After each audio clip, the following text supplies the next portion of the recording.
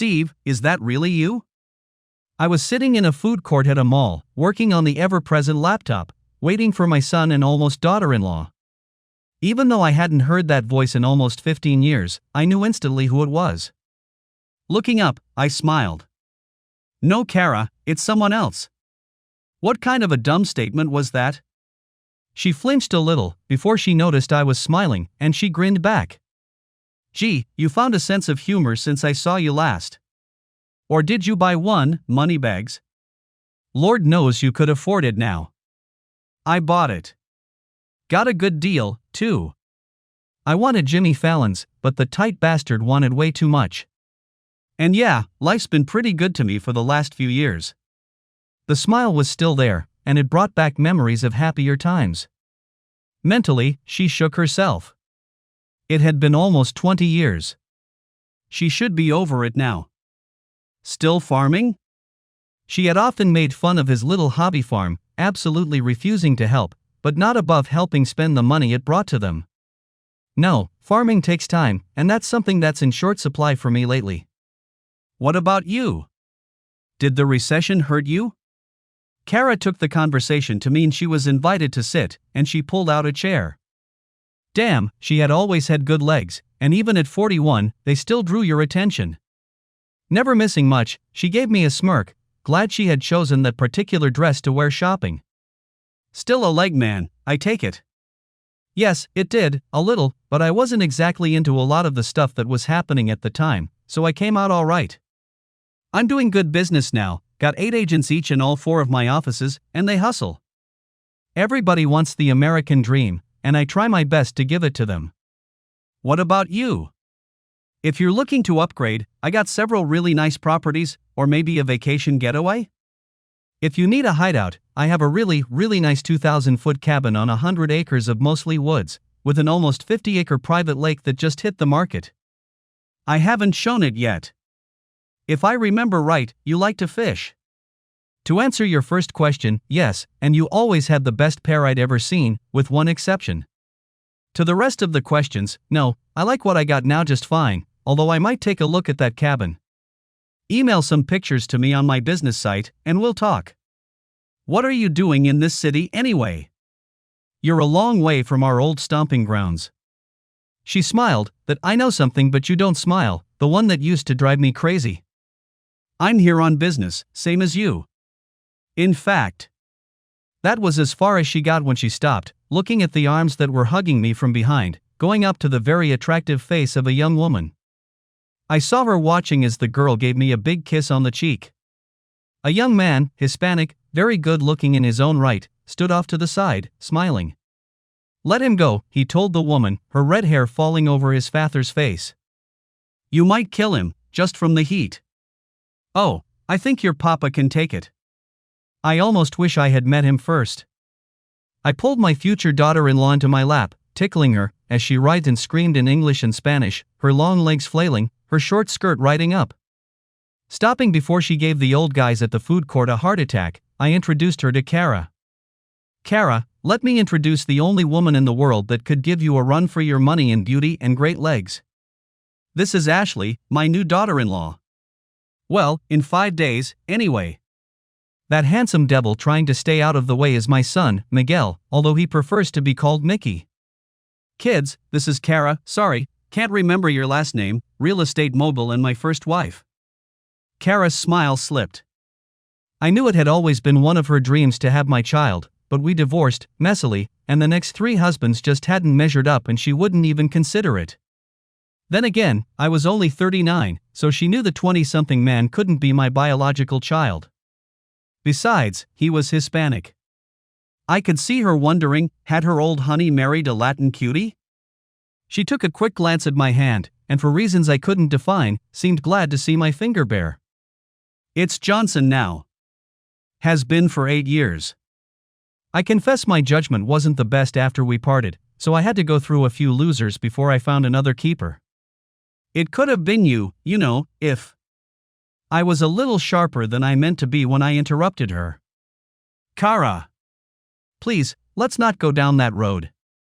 Kara was watching me closely, and she saw it. The pain in my eyes, just a flash, and then gone. Damn, after all these years. I was surprised to see the wetness in her eyes, misty with old emotions and memories.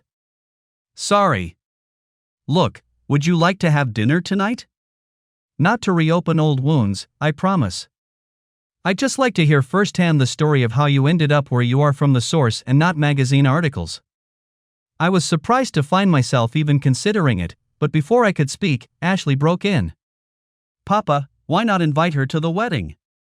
Then you wouldn't be alone, and you guys seem to be on cordial terms. Ash, I won't be alone. I'll have the whole wedding party. Besides, it's short notice. I'm sure Mrs. Johnson wouldn't be able. I'd love to. I haven't been to a good wedding in years. She suddenly looked at me, noticing my face. That is, if it wouldn't be a bother. I'd hate to intrude on a family moment. Looking inwards, I found calm. It was a long time ago. Please come, and bring your husband. We can tell each other dirty little secrets about you. A small, pensive look appeared and vanished so fast no one but Ashley saw it. I am afraid he isn't with me this trip. It would just be me, if you'll have me. But, Steve, aren't you timing things awfully close? Don't you have to attend a business function the next day? Wondering how she knew that, I nodded in agreement.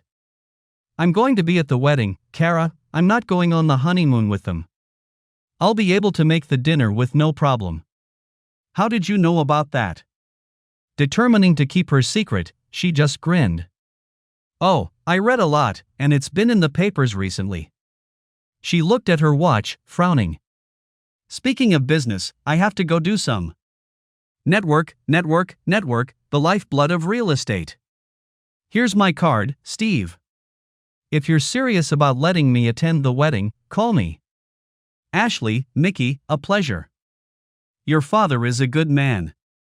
Taking a chance, she bent down and gave me a soft kiss on my cheek, the first physical contact we had in over 20 years, and walked away. I discovered later, she went to the nearest ladies' room, went in, locked the stall door, leaned against it, and tried to control her breathing. Seeing her ex, the one that got away, the one she had hurt so deeply, moved her unexpectedly. She told Ashley later that it didn't help that I looked so damn good. No, I wasn't ripped, and she spent enough time in gyms to know what that meant, but I was more toned than I had been back then. I had a new stylish hairstyle, still had all I started with, and the dusting of gray made me look like the distinguished successful businessman I was. I was a far cry from the young man in overalls and work boots she remembered. I sat there, watching those hips sway as she walked away, remembering. Mickey brought me out of my reflections. So, that was your first wife. Damn, was she a child bride? Don't let the clothes fool you. She's actually 2 years older than I am, 41 now. She's just a very well-kept 41. Appearance was always important to her. This is the first I knew about you being married before Maria and Sandy. What happened? Ashley realized she made a mistake when she saw my face, bringing up all my wives at the same time. She was trying to find a way to back up when I spoke. Short version, she traded up. Found someone higher up on the food chain who made her a better offer and she was off like a shot. They married, divorced 7 months later, because she caught him screwing around. Like that wasn't part of his history. Met 2 more losers, neither of them lasting more than 2 years. She's been married for a long time to the guy she has now. Maybe she finally found what she was looking for. Mickey was adding it up as he talked. So she's been married 5 times? As far as I know. Maybe more. I don't really keep up with her, but my cousin keeps me informed when I visit. One of the many reasons I don't visit much. Ashley apologized. Sorry, Papa. You seem to be getting along fine, and she is a good-looking woman. I thought it might be fun. I reached over and took her hands. You see the good in everyone, Angel. I think it's one of the biggest reasons my son fell in love with you. Me too, as far as that goes. I doubt she will show up, but if she does, she does. I'll be in such a good mood I don't think anything could possibly screw it up. Now, let's talk about more pleasant subjects. Come to your senses yet and decide to dump Mickey for me? She laughed and Mickey grinned. Not yet. If he's not trainable, though, I might reconsider. Older guys tend to already be housebroken. Then they started talking about the wedding, and all thoughts of my ex left my mind. Mickey had met Ashley in college, and it was love at first sight. She moved into his apartment at the start of their junior year, and hadn't left his side since. Her parents weren't keen to see her with a minority partner, but when they found out he was my son, they thawed pretty quickly. It made me not trust them. I got Mickey when he was 9, when I married his mother. His mother was long gone, we didn't last 4 years, but I had adopted Mickey in our second year, and he wanted to stay with me. I didn't have the money than I did later, but it was starting to come in when she had run back to Costa Rica to be with our lover. I filed, citing abandonment, and got sole custody of Mickey until she could be found.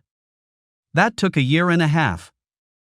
By then the divorce had gone through, and I got full custody. She didn't even get visitation rights. Mickey took it hard. He had just turned 11, and for a long time it had just been him and his mother.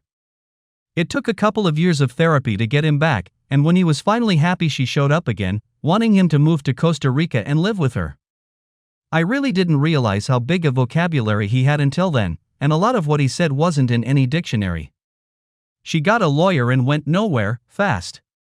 When he was 18, he went to see her. The visit was supposed to last 2 weeks, and he was back in 4 days. You wouldn't recognize her, Dad. She looks 50 now. They have a little farm and just barely make a living. They have no electricity, leave the doors open, and the damn goats spend as much time inside the house as they do outside. Her husband tried to go all macho on me, and it made me really glad you put me in martial arts. I whipped his ass, and he told me I had to go. I just feel really bad for my little sisters. Then, when I got to the airport, Mom asked me if I had any money. I gave her everything you had given me for the trip, just for the little girls. I was really surprised. The woman I remembered was high maintenance. We even had a cleaning woman, and she had quit working after we got married. She was a beautiful woman, with long reddish hair, smoky eyes, cute little nose, and lips that really needed kissing. Tall, at 5'8", she was not small, and her proportions matched her height. She had the full features of the classic Hispanic beauty, 38D, 26-inch waist, and a 40-inch bottom. And she was really good in bed. We met when she applied for a job. I didn't have anything, and she looked desperate, so I helped her, getting a friend to take her on. Maria repaid me by cooking dinner for me, spicy dishes I loved but couldn't pronounce, and it just took off from there. I didn't even know she had a son for 4 months, and when I found out I was kind of pissed. Not pissed that she had a child, but pissed that she thought I might be shallow enough to stop seeing her over it. After that, I insisted he be with us on every other date. He was a really quiet little boy, and it took him a long time to warm up to me. Our shared love of baseball broke the ice. I sponsored a team and made sure he got to play. I was the one who took him to practice, and made sure we were at all of his games.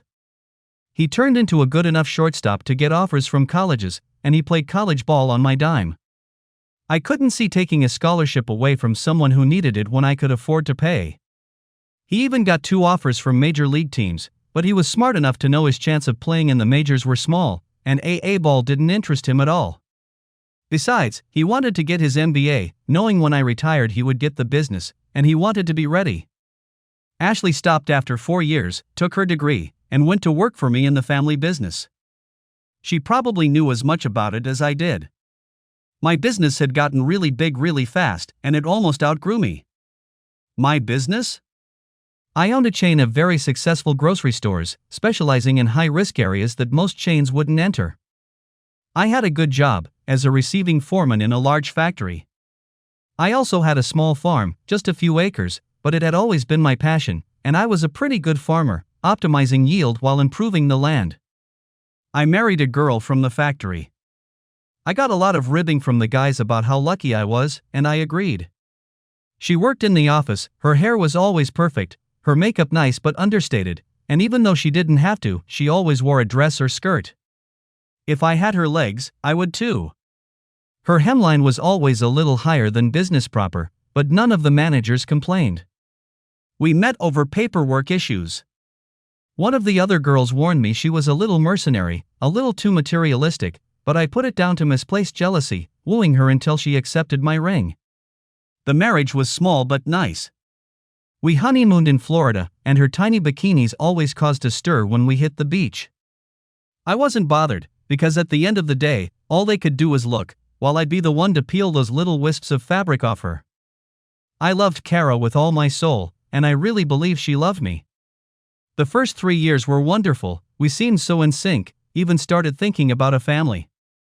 Trouble started when I was offered a manager's position and I turned it down so I could focus on my farm. Kara did not like me farming, couldn't stand to see me dirty, and she absolutely refused to help me. She was really pissed when I turned down the job and we had our first serious argument since we married. Take the job. You wouldn't have to get dirty, could wear nice clothes every day, and best of all, we could spend more time together. Think of the doors it could open. We could join the country club, move up in society. I could care less about the country club people. Besides, I would still make more at my regular job in the farm. We fought, and in the end, I chose the farm over the country club. Kara didn't. At first, I didn't notice. She told me she had started stopping for a drink with the girls on Fridays but was always home by 8 or 9. It seemed to make her happy and I was busy with the farm, so it wasn't like it was taking time away from us. Then one of her friends took them to the country club, using her father's membership to get them in. That led to some Saturdays by the pool. I was at the farmer's market until 3, and she was home shortly after. I didn't know for a long time she would pack a conservative suit, but change into one of her tiny bikinis at the club. Of course, that got the attention of the sharks, and they started circling. Conversations morphed to flirting, flirting led to touching, touching led to sex and the end of our marriage. The guy was an asshole, all flashy clothes and daddy's money. He had a job, working for his father, an office where he usually did useless things while the managers ran the business. He had the perfect suits, money to burn, and drove an expensive foreign car. Sadly, it didn't take long for her to fall for the glitter. I found out, as usual, by accident. Accident or not, it didn't make it less true. I followed them to a romantic restaurant and confronted them. He got stupid, or macho, or both, and swung at me. I worked a physically demanding job, and farming, if you did it right, didn't make you soft. I only hit him once, but it broke his cheekbone and detached a retina. I would have been in deep, deep shit if it hadn't been for the security cameras. Even with the evidence, Daddy's money made it uncomfortable for me for a little while, until a friend in the local paper took an interest, wondering why he was out on a romantic date with a married woman. Seeing the truth might hurt his business, Daddy shut the whole thing down. I got a divorce, Kara got an upgrade. We met for the final time when we signed the papers. She tried to fight it for a few months, apologizing over and over, literally begging me for another chance. The trust was gone, though, and the hurt was still too raw. Oddly, even as she tried to get me back, she still hung out with her friend at the club, and once she understood I was never going to take her back, her pragmatic side surfaced, and she worked the guy until he proposed. She started to apologize again just before we signed, and I stopped her cold.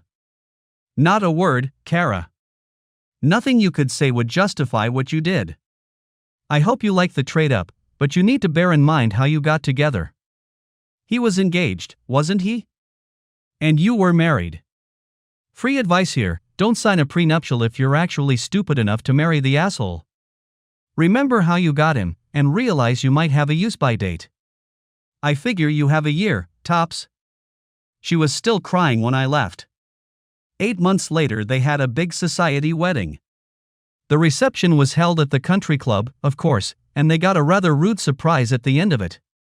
The country club revoked his membership, and she had already been barred. Seems the wives didn't appreciate young women using the club as a hunting ground for rich husbands, especially ones that were already spoken for. The woman he jilted had a father who just happened to head the membership committee. His dad couldn't do much about it. I heard they joined another, less prestigious club, and just months later she caught him in bed with one of the bridesmaids. She had followed my advice, didn't sign anything, and raped him in the divorce. He'd been in court before, as a respondent in a few divorce cases where he was the other man, and the judge, a woman, had a long memory. She may have tacked a little more on there at the end, sort of a cosmic payback. She surprised the shit out of me by showing up at my door 2 months later. "What do you want, Kara? Can we talk?" "No." I think she was really surprised when I refused to let her in. "Don't you want to gloat? Tell me I told you so?" "I'll take it if you do." "I deserve it." "You think I care what you deserve?" "I deserve a faithful wife." "And how did I get that?" "I don't know what you want, but if you're looking for forgiveness and another chance, you've wasted your time. I'm seeing someone, and it could get serious. And the last thing I need is an ex-boyfriend complicating things. So take your blood money, join another country club, hook up with another sucker, enjoy the lifestyle and don't come back." I didn't slam the door, even though I wanted to, but the look in her eyes when it shut was priceless to me. She really thought a few apologies and a lot of sex would make it all better. She stood there for a few minutes, thinking I would change my mind. I'm sure she heard me fire up my bike and leave by the back driveway. When I got back an hour later she was gone, a thick note stuck in the door. I used it to light my charcoal grill that night, not even curious about what she wrote. The girl I was dating turned out not to be the one. We were great in bed and got along pretty well, but neither of us was what the other was looking for. In the end, we parted on good terms. I dated from time to time, but still hadn't found the one. Kara remarried, and it crashed and burned in 18 months. Cheating was rumored to be involved, but nobody knew who cheated on the other. 2 years later she married again, and 2 years after that, she was single again. I didn't hear much about her by then, so I couldn't say why and really didn't care enough to find out. Apparently, the divorces had left her a woman of independent means and she went back to school, getting certified as a CPA, and went into real estate, a small office that handled high-end properties, her listings coming from contacts she made while being married to her different spouses. Her business flourished and she opened another branch, then another, until she had 4 offices. Between the second and third office she married again. My cousin had told me about it on a trip home. I had gotten so involved in the new business I had to give up farming and had turned my acreage over to him, just to keep the farm viable. This was the first time I had seen Kara in all those years, but I noticed she found a way to comment on my success. Maybe all those marriages made her even more mercenary. So then, what was making me so successful? I farmed and sold in a market on the outskirts of the high-end section of the nearest town. My customers were doctors, lawyers, bored housewives, people with money, usually. They were nice people despite being well-to-do, and most were concerned enough to ask questions about how the food was produced and how fresh it was. I had a core group that pretty much wiped me out every week, but this particular Saturday it was raining pretty hard, and it was an outdoor market. I only sold about half my product, and realized the rest would be going to a soup kitchen I supported. I always gave a portion of my vegetables to them anyway, my attempt at being a good citizen. I was taking the short way home, going through the bad section of town when I blew a tire. Cursing under my breath, I pulled under the shelter of a defunct mini-mart. It took me a while to move my produce out of the way to get to my spare, and I had it scattered about as I hurried to change the flat. Bad neighborhood, remember? I was just letting the jack down when I heard a small, wavering voice. "Them collard greens?" I looked up to see a tiny black woman, guessing her to be 60 or better, looking at the basket. "Yes ma'am, that and some kale thrown in." "Do you like collards?" "I love them," she sighed, "but I ain't had no fresh ones in years. Almost forgot what they look like."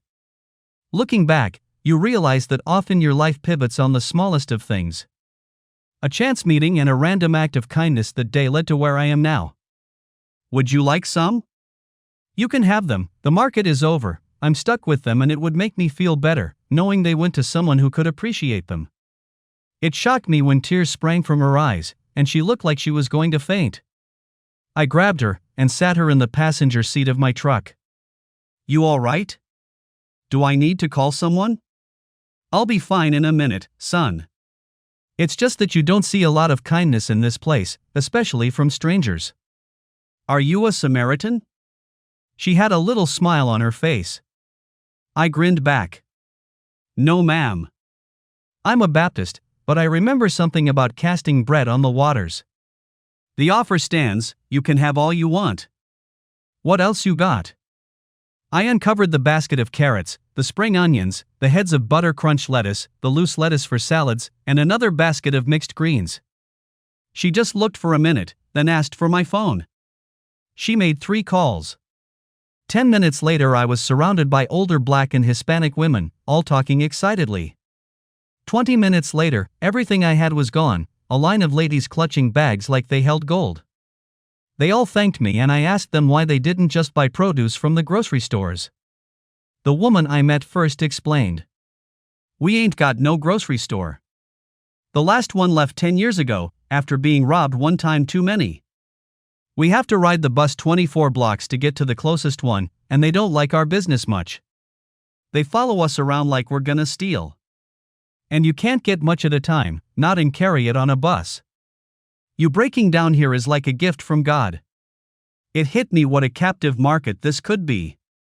I asked her if she thought I could sell if I showed up the next Saturday. Instead of being happy, she frowned. You could bring 3 times what you had today and go home empty in 3 hours. But this is a bad neighborhood, white boy, like you would stick out like a sore thumb. Wouldn't take long for the homeboys to notice you. I wouldn't if I was you.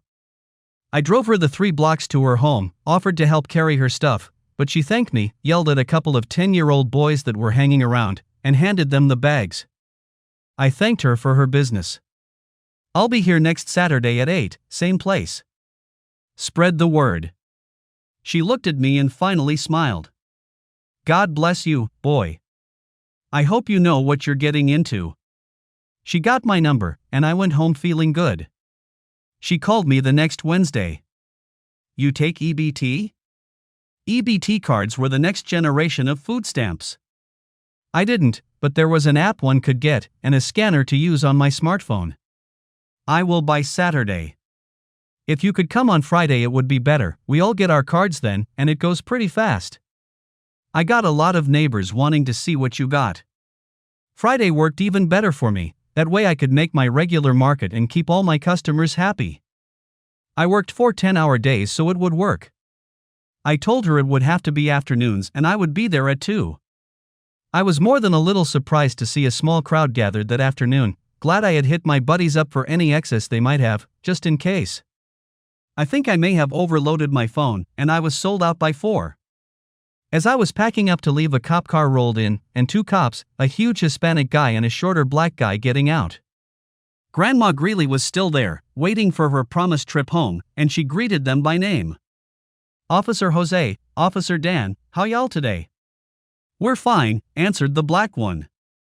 What you got here? She motioned me over and introduced us. Officers, this young man is Steve Moore. He's a farmer. Got him some mighty fine stuff here. God dumped him in my lap, and I ain't letting go. He's got good stuff, fresher than anything you can get at the store, cheaper, too, and I ain't got to go halfway across town to get it. You boys be nice to him. We shook hands and talked for a minute. They seemed like nice guys.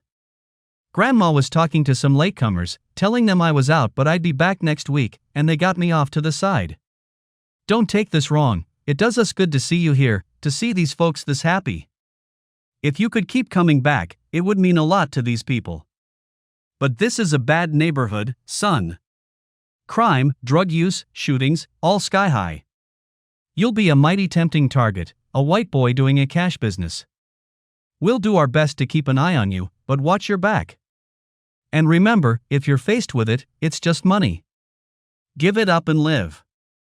I thanked them for their concern and showed them my concealed carry permit, telling them about the Bond Arms 410 2-shot pistol and the Smith & Wesson .40 caliber, both within arm's reach when I worked. They frowned a little and told me if I had to use it, make sure no one else got hurt, and reminded me again that it was just money. Officer Jose told me as he got into their squad car that I also needed a special business license, as my farmer's market credentials didn't cover me here. Relax, it's only $15. I'll tell my buddy in permits you're coming, so it should be a breeze. My mother bought from you today, it's how we found out you were here. I'll find out how good your stuff is come Sunday. Remember, be careful. I had noticed a few young black guys checking me out, but they hadn't approached me, so I let sleeping dogs lie. The next day I was telling my customers about my new location.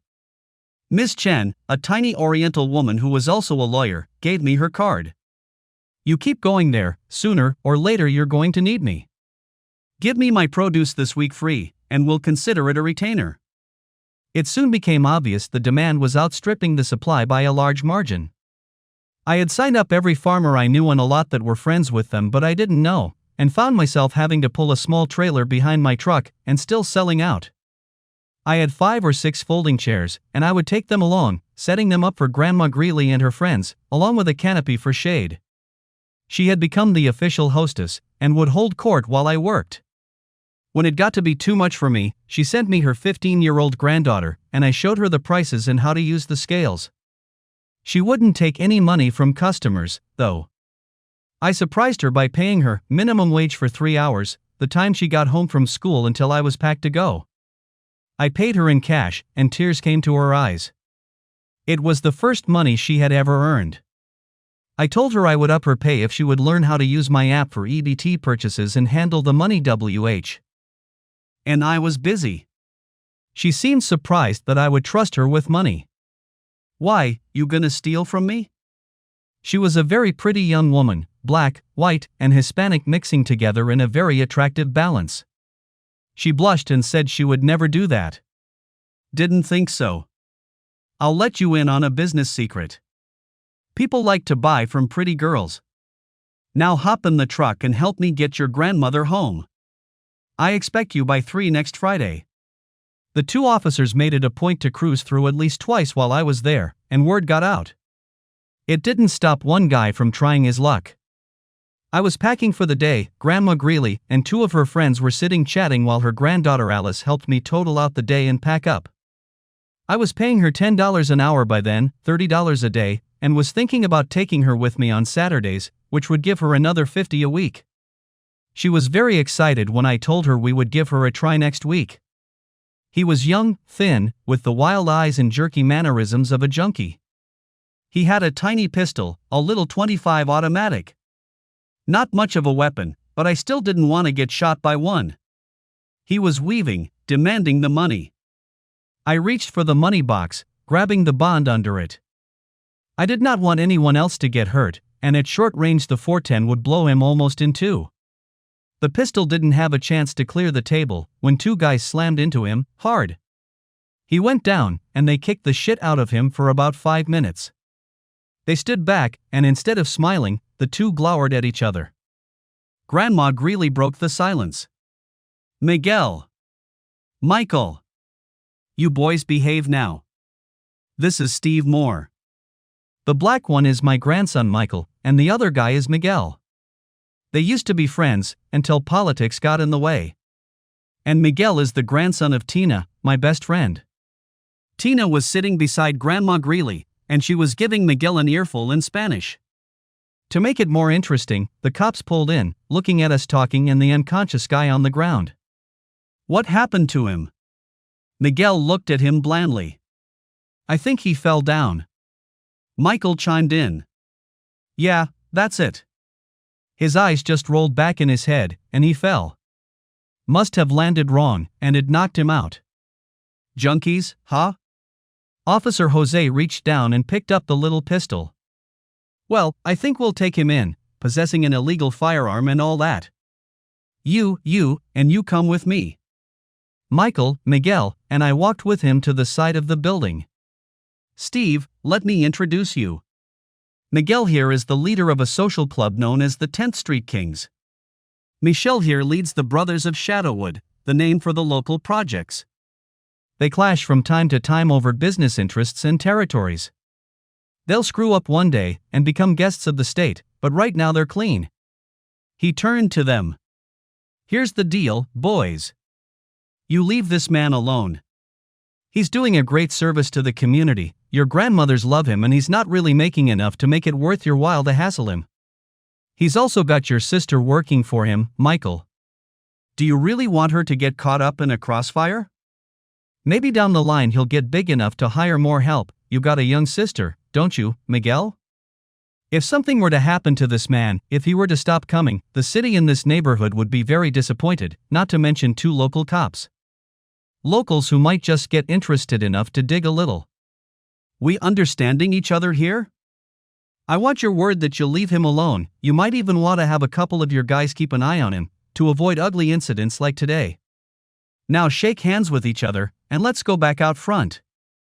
They looked at each other while I extended my hand. Deal? They shook my hand, and surprisingly, each other's. Miguel grinned. One thing. I know you give his grandma her stuff free. I want the same thing for mine. Deal? I shook his hand again. Deal. We walked back around the building to nervous faces, who relaxed when they saw us smiling. Miguel and Michael hung back a little, talking, and from then on, every time I was there were a couple of guys that seemed to hang around.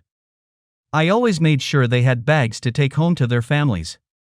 The cops told me later it was the first time the two had talked face to face in 2 years, and crime in a 4-block square dropped over 50% after the deal was made. Things rocked along for almost a year. When the local season ended, I hit the regional commercial farmers market, looking for the best stuff at the best price. It got cold, and I bought some space heaters and comforters for Grandma Greeley and Grandma Vasquez and their friends. The new season was just starting when some guy in a suit came by and sat watching for about an hour. When the market was done, he came over and introduced himself. He was from the management group that owned the building. They had tried to sell it for years, but no one was interested because of the location. He was there to offer me options. 1. Stop trespassing and set up somewhere else, or 2. Lease the building for a very moderate price. He then outlined several of the programs available to anyone interested in operating in high-risk areas. Cities around the country were just coming to terms with the concept of food deserts and their impact on neighborhoods. I talked it over with the grandmas and Alice after he left, and they were very excited. They made phone calls, and Miguel, Michael, Jose, and Dan showed up. Alice took the grandmas home while we sat and discussed it. The general consensus was it would be a very good thing, and the boys agreed to leave the store alone. Jose and Dan promised a bigger police presence until the store got on its feet. I talked it over with Ms. Chen, and she looked into it for me, finding all kinds of government programs from the federal level all the way down to the city. The place needed work: new coolers, shelves, lights, paint, but I leased it through a government program that had me paying $200 a month for 2 years. At the end of that I could pay full rent or buy, but I was on contract to keep it open for at least 2 more years. Ms. Chen was worth more than her weight in gold, guiding me step by step. She headed her own firm by then, and we were one of her biggest customers. I took a leap of faith and quit my job, increased my acreage, and was now a full-blown small businessman. We opened Grandma's Faith grocery store 5 months later. There was a lot of hoopla, politicians praising each other for bringing affordable food back to the masses, that sort of thing. The locals just smiled and thanked Grandma Greeley and Grandma Vasquez.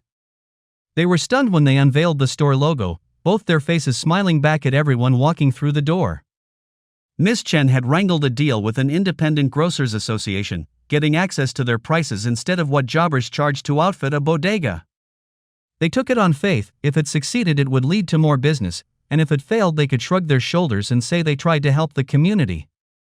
I think they were shocked at the volume we did, rivaling some of their smaller full-service stores. We opened at 8 every morning and closed at 7 every night, and we were closed on Sunday. Even though we were in good graces with most of the people who could do us harm, I didn't want to expose my people to risk any more than necessary. It was one of the reasons I decided not to carry alcohol. It took a lot of temptation away, and besides, I needed that cooler space for vegetables and milk. I had people. Alice worked from 3 to 8, 3 days a week, and 8 hours on Saturdays. Miguel's youngest sister, 17, worked the same hours as Alice on opposite days, and Consuela's Spanish skills helped us tremendously. I even took Spanish classes, and could now speak it, poorly. I think a lot of customers came in just to hear me try, and laugh as they corrected me.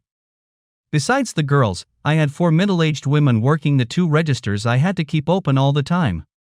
I also had 2 full-time stockers, because the place was small and stuff came off the shelves pretty quickly.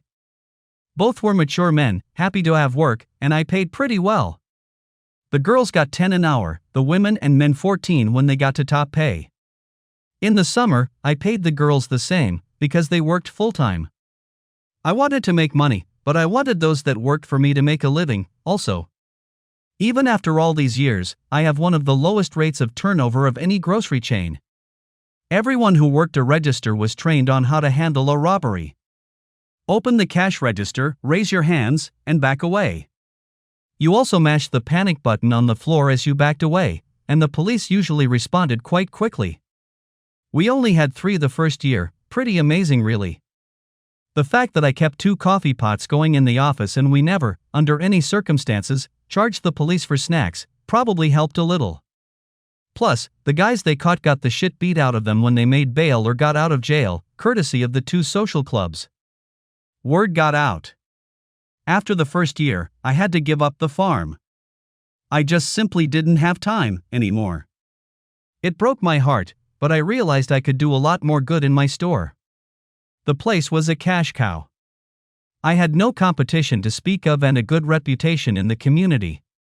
The grandmas, as they came to be called by everyone, were there 3 or 4 days a week, holding court with their friends. If you wanted something known in the community, drop a word to them and everybody heard about it before the day was out. Dan and Jose came by one Friday with a man that wanted to talk to me. He was there to invite me to a private meeting with the AITA commissioners. They had a proposition for me. It seems the city had acquired a grocery store in a strip mall, by default, seized as part of a drug case. They wanted me to expand to a full-service store, and would sell me the store for 50% of its tax value, in exchange for a contract that I keep it open for 5 years. I got Miss Chin in on it, and she told me I would be a fool to walk away from the deal. What do I do with the old store? Anything you want. Think of something that would help the community, and I'm sure you'll get support. It's only 3 blocks away, so all your people can follow you. You know you need to hire a full-time manager, someone you can get on contract for a year or so to show you how to properly run the business, and you'll have to triple your workforce, at the very least. I had a meeting at the store, telling them we were moving, but it was close by and they still had their job. Most were for it, but a couple wanted to know what I was going to do at the old location. I don't know yet, but I don't want to close it. I'm open to any idea. The move took 5 months. Some renovations were necessary, and hiring had to be done. I had 900 applications for 30 jobs. Alice had graduated, and I made her produce manager.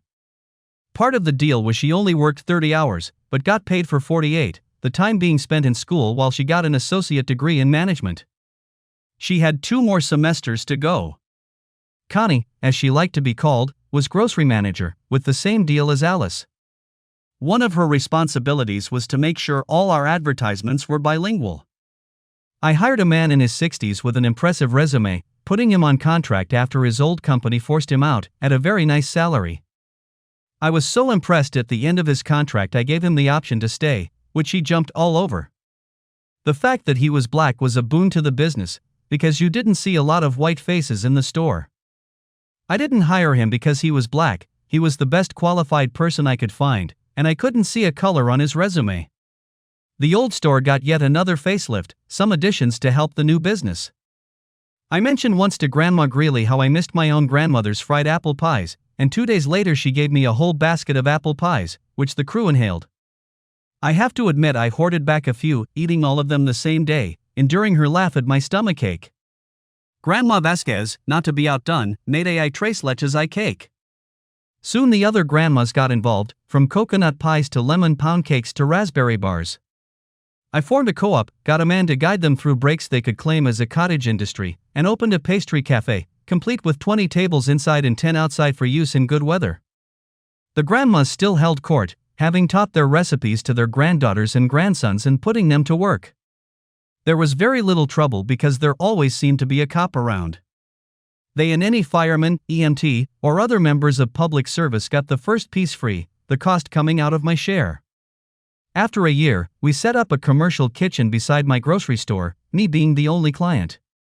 As I expanded, they expanded, until I couldn't monopolize them anymore and they went countrywide, a bakery in every section of the country. I was the majority owner, but the original ladies got a share, and had become wealthy enough that EBT cards and Social Security were a thing of the past. I was pleased to see that even though they could afford to move into any section of the city, they stayed. It didn't stop them from buying nice homes in the neighborhoods and sprucing them up. One day a man in a nice suit came in and asked if I had a few minutes to spare. I thought he might be a salesman, but I had time, so we went into my office. He surprised me by pulling out a portfolio of my holdings, my stores, the bakeries, the pastry shop, showing how much they were worth. "You have a lot of money tied up in this section of the city, Mr. Moore. It would be a shame if something were to happen, say fires, vandalism, that sort of thing. I'm offering you an insurance policy here, a contract that would stop any of that from happening, and the cost is only 15% of everything, a bargain really. My employers require an answer in the next 7 days. Think carefully before you decide. Is this an attempt at extortion?" The man looked mildly amused. "Not at all. We are merely a protective service, to make sure no bad luck should befall you." "At 15% of my worth?" "Well, the cost is a little higher than normal, but we guarantee our work." "I see. I have partners, you know. I'll need to confer with them." "Ah yes, a lovely bunch of ladies. All well advanced in years. Part of our services is health insurance. It would be a shame if something were to happen to one of them. Bones have a hard time healing as that age." He looked surprised at my expression. "You shouldn't have done that. I can tell you my answer right now, not no, but hell no. Take your slimy ass and crawl it back under the rock you usually hide under. Does the light of day hurt your eyes?" He merely shrugged. "I urge you to think about it." 7 days. I called Jose and Dan. I always taped my office conversations, for a variety of reasons, glad now I did. They ran his photo, and he came back as a low-level point man for a branch of the local organized crime family. This is serious shit, amigo. He must have known he was being taped, because he never once made an outright threat. "We need to get the task force on this. We've been hearing rumblings lately they were wanting to expand their turf. Might want to tell Miguel and Michael a shitstorm is coming. The first thing they do is freeze the locals out." I called them both after they left, through their grandmothers, saying that I had something serious going on that affected them, and we all needed to talk, the sooner the better. We met at the pastry shop the next night, after closing hours. After our coffees and snacks, I told them what was going on. "Look boys, I know what you do, how you make your money. I don't particularly like it, but if it wasn't you, it will be someone else. You've always been square with me, so I'm going to tell you what I know. Something you might want to think about, in the future, is how many old gang leaders do you see? Your careers have a shelf life, and you might want to start thinking about exit strategies. Your life, though. I just don't want to sit with your grandmothers as you get sentenced to 20 years to life." That sermon over, what are you going to do? The cops know, and they send word you guys need to get your ducks in a row and keep a low profile, if you can. I'm not bowing to those assholes. One thing you need to know. If I have to pay protection, I want to deal with family. I need a few guys from each of you to keep an eye on our businesses and your families. And family comes first.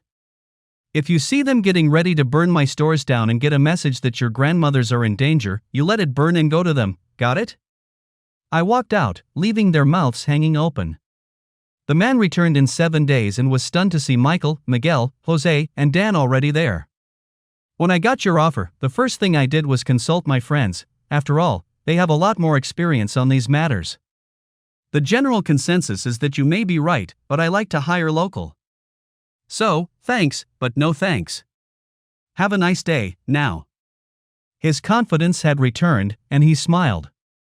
"It's unfortunate that you refused our generous offer. But, I'm sure you think you know what is best for your families and company. I'll be leaving now." He rose, but Dan surprised him. "Sit your ass back down, slick. We got things to discuss. Your bosses run things based on returns. There's not going to be any profit here. It would be very expensive to try and change the neighborhood. The man smiled. May I? He said, reaching into his briefcase and pulling out a folder. Ah, here it is. Sergeant Dan Pettigrew. You live on 18th Street, you have a lovely wife, she even looks like a librarian. A sexy librarian, if I may say so. You have a 16-year-old son, a whiz on the basketball court. College scouts are already looking at him. Oh, and a daughter in college. Vassar, I'm impressed. Even on a scholarship it must be tight. You know, college campuses have the highest incident of rape in the country. Some girls just disappear. And sports injuries are so common, anything could happen to end his college hopes. As for your wife, she... You can stop right there, I said, as Dan's fingers were closing around his pistol grips, opening my own folder. Brian McCaughey. A lawyer no less. Harvard, my turn to be impressed. You have a beautiful ex-wife and 2 daughters in Catholic school. Very attractive young women. You know how wild Catholic girls can get, especially when they're exposed to minorities. Their urge to walk on the wild side can be overwhelming at times. Drugs, sex, damage to reputations, no chance to get into the really good schools when they look at their records. All kinds of repercussions. I think we've both made our points here. Touching a family member would result in mutual destruction on both sides. I think we should agree to disagree and never cross paths again. He had gone from red to pale to red again. He rose, giving us a parting shot. I'll tell my employers it might be wise to wait a few years before they approach you again, but they are very determined people. I urge you one more time to accept my offer. Miguel exploded before anyone could stop him, jumping up and towering over the man. For the first time, I saw real fear on his face. Bastard, if my grandmother falters even once and your daughters get a serving of habanero sauce. You feel me? Motherfucker? As soon as me and the boys break them up, I'll send you a video of them and their mother as I send them off to an exciting career south of the border. And then I'm coming for you. You're small, you're cute, dress you right, and I can get a pretty good price for you. And I'll make sure your new daddy is a stickler for discipline. You might want to start wearing a butt plug to get used to the idea. That shook him pretty bad. He looked over at Michael, and Michael told him everything Miguel did would be light compared to what he had in mind. I won't touch you until I'm done with them, but I will be sending regular videos of how well their training is coming. When I have them completely broken in, I know a couple of pimps who would pay me top dollar for high-end white bitches. Then I'll be coming after you, and I'll do what Miguel said, only there won't be any sweetheart moments. I'll sell you straight to some guys I know who are into rough trade. You'll be a pain slut in less than a week, I guarantee it. And tell your boss he can't protect that fat hairy princess of a daughter, one of us will get her.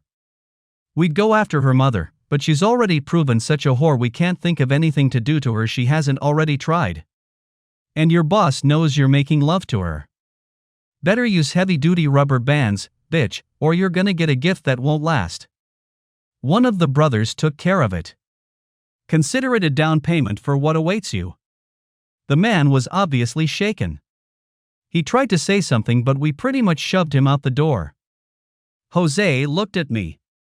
This on tape? Nope. This is one conversation I thought needed to be private. He's threatened all of us. What do you want to do? We sat into the night, making an uneasy alliance. I got 4 guys, 2 from each gang, watching our businesses round the clock. I paid them, making it legitimate, as assistant managers. I even had the 2 obvious ones wear shirts with the store logos, and handle stock everyone in a while. They understood after I explained. You just stand around, you get made. You put a few things on the shelves, carry some boxes, they write you off as employees. Lazy employees, but still workers. One actually liked it enough to ask me for a job when this was over. I promised him if he did his part of the deal, that I would send him for training and assure him a position. Both clubs sent me information through them, that I passed along to Jose, through his mother. I read in the papers a few days later a barbershop had been busted as a front for a bookie shop, and a whole warehouse of high-end stolen cars were found in containers, about to leave the country. According to the papers, they were tied to organized crime. Jose and Dan were both on their beat when it happened. I got a call from the lawyer. "This you're doing?" "No. I told you, you leave us alone, we leave you alone." I read about it in the paper and saw it on television like everyone else. "Surely we aren't the only ones you've pissed off lately, are we?" He hung up without another word. I'll give them points, they were serious people. I think they had to move on us to keep their reputation. A guy was caught trying to torch the bake shop, and he was found on the sidewalk of the restaurant they used as a cover, unconscious. Seems someone had set his crotch on fire. Rumor had it everything had to be amputated to save his life. I think the lengths the boys went to shocked them. They hired a rival gang to do a drive-by on Miguel, but as soon as their car came into the neighborhood they were made, and when they came roaring up, automatic weapons sticking out the windows, blue lights started flashing. A guy in the car panicked, from what the report said, and opened fire. They counted 300 bullet holes in their car later, all 6 occupants riddled like Swiss cheese. They got to one of Michael's guys, blowing him to bits. I sent over the food for the wake, the grandmothers furnishing the cakes. I shocked them all by paying for the funeral, insisting it be done right, and kept his mother in groceries for a year, giving the younger boys jobs to keep them off the streets. They went to Michael anyway, but he turned them down. Stay straight, little brothers. This ain't over yet, and your mama don't need to lose any more sons. 2 weeks after the death, Michael hit a butcher shop, killing a nephew of the boss and shooting the place to ribbons. War was rapidly escalating. They tried to hit me, but I got lucky. One of my guards made him, and came to my office. "Got a hot one, boss. This guy look like he's shopping?" I looked at the camera, noticing the way he looked around nervously, and how he held his hand under his jacket. "This guy is an amateur, Cody. A professional would walk into the place like he owned it. Let's go see if he'll be reasonable." I took the bond, and held it down to my side, coming up behind him. "Can I help you find something, sir?" Like I said, amateur. A real pro would have said no thanks and walked out, aware he had been made. This guy turned around, dragging the pistol out of his pocket. He was incredibly slow, but didn't stop despite my warnings. I was too far away to trap his hand, so when the pistol finally cleared I gave him both barrels, center mass.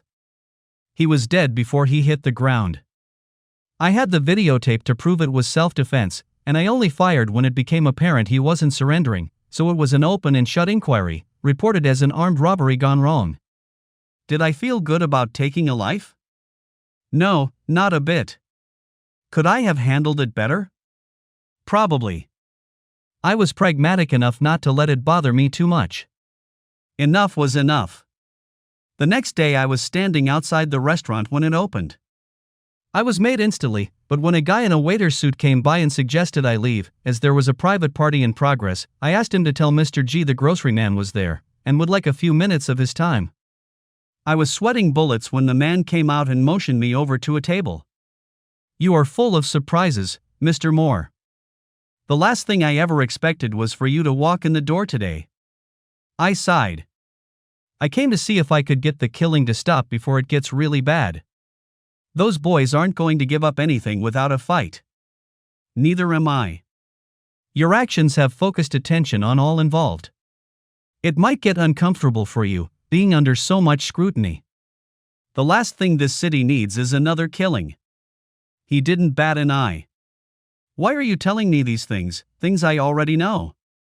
I'm just clarifying positions. They won't give up without a fight. I won't give up without a fight. Will all the bloodshed be worth it? More importantly, will it result in greater profit? Despite how you conduct it, it's still a business. How profitable will it be when all the money is covered with blood? You know it isn't that simple." I rose. "It is to me. Well, I can say I tried. Think of your families, this will be an eye for an eye type of war. Lots of people will die, and the need for blood will never be quenched. Let's stop it now. It's only a very tiny part of this big city. Let it go. I rose, thanked him for his time, and walked out the door. He called out to me just as I touched the handle.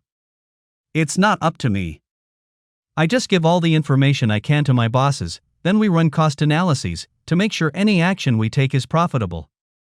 This could get very expensive very fast, and expenses without returns are not good business, no matter what line of work you're in. So then, peace? No. Truce. If my people don't take my suggestions, we will proceed. If they do, then we have peace, at least for a little while. It's the best I can do. I walked back over and stuck my hand out. He seemed surprised, but took it after a few seconds. His grip was firm without being overpowering, a good sign. Too strong meant aggression and an attempted dominance, too soft and it made you suspect their sincerity. A brief, firm shake meant he acknowledged you as an equal and someone worthy of respect. I told Miguel and Michael the war was on hold, and to try not to do anything that would spark it off again. I also passed along what Jose and Dan had told me. You're under the microscope now. The killings and violence have gotten the powers that be watching a little more closely, and the new DA and mayor both got elected on promises to make the city safer and reduce crime. Be careful.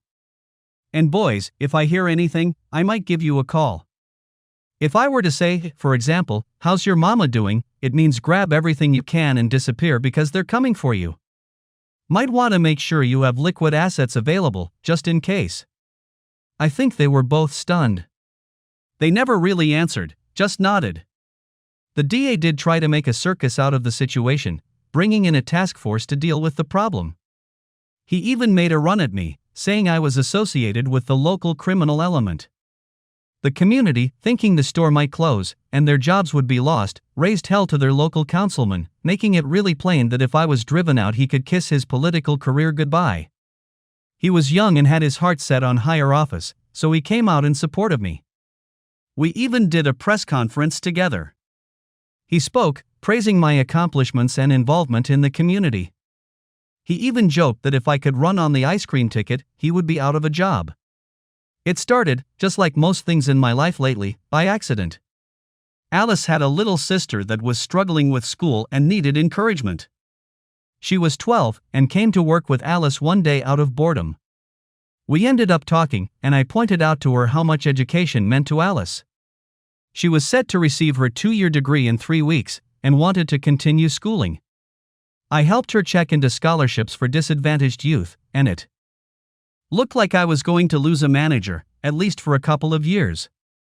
She was hoping to attend one of the 3 local colleges and still work part-time. Amy was having trouble with math, and I had always been good at it, so I helped her for an hour or so, showing her how to simplify every problem, breaking it down into small parts and then tying them together to get the right solution. She laughed like a kid at Christmas when she finally understood. I walked her over to the ice cream cooler, pulled out a box of what I knew were her favorites and gave her one. I made her a promise. For every improved grade she got on her report card, she got an ice cream. Get an A in any subject, and it was a whole box. Apparently she talked about it, because a week later her best friends were waiting for me. Can we get the same deal?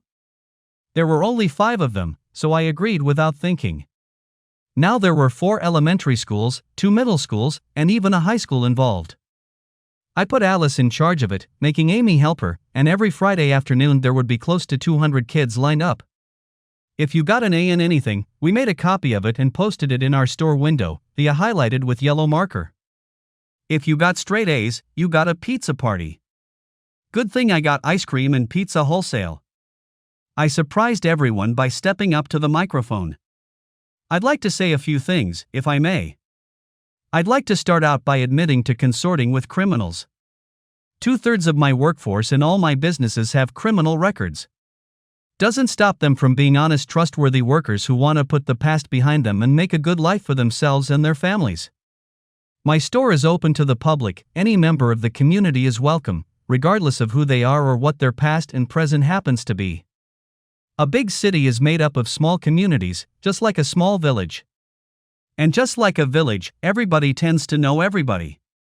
So yes, I do consort with criminals. I even have a few ex-gang members working for me. They do a good job, and as long as they perform to the standards I've set, I don't have a problem with them. If their friends happen to stop by and behave themselves, I say nothing. I'll never attempt to be their judge or jury. Others in the community will handle that, and ultimately they'll face the highest judge of all, to atone for any sin they may have committed. Anything I might do would be so insignificant compared to that it just seems pointless. So I welcome all to my businesses if they behave. There's a lot of good in this community, good that gets ignored, mostly. I finish with this. I never in a million years thought I would end up here, but God pushed me this way, gave me to Grandma Greeley, and the rest is history. This is my neighborhood now, and I'm proud to be here. The crowd clapped and called out in approval. The politicians, seeing the writing on the wall, backed down. I even got the Businessman of the Year award from the city, a nice write-up in the papers, and did guest shots on the local television stations. It seems someone noticed. 2 weeks later, the councilman for our district approached me, asking for an hour of my time. There was another man with him when he showed up, and I met them at the pastry shop. Over coffee and pastry, the man made his pitch. I'm also a councilman, representing a district much like yours in another city. High crime rate, Section 8 apartment complexes, high unemployment, the whole gamut of the ills of the poor and disadvantaged. Bill and I met at a conference last week, and he told me about you. If you could spare the time, I'd like for you to come to our city, meet with the council, and explain what you've accomplished. Maybe you could offer some advice that will help us get something like you've created off the ground. Maybe you could expand. Ever thought about that? No, I hadn't. I was making really good money off the bakeries, the store, and the pastry shop. Still, I was proud of what I'd accomplished, proud of the difference I was making in the community. I agreed to meet them in 3 weeks' time. The first thing I did was talk it over with my advisors. Both grandmas, Dan and Jose, Ms. Chen, Michael and Miguel. The consensus was that I should help them if I could. I rented a big van and they all traveled with me. They dropped me off, saying they wanted to see the area while I talked to the council. It was a 3-hour meeting. Most were all for a program like the one I'd stumbled onto. 2 were totally opposed to it for some reason. My people were waiting for me when I got through, and they took me to a soul food kitchen they'd found. I noted I was the only white face in the crowded dining room, and there was a lull in conversation when we entered. They must have decided I was harmless, and the talking went back to a dull roar. Dan started the conversation. There's a medium-sized grocery store 2 blocks over. It's been abandoned for 4 years, so it will need a lot of work. Grandma Vasquez continued when he stopped.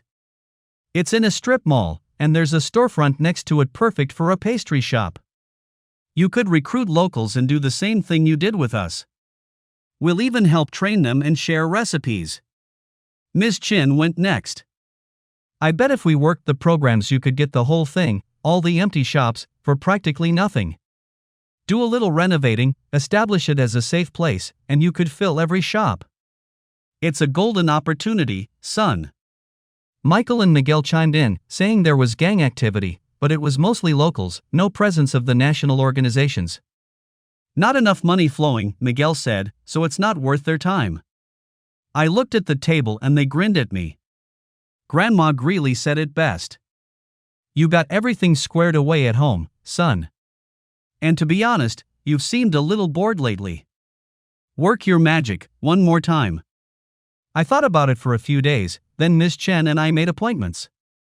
She got me the programs I needed, and I bought the strip mall. It took 4 months for the construction crews to finish the grocery store, and I used the time to hire the people I would need. I found another store manager, a 58-year-old Hispanic woman who'd been passed over for promotion a dozen times at the chain where she'd been working. She was a gold mine, helping me recruit talented people like her, mostly minorities and women who knew their options were limited at other places. There was a big media event the day before we opened, covered by the local papers and every television station in the city. I introduced the team that would be running the store, from Mrs. Hernandez down to every part-time worker. We toured the store, the wide aisles, the well-stocked shelves, the shining produce department, the state-of-the-art butcher shop. The media was suitably impressed and the clips looked good on television. There was a crowd standing at the door an hour before we were scheduled to open. Mrs. Hernandez and I stood at the entrance and welcomed as many as we could, personally, giving them coupons good for opening day only. We'd had 1,000 printed up and were out by noon. It slowed down a bit after the first month, but still did a booming business. 2 months later the pastry shop opened, again to good press.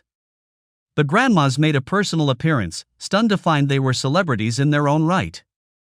Oprah had heard about them, invited them on to her show. She seemed amazed at the story, especially about my involvement. Grandma Greeley grinned.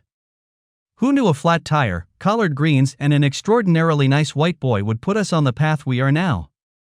Steve Moore was gift from God and one of the nicest men I've ever met. And ladies, he's single. Oprah grinned and said I sounded like a catch, and the crowd made appreciative noises when my picture popped up on the screen. A month later, a fast food type Chinese restaurant opened to immediate success. Then a lady walked into the store and asked me for a moment of my time to present me with an opportunity. She was tall, well-developed, her hair cut extremely short with a small part on the side. Her large dark eyes were expressive over a cute little nose and small mouth full of gleaming white teeth. She seemed amused when it took me a minute to speak coherently. I invited her over to the pastry shop, and over a cup of coffee and a pastry she made her pitch. I want to open a restaurant. Not just a restaurant, a soul food restaurant. My grandmother was from one of the bayous of Louisiana and she taught me Cajun and Creole. My other grandmother was from the low country of South Carolina and taught me all her recipes, even from the Gullah. My grandfathers were from France and Mexico, and I learned from them as well. I've worked in LA, New Orleans, Charlotte and Atlanta in different restaurants and learned from all of them. My food will be different, soul food with an international twist. Well, that explained her coloring, a light caramel. Why are you telling me this? Because I want to open it in this area, specifically, right here. I could take over both empty storefronts left and turn it into a cozy place that still has a good bit of room. If you want my blessing, you have it. Contact the management firm I use and start the paperwork. For the first time she looked less confident. I can't. Why not? Because I don't have nearly enough money. I've saved some, but it is still less than half of what I need to do it right and I don't want to scrimp. I could see where this was going. I'm guessing you want me to invest in you, be one of your partners? She shook her head. No. I want you to be my only partner. Too many cooks and so on. If I have to argue, I want it be with just one person. Sandra handed me a portfolio. Here, my credentials, my financial report, the estimates of the cost of getting it up and run. Everything I could think of you might need. If there's anything else you need, I'll get it for you. I took the papers. Well, it looks like you've thought of everything. I hope so. One more thing. You'll own 51%, so any final decision will be yours alone. I will insist in turn that I have complete control of the kitchen and staff. Think about it. It's a good investment, my dream, and I'll make you a lot of money. I grinned. I'm at the point in my life now that money is no longer an issue for me. My grandmothers will tell you, though, that I get bored easily without new projects to keep my interest. I'll consider it carefully. If I decide not to join you, I'll turn you over to some people I'd become comfortable with. One or more may be interested. I don't want anyone else. Call me if you want to meet again or have questions. Thank you for your time. A firm handshake and she was out the door. I watched in admiration at the way her business skirt swished as she walked away. I turned to see the staff grinning at me. Mrs. Wilmington, the woman handpicked by the grandmothers to manage the shop, hugged me.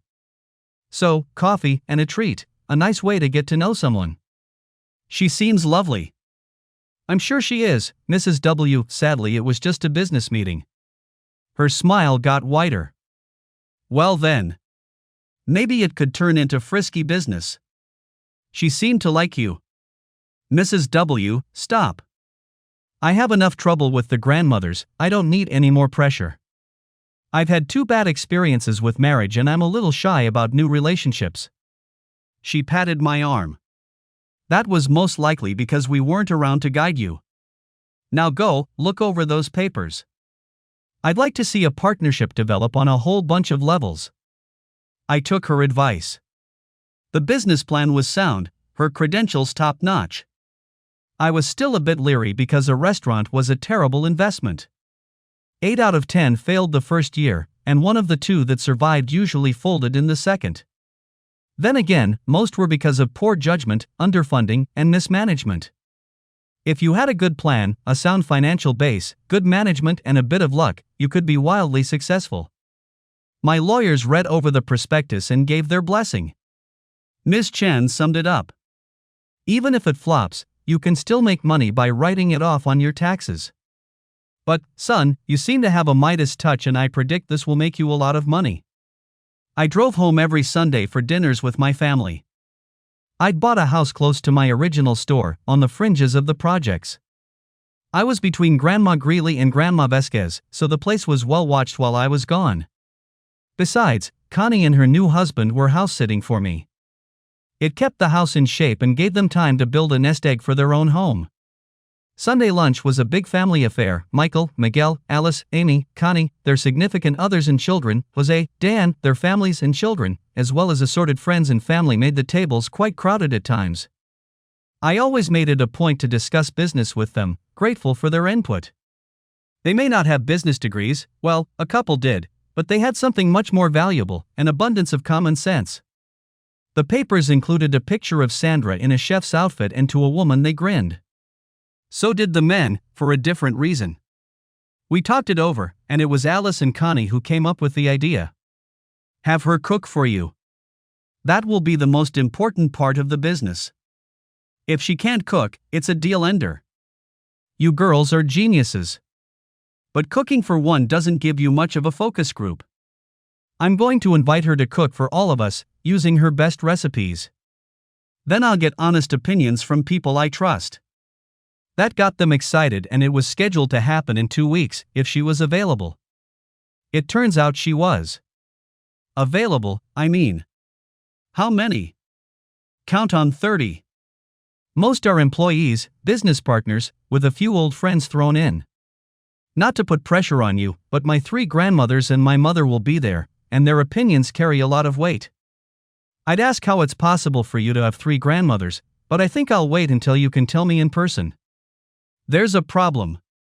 No way can I fit that many people in my apartment. I had an answer. Not a problem.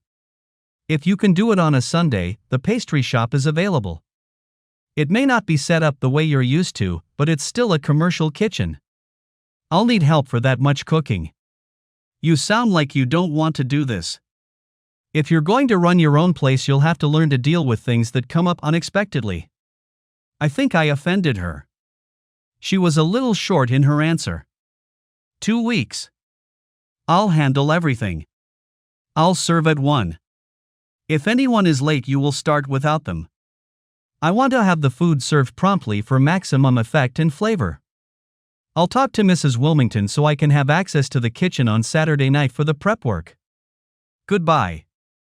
I looked at the phone after she disconnected. Bit of a temper on that one. Then again, all chefs seemed a little flighty to me. I got one more call the next week. Any of your group Jewish? Or Muslim? If they are, I'll have to adjust the menu. Miss Chen and her husband are Jewish, and Michael's girlfriend follows Islam. With the exception of those 2, the rest of us will eat most anything in front of us. Thank you. See you next Sunday. The phone went dead. Wow, she must still be pissed. My family showed up on time, renting 3 vans to hold everyone. Sandra unlocked the door at 12:30 and I introduced everyone as they came in. I saved the grandmothers for last. This is my grandmother Tina Vasquez, my grandmother Celia Greeley, my mother Veronica Chen, and my grandmother Sarah Moore.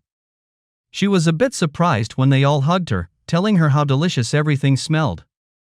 She'd hired 2 young girls, pastry shop employees who could use the extra money, and had the meal set up buffet style, making sure there were placards designating the foods that were kosher and acceptable to Muslims. The beverages were sweetened tea, lemonade, coffee, and water, no sodas. There was shrimp and grits, blackened chicken, paella festooned with mussels and clams, southern fried chicken, a dish with chickpeas and ham I never caught the name of, flank steak in a mushroom and brandy sauce, deep-fried catfish, and pulled pork. She had pinto beans cooked with a ham hock, collards, corn on the cob roasted on a grill, green beans, tiny potatoes that were microwaved and then deep-fried, potato salad, coleslaw, some kind of layered salad, heirloom tomatoes she had chopped into rough chunks in a vinegar oil dressing with fresh basil served in parfait glasses, fried cornbread pancakes, a big chunk of baked cornbread, and yeast rolls made from scratch. For dessert there were fried apple and peach pies, for layer chocolate cake, banana pudding, and fresh churned ice cream, banana and vanilla. Basic, simple, home-style and as common as dirt, but in my opinion just as necessary to the survival of the world. Everyone ate until they couldn't hold another bite. The meal took hours because no one was in a hurry and wanted to sample everything. I liked everything but the blackened chicken, which was way too spicy for my stomach. I particularly liked her fried chicken and the tiny potatoes. The fried pies were great but not as good as Grandma Greeley's, but that might be personal bias. The banana pudding, though, was so good I was almost in tears. It was a huge bowl that disappeared in minutes. There was still a lot left, and Alice slipped down to the store and bought every plastic bowl and a bunch of baggies. For some reason Sandra kept me tied up and by the time I got loose there was nothing left. I think she was smirking when she thought I wasn't looking, as well as the grandmas. She pretty much shoved us out at 4, saying she had to clean up so the shop would be ready by morning. I deliberately didn't call her. She made it to the next Thursday before she came blasting through the door of the market, coming straight to my office. I was reviewing tapes from the night before of the first robbery attempt since we opened. The cashiers had done as we drilled into them, opening the cash registers and stepping back.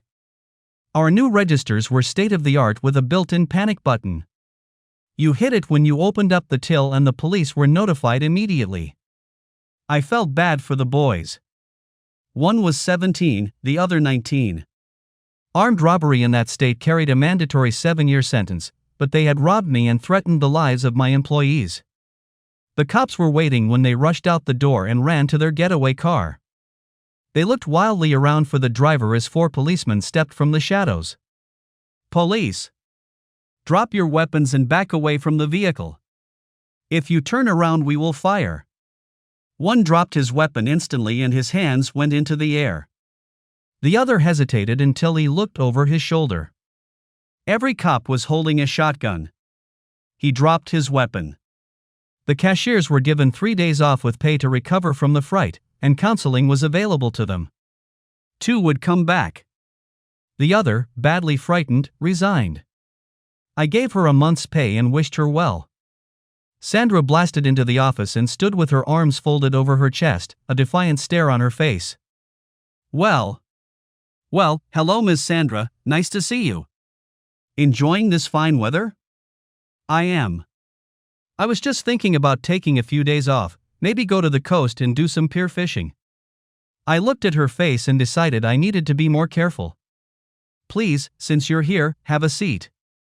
I was just about to call you. The food, by the way, was exceptional. My family is still talking about it. Her face relaxed for a second before she put her business face on. I'm glad you enjoyed it. I think you have a fine if somewhat unusual family. I especially liked your grandmothers. More wisdom between them than you would find at most colleges. Seriously, are you going to partner with me? I've thought it over quite a bit, gone over the figures with my lawyers. After their advice I've decided not to take the deal. Her eyes clouded over and the tears came. I couldn't help it and walked over to hug her. She melted into me for a minute before her spark came back and she started hammering me with both fists. Let go of me, you asshole. You know what you can do with your money? You can. I put my hand over her mouth and muffled her.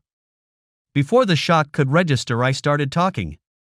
You have a way with food and a flair for presenting it. The restaurant would be very successful, but the money you want isn't nearly enough to start out right.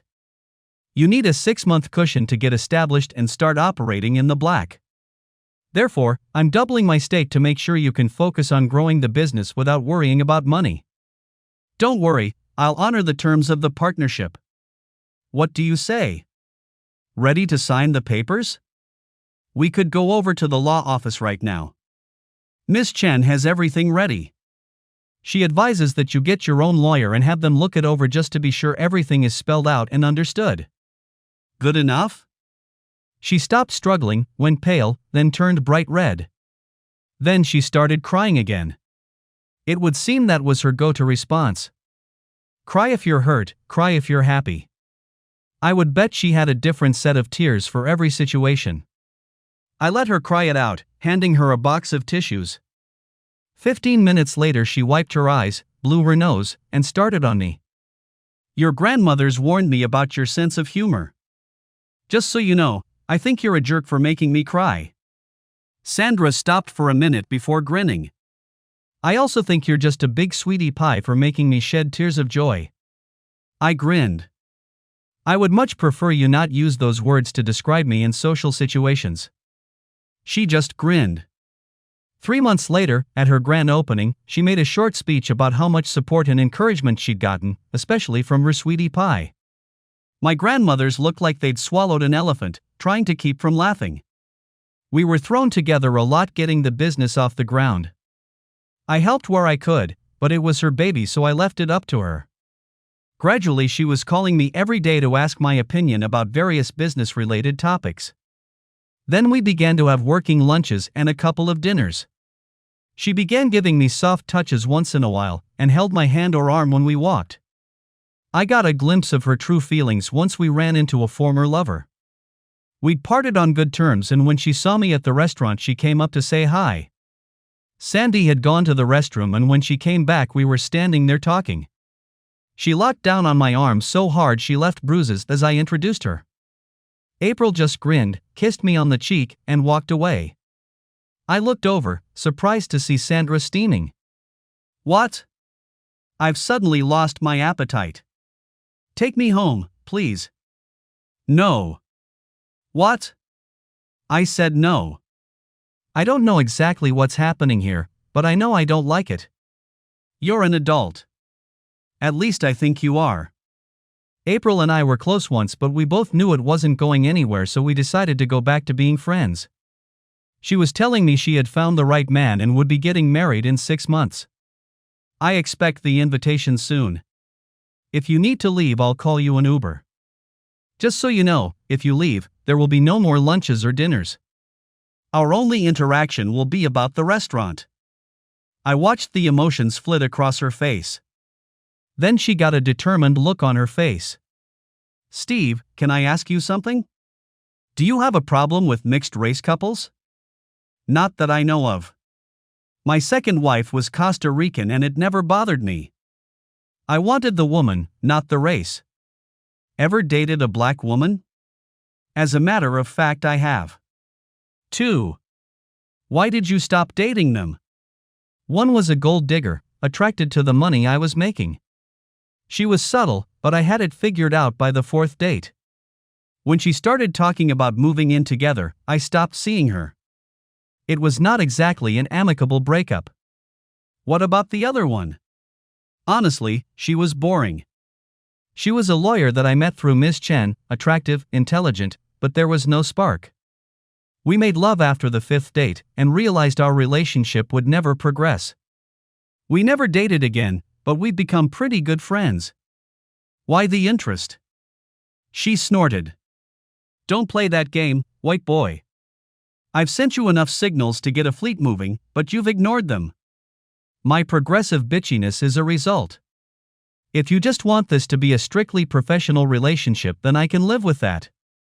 I wouldn't like it, but I would deal with it. You know, there's a well-known rule in the business world. Never mix business with pleasure. Then again, if I'd followed rules all my life, I wouldn't be where I am today. So yes, I'd love to explore, see if we connect on a romantic level. I want one promise. If either of us decides we're not that compatible, we part ways and maintain a courteous professional relationship. Is that agreeable to you? She studied my face for a minute before grinning. Agreed. You may take me out Saturday. It may be the last Saturday we get for a long time when the restaurant opens. Just so you know, the restaurant will be closed Mondays and Tuesdays, so you need to adjust your schedule. So we started dating. Pretty much everyone close to me gave me a version of "I told you so" over our relationship. The grandmothers were very happy, even my genetic one. I asked her once if she had a problem with Sandy's race. No and yes. You two obviously meld together very well, and I can tell you're happier than you've been in a very long time. The circle you move in is multicolored, so they won't have a problem with you getting serious. You know how some of your uncles on your mother's side are, though? It might get a little sticky at family functions. My father had passed away when I was in my late teens, and my mother had remarried just as soon as I moved out to the man she had been seeing. I didn't like him, he didn't like me, so we kept our interactions to a minimum. He always made fun of me to the family, especially after I started farming. He was a middle manager at a small manufacturing facility and thought what I did demeaning. A lot of it stemmed from the way I ignored his instructions on how to live my life, but most of it was because he wanted me to sell my land to him for a ridiculous price. He had plans of turning it into an industrial park, even had investors lined up. Besides being a good farm, it held a lot of sentimental value. It had been in my family since 1846, divided many times until there was only 40 acres left. Some of my fondest memories were of helping my grandfather farm. I pretty much spent every weekend in season, and later lived with him during the summers. He had intended for my father to have it, but he passed suddenly, so he left it to me. Pops had a pretty good lawyer, so I used him when Mom's husband started hinting at eminent domain. The lawyer managed to get the farm listed as an historic property, making it almost bulletproof to development as long as the land was worked. That's why when I had to give up farming, I leased it to my cousin on the condition that he keep the farm viable. I sweetened the deal by buying everything he raised for my stores after I got established. He was paid about 15% more than he could get on the open market, so he was more than happy with the deal. He eventually leased another 50 acres to try and keep up with demand. Mom's hubby lost a little on the deal, making promises and deals he had to prove up on or reimburse the money they had fronted him. Needless to say, there was no love lost between us, and my mother barely spoke to me. They would have a field day knowing I was dating a woman of color. I'm sure the story would make the rounds and I would be the object of ridicule, but I knew they were smart enough not to let it get back to me. One cousin tried it with Mickey's mom, and though his opinions came to be eerily true, it earned him an ass-kicking of epic proportions. I was smart enough to know what button to push, and when he swung first I owned him. Still sued me in civil court for violence not warranted by the situation, saying I should have stopped when I had him down. My lawyer countered, suing the cousin for emotional distress, and I had a better case. The cousin finally agreed to drop the whole thing if I would. I made him post an apology on Facebook as part of the settlement. You could tell it was killing him, but he gritted through it. All that being said, it took 4 months before we became intimate. The restaurant opened to rave reviews. Soul Food International was a big hit. The food was excellent, the ambience relaxed, and Sandy made it a point to thank everyone for dining with her, making friends in high and low places. The stress was starting to get to her, so I decided we needed a little break. She came in exhausted on Sunday afternoon. The place was open for a lunch buffet and then closed at 4, giving her a little more time to relax. I took her into the bathroom, showing her the bubble bath I had prepared, along with the candles and soft music.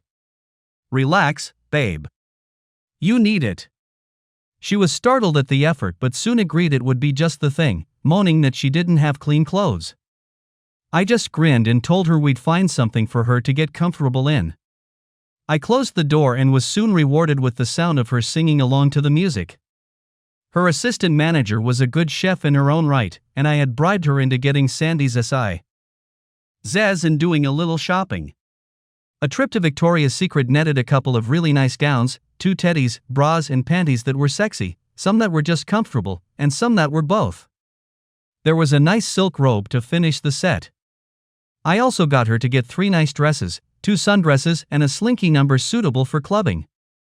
There were a couple of pair of shorts and nice casual tops, 2 pair of jeans, new walking shoes and 2 pair of high heels, one 2-inch and one 4-inch. I had all but the prettiest gown and panty set and the robe packed into 2 suitcases. I gave her 45 minutes and went back to check on her. She'd gone to sleep. I could hear her gentle snores through the door. I grinned as I tapped on the door. "Honey, wake up. I've got something for you to wear and it will be right outside the door. Come to the living room when you're done." I had to repeat it several times until I was sure she was awake and understood me. I heard the door open as I walked back into the living room. I put the lights to low and poured her a glass of her favorite wine, unsure whether she would want it but wanting to be unprepared. 5 minutes later she came into the room, the robe belted loosely, giving me glimpses of her gown. The pale lavender contrasted nicely with her caramel skin. Just the thought of seeing her in it had me hard as a rock in seconds. There was a shy smile on her face. We had never been intimate or stayed over with each other before. She gave me a soft but firm kiss, lasting more than a few seconds. She drew back and twirled, the robe floating out a little, revealing a very nice-looking body. The lavender panties made her skin even more vivid in contrast. "You have excellent taste. Don't thank me. You need to give your assistant a raise." She got it for me, along with a few other things. Her smile was radiant. "What other things?" "In due time, honey. You're staying with me tonight. Will we make love?" "I'd sure like to, but you're exhausted and we need to get up early in the morning." "Why?" "I've got 2 days off. We can sleep in." "No, we can't. We have places to be." And that's all I'm going to say, so don't ask any more questions. "Bed, now." I took her hand and led her to the bedroom, turning the covers down and snuggling her in. "Aren't you coming to bed?" "In just a minute. I need to wash the day off me before we snuggle." That made her smile. I probably set a world record for a shower, coming out in just my boxers. She grinned as I turned out the lights. I slid into her arms as I settled down. It took me a second to realize while I was in the shower she had taken off the gown. Then she grabbed my shorts, tugging. "I'm not really that sleepy, honey." I woke to the alarm. Sandy snuggled to me, her head on my chest. The night was glorious. I kissed her softly, stroking that magnificent body gently. She woke with a start, then relaxed, flexing her body into mine with a purr. "Ready to continue from last night?" I think I shocked her. "Absolutely, but we don't have time. We need to shower and dress. We have 2 hours to get to the airport and you know how long it takes to get on the plane." "Airport? I'm not moving until you tell me what's going on." "We're going on vacation, baby. I haven't taken one in years, and you need to recharge. Belize, for 3 days of sun, sand and relaxation. So get it in gear." She looked a little pissed. "What makes you think I'll just drop everything and go off with you?" "Because you love surprises. And me." "Don't look so shocked. If I can see it, everyone in the universe can see it. Here's another tidbit. I love you, too. So get that fine bottom out of that bed or I'm going to shower without you." Her mouth hung open a little. We, you. Oh hell. I do love you, honey, and I'd love to go on vacation with you. Do we have time to stop long enough to pack a suitcase? Already done. The 2 green suitcases are yours. Pick something out to wear while I start the shower. I heard her squeals of delight as I stepped into the shower. 30 seconds later she was in the shower hugging and kissing all over me. Sandy was trying to talk and cry at the same time and it wasn't working. I stopped her the only way I knew how, with a long firm kiss. She started making other noises and I pulled back. Shower now. Play later. That being said, there was a good bit of groping going on while we showered. She finally got out, leaving me flushed and with an aching erection. She giggled and flipped the water to cold. I gasped with the shock before turning it off and coming into the bedroom.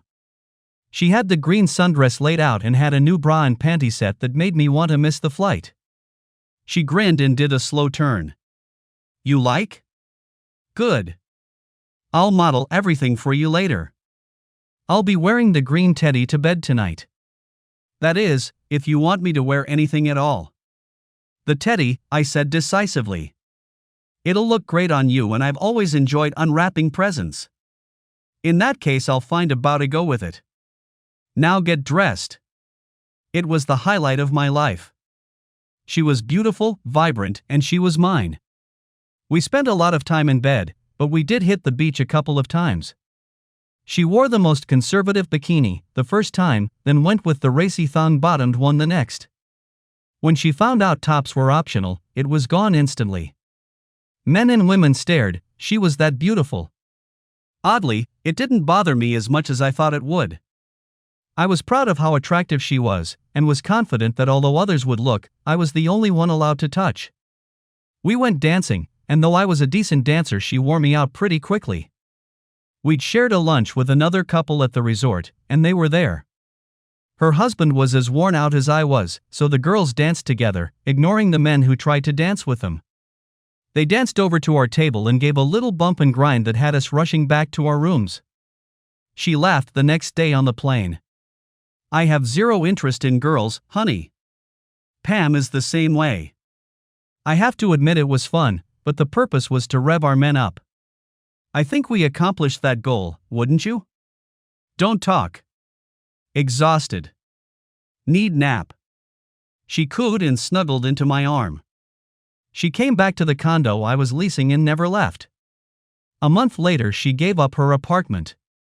5 months later, I gave her a diamond. I walked into her restaurant and demanded to see the chef. She thought she was going to be confronted by an irate customer and was surprised to see me on my knee, holding up an open box. The diamond twinkled in the candles of the closest tables. Sandy, love of my life, Will. Well, I think that's about as far as I got before she dove on me so hard she knocked us both to the floor. She yanked so hard on the box it flew out of my hand and landed under a table.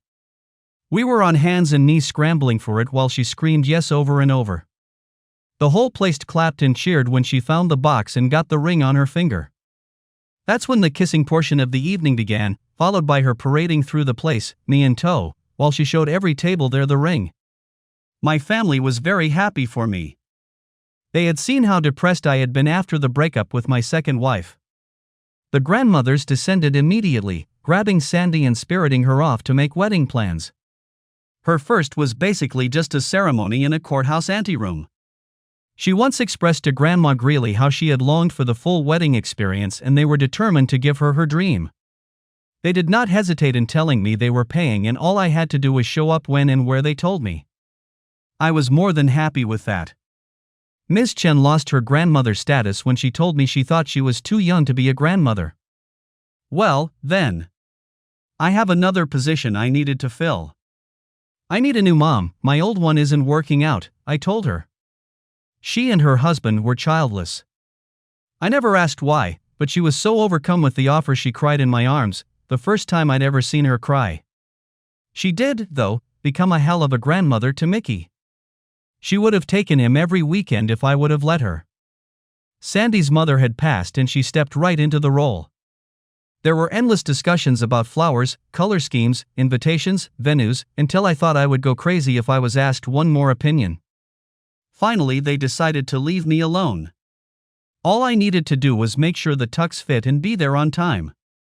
Mickey was my best man. Jose, Dan, Miguel, Michael, and my cousin Billy were my groomsmen.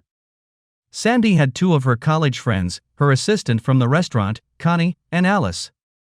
Her maid of honor was her sister. I met her for the first time at the rehearsal. We didn't hate each other, but we had nothing in common. She was pissed at Sandy marrying a white guy, and me for having the nerve to marry her. Probably the first true black racist I'd ever met. Luckily, she went to school on the other coast and we wouldn't be seeing each other that often. I understand she and Sandy had a pretty good row about it. Sandy told her if she didn't tone it down she would be returning to California before the wedding. Finally, on a sunny afternoon in June, we became man and wife. We married at a Baptist church that we started attending 2 months before the wedding. Actually, Sandy had been attending for a few months before we became intimate and dragged me along. I liked the people and most liked me. The preacher loved me because I told him if he ever paid for food for his fundraisers again, I would never forgive him. I even helped when I could. Over the years, I've probably cooked thousands of hot dogs and hamburgers, plus breakfasts. The place was packed to the point of people standing in the back. Most were from the church, but my extended family was there. The glaring exception was my mother and her side of the family. Well, I invited her, the rest was on her. Sandy's father had flown in from France and gave her away. He was suitably impressed with his daughter's success, and he seemed to like me. Ms. Chen hovered over Sandy while her husband beamed as she introduced them to her family as my parents. Her dress was breathtaking and she seemed to float down the aisle. I don't think I took 4 breaths during the entire ceremony, but I remember lifting her veil for our kiss. Tears were streaming down her cheeks, but every tooth was bared into the largest smile I'd ever seen on her face. I don't remember much about the reception, but it was still going on when we boarded the plane for our honeymoon destination. We were going to France. Not Paris, but Nice and then on to Monaco. The honeymoon turned into a food odyssey, as Sandy dragged me from restaurant to restaurant. We ate foods I'd never tasted and loved. We ate foods I'd never tasted and barely controlled the urge to vomit. I finally learned to say no if it did not appeal to me. It should have bothered me, but she was so happy I couldn't be angry. The nights and mornings made up for it as we tried our best to burn off the extra calories. We were supposed to spend 5 days in Monaco but left after 2 because neither of us felt comfortable there. We did hit a few casinos, after all, it was Monaco. Sandy won a few €1,000 at a game we didn't understand, and I dropped almost 1,000 at blackjack, which I thought I did understand. The rest of our time was spent traveling the Italian coast, eating in small diners and bistros off the beaten path. We both agreed that next vacation should be spent traveling the interior and mountains to see what delights awaited us there. Most of the beaches were topless or nude. It still took her until the last 2 days to drop her top. She said she was embarrassed. I thought one Spaniard was going to have to experience some good old-fashioned southern ass whipping, until Sandy called him out for the ass he was. I was fluent enough by then to understand everything. We were on a clothing-optional beach and he was nude, with a little potbelly and an even smaller cucumber. We went home and settled into domestic bliss. She still ran her restaurant and I was checking into another store location across the state line. My schedule was much more flexible than hers, so I adapted to it, making sure we got to spend every moment we weren't working together. Our first anniversary was approaching and I asked her if there was any one thing she desired, so I could get it for her. In answer, she took 4 days off and we rented a cabin in the mountains, laid in supplies, and rarely left the property. We didn't spend it all in bed, there were trails to hike, and we spent a day skiing, but there was a lot of lovemaking. We were snuggled together under blankets the last night, watching the fire crackle. I've thought a lot about what I'm about to ask you. If you truly want to give me something, this is all I desire. I'm 31, you're 35, and my clock is ticking. I've wanted to be a mother all my life, even more than being successful in business. If you truly mean what you say about giving me anything, this is it. Will you make a child with me? She didn't know it, but she'd hit on my fondest dream. I loved Mickey, but I got him late, so I never got to experience late-night diaper changes, the terrible twos, teething, watching him learn to walk and talk or grow as a young child. I wanted it more than any success I could achieve. She mistook my stillness for reluctance and tried to change the subject. I put my fingers to her lips. Shoo, don't spoil the moment. You've just made me very happy. I vote you throw the birth control pills away, forthwith.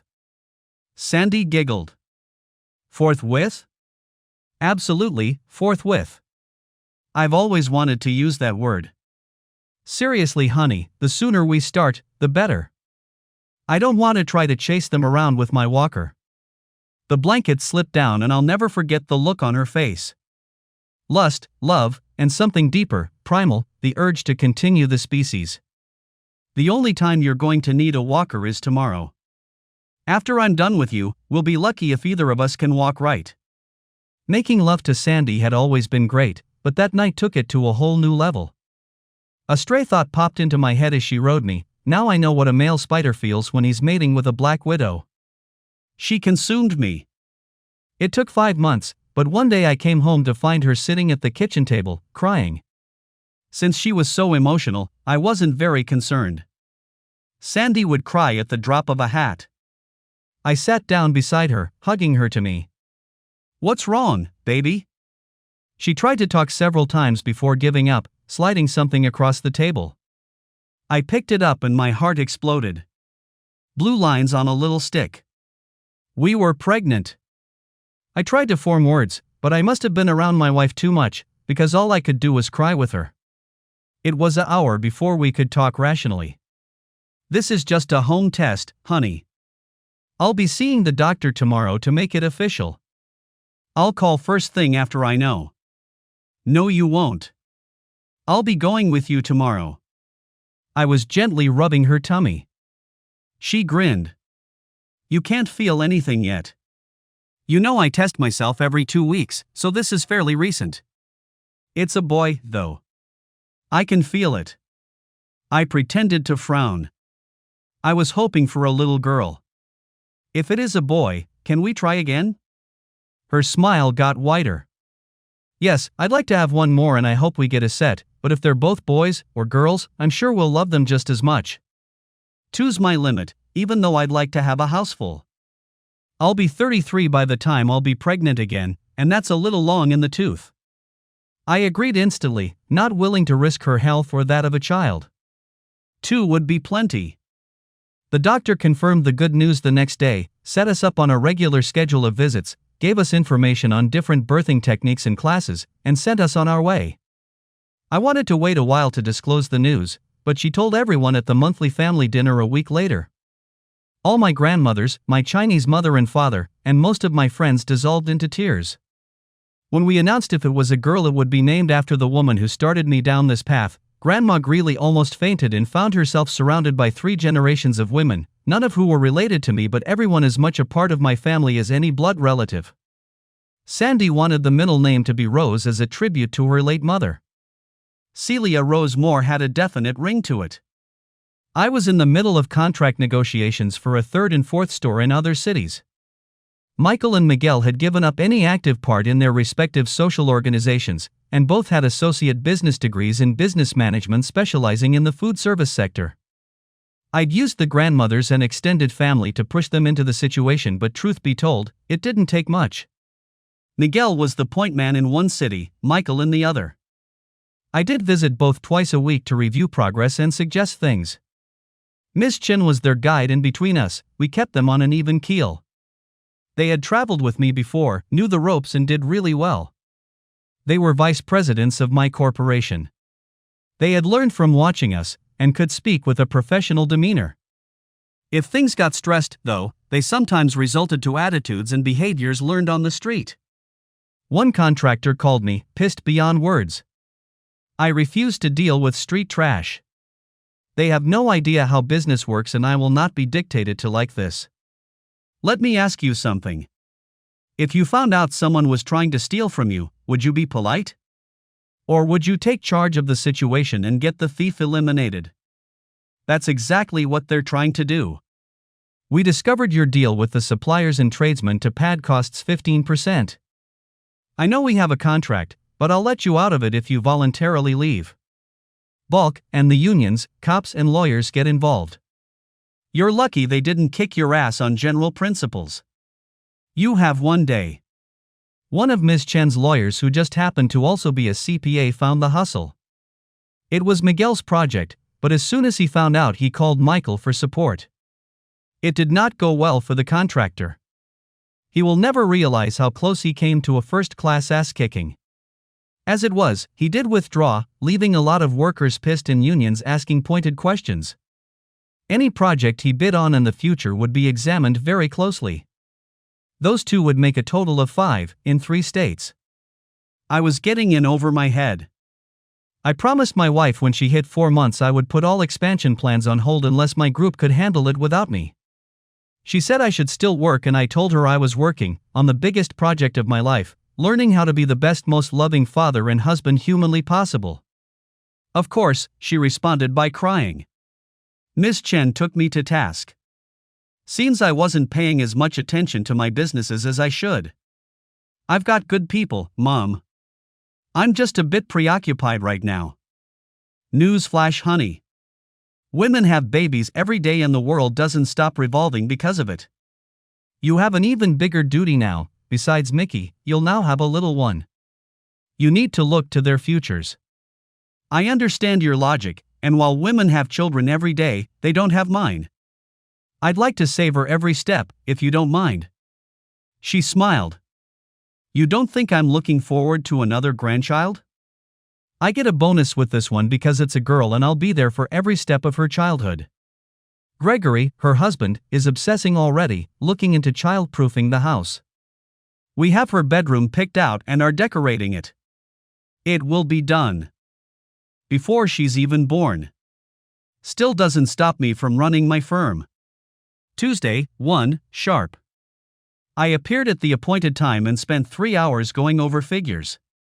I was amazed at the wealth I had already accumulated, and with the addition of 2 more stores my profit, after taxes and salaries, would be a surplus of about $1.3 million a year. What are we going to do with all that money? Mom and the accountant laughed. You're going to keep expanding. You haven't gone unnoticed and many are copying your business model, but there are plenty of opportunities out there. With your proven track record, cities will be more inclined to work with you than your competitors. Our suggestion is you keep expanding in the southeast until you reach saturation, then go west. How many stores are we talking here? The CPA pulled up a chart on her computer. I think you should concentrate on 2 a year for the next 5 years. After that, if my model is accurate, you should up it to 5. In 20 years you have the capability of being one of the top 3 chains in the country. I threw them for a loop. What if I don't want to be that big? Then you've missed a golden opportunity. Think of how many could benefit, how many people you could get off the streets, keep kids away from crime and turn them into successful businessmen, role models for their communities. You didn't really consider the impact of your actions when you started, but look at the good it's done. Look to your grandmothers, destined to live out their lives in dangerous apartments, scraping by on Social Security. Think they don't appreciate what you've done for them? She had me there. Apparently she was on a roll, giving me facts she had obviously holding back while Mom grinned. Speaking of helping people, you need to start a charitable arm. It's a great tax shelter and you could really do some good. I suggest you start off simple, say with a scholarship program for aspiring lawyers. Just 2 will be sufficient for right now. I have the paperwork ready, if you're interested. I left it hanging until she got nervous. All right. $500,000 to start. That should handle the scholarships with plenty left over. And make the scholarships all-inclusive, tuition, room and board, and a monthly allowance for incidentals like gas, clothes, that sort of thing. I'm putting you in charge for right now, but I expect I'll be pretty active as time passes. I think that sometime soon I'll want to add programs for food service scholarships, at least at the associate level. And I'd like to do some kind of program for disadvantaged youth, but we'll talk about it later. We done here? I grinned as I left, their mouths hanging open. I had thought about a charity before, but never had time to pursue it. Now that it was handed to me on a platter, I had no excuse. I couldn't stop smiling. True to my word, I had almost stopped traveling completely, home every night with my wife. I still worked from the building I'd found to use as corporate headquarters. We bought it for practically nothing and renovated it completely, leasing the space we didn't need as soon as it was available. Mom was pushing me to look at some warehouse space, hinting we would probably need it in the near future as a distribution center. I'd had to hire administration people to help keep track of everything. Good people mostly. The law of averages said I was going to find 1 or 2 bad apples, and when I did they went away as quickly as possible. I hooked Michael and Miguel into helping me with charity work. They became involved in neighborhood outreach programs, concentrating on middle schools. They were at that age when the world around them was coming into focus but were young enough to still be reached. I went with them a few times to see them work. Miguel always dressed well but informally, but Michael went the full route. His standard attire was a three-piece suit, matching tie over a white shirt, his shoes gleaming. He'd developed the habit of wearing a fedora, and I had to admit he looked sharp. They would talk about general things to warm them up before they got into the meat of their presentation. I want you to look at us, really look. Yeah, we dress well, but underneath the clothes, despite what we've accomplished, we're still just guys from the hood. Before we started this, our lives were on a far different track. 2 photos flashed up on the screen behind them. Mugshot photos of each. While they looked at the pictures, Miguel and Michael would be taking off their coats and shirts, leaving them in white wife-beater tees, showing off their tattoos complete with gang tags. This was us before we turned our lives around. If we had kept on the path we walked, we would be dead or in jail by now. We were rivals, so it might have been one of us killing the other. I want you to think about this and ask you something. How many gang members do you see on the streets over the age of 30, or even 25? Not a lot. They're either dead or in jail. Is that the future you want? We got out, and you can, too. Think about it. If you need help or want to reach out to someone, you have our cards. Call, and someone will come. It might not be us because we travel regularly, but it will be someone, and they'll be there fast to help with whatever you need. Then it was my turn to speak. I want you to know that if I hadn't had a flat tire in a bad neighborhood, my life would be totally different now. I'd probably still be a factory worker and a part-time farmer. It would have been a life I was happy with, I believe, but I like the one I have now so much more. Not because of the money, although I like being successful, but because of the good I've been able to do. If I hadn't broken down that day, I'd still be a country boy, avoiding towns, especially the bad neighborhoods. I believed what I saw on television, that inner city neighborhoods were places to avoid at all cost.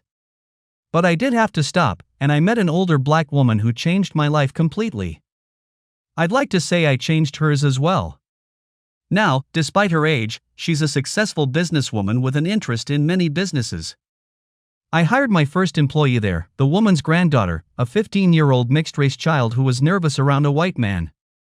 7 years later, she's still with me, a college graduate and a manager at one of my stores. Miguel and Michael became my friends, first, before they started working for me, and now I don't think I could be as nearly successful without them. The lessons I learned are that no matter what your age and race, you have value. And most importantly, no matter what your background, you can change your life for the better. Think about it. We knew that if we were lucky, we would reach about 10% of those children. But if we did, and they became successful, then maybe they could reach another 10%, and it would snowball from there. I like to think so, anyway.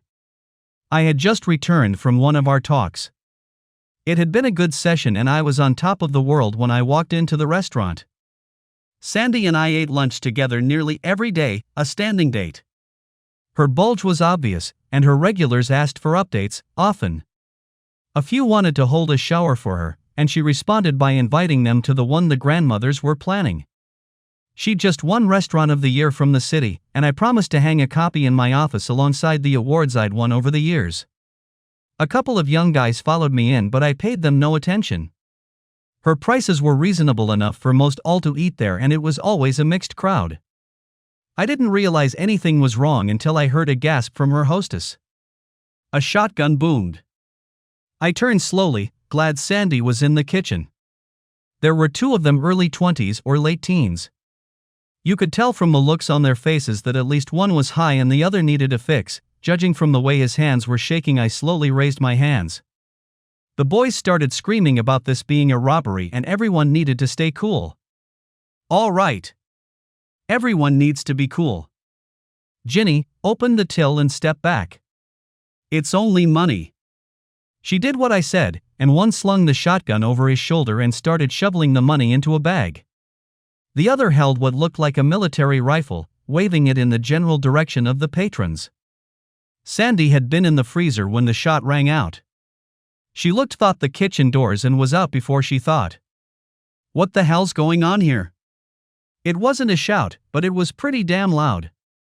Sadly, she had a large knife in her hand and the kid with the rifle flipped out. It was fully automatic and he nearly cut her in two, emptying the magazine. I rushed for her even as the other guy was screaming for me to stop. I felt the bullet strike me and it knocked me forward. I slid until I was next to my wife. The light was going out of her eyes, but she smiled, whispering "I love you" through the blood that frothed around her mouth. Then she was gone. I went into what can only be described as a blind rage. I rolled over. The guy with the rifle was trying to seat another magazine while his buddy was yelling at him to leave. He had the bag of money in both hands.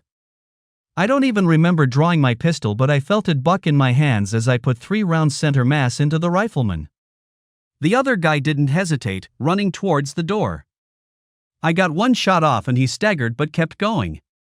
Then I crawled until I could hold Sandy in my arms before passing out. I woke up in the hospital. I'd been hit just under my shoulder, going through the ribcage, hitting nothing vital, although I nearly bled out.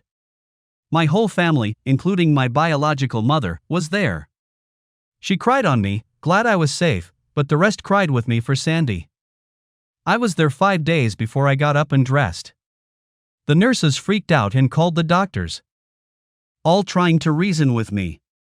I stood as tall as I could and looked them in the eye. My wife is being buried today. I intend to be there. Try to stop me and I'll sue this place into oblivion. We clear? It helped that I had Michael, Miguel, Jose, and Dan with me, each giving off the cop/street thug glare. They compromised, giving me a portable 4 and sending a nurse along with me. There was a collective gasp as I walked into the church holding the 4 stand, with my entourage hovering in case I stumbled. The place was so packed, people were standing in the aisles and they parted slowly as I traveled to the front. All whispers ceased as I approached the casket. She looked just as beautiful in death as life, an expression that could only be described as serene on her face. I was crying silently as I approached, and as soon as I saw her they became a flood. My heart broke all over again. I leaned as close as I could to her ear and whispered for about 3 minutes while Jose and Dan held me to make sure I didn't fall, before I stood and they helped me to the pew. No one ever knew what I said. That was between me, her, and God. I broke down a 3rd time when I saw the tombstone the family had chosen. Sandra Art Moore, beloved wife and mother. I don't remember the graveside service or the wake that followed. One family member or another was at my side the whole time. When it was over I went home, only to be completely reminded of her presence. It took 3 months before I finally allowed her things to be packed up. I'd taken the pillowcase she'd slept on the last night of her life and sealed it, bringing it out on her birthday and our anniversary, inhaling her scent until it finally faded completely. My family ran the businesses and allowed me to grieve for 6 months. Then one day Mom showed up at my door. Not my biological, but Ms. Chen. Biological Mom showed up a week after the funeral, telling me I needed to come home, sell my businesses, and lead a normal life among my family and the right people. I nearly lost it. What family? I notice you didn't attend the funeral or even visit the funeral home. Nor did any other member of my family. My true family made the arrangements and at least one of more have visited me daily. Thanks for the offer, Mother, but I'm fine where I am. It was over 2 years before I saw her again. True Mom hugged me, then gave me an earful. It's time you went back to work, honey, and joined life again in general. Your son graduates in 3 months and you need to be there for him. I thought about Mickey. He'd really liked Sandy, and when he found out she was pregnant he was overjoyed. He and then girlfriend, Ashley, were eager to be babysitters, saying it would be good practice for later. They sat beside me during the service, one on each side. Mickey was a pallbearer, along with Jose, Dan, Miguel, Michael, and Connie. Seemed she had really been impressed with Sandy. I dragged myself back to work and gradually reintegrated with the world.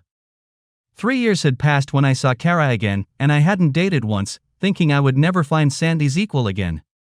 I channeled my energy into business. I owned 11 stores, with plans to add 5 more in the next 8 months. I was also into real estate development, finding distressed real estate close to each store. I'd buy if the price was right, renovate, and with the interest my storefronts generated, either lease or sell for a pretty good profit. I had a fleet of 7 trucks, all bearing the likeness of the grandmothers, rolling constantly. With the addition of the next 5 stores, I would have to buy at least 2 more. I still hired as many minorities and disadvantaged people as I could. Counting all the businesses, I had 200 people working for me full-time, and twice that many part-timers. I'd expanded the foundation arm of my little empire, and lots of part-timers and children of full-timers went through at least 2 years of college on my dime. My health insurance program was one of the best around, and that alone drew many employees. Yes, I could probably have saved a ton of money by offering a cheaper plan, but I still had my core values, and besides, how much money could one person need? I had sent Kara an email, telling her to come if she wanted. She replied within 3 minutes, wanting details and asking what kind of gift she could bring. I emailed back saying a gift wasn't necessary, giving her the time and location. Of course, she got them a really nice gift, a top-of-the-line K-Cup machine and a certificate for a year's supply of premium coffee. It was hard not to be impressed when she showed up. Always a beautiful woman, she had apparently learned less is more when she applied makeup, though I figured she went a little heavy around her eyes to hide the small wrinkles. She hugged Ashley and Mickey, thanking them again for inviting her. I was best man, so I didn't have a lot of time to spend with her. I did get a chance to look at her, sitting in the second pew, as I stood beside Mickey. She was crying softly, holding tissue to her face. I wondered if she was crying for them or was thinking of our marriage. All water under the bridge, I decided. The wedding seemed to fly by, and she surprised me by standing beside me at the reception. Mickey had warned the family and they were beyond curious. A little while later, we did the dances. I danced with Ashley while Veronica danced with Mickey, tears flowing down her smooth Asian face. Then I danced with her, thanking her from the bottom of my heart for being there for me all those years, while her husband danced with Ashley. He was crying when they broke apart. I needed to ask them what they talked about when they got back from their honeymoon. Finally, I danced with Kara. We started out a respectable distance apart, but soon the gap had closed. I felt the wetness on my shoulder but refrained from speaking about it, giving her my hanky when we broke apart. Still teary-eyed, she rushed to the bathroom. Coming out, she found the grandmothers, all 3 of them, waiting for her. They took her by her arms and soon had her at a table in the back. They were joined by Veronica, Connie, Alice, Mrs. Hernandez, and virtually every woman who had a role in my life. Bet that was an interesting conversation. By the time they would be done, they'd know her bra size, when she lost her virginity, every aspect of her life since birth. Shortly afterwards, she joined me at my table, staying silent for a few minutes before speaking. You have an interesting family, Steve. The only thing they have in common is a fierce loyalty to you. Thank you for sharing the day with me. You'll never know what it meant to me. Tell the kids I wish them the very best. She sighed. There's a lot of things I'd like to say to you, honey, but it would do no good. You have your world and I have mine. Well, I don't think your life turned out too badly. At least you have someone to share it with. A shadow went over her face before she gave a tender smile. Yes, I do. Your family told me about your loss. Think you'll find someone else? It was time for my own shadow. I doubt it, because I'm not looking. I've married 3 times and each ended badly, especially the last. We were destined to die together, but God had other plans. She put her hand on my arm. Believe it or not, I know some of what you feel. If I may ask, whatever happened to the man who survived the robbery attempt? He got 7 years for armed robbery, a set term in my state. He got another 15 to 20 for second-degree murder. This was his 4th and 5th felony convictions, and the judge set his time to be served consecutively. He won't be up for parole for another 20 years and I intend to appear at his hearing. There was only $1,200 in the register. I'd have given them 100 times that just to stay away if I'd known. We stood and she hugged me again. I believe there's someone out there for you, Steve. You're too good a man to be alone. I sighed. Maybe. I've married a white woman, a Hispanic, and a mixed race. I think I'll ask Ms. Chun if she's got any unattached relatives. Her arm tightened on me. I don't think you'll have to go that far. When you find her, send me an invitation. You have my email address. I'll see you again, Steve. She pulled my head down and gave me a soft kiss on the lips, then she was gone.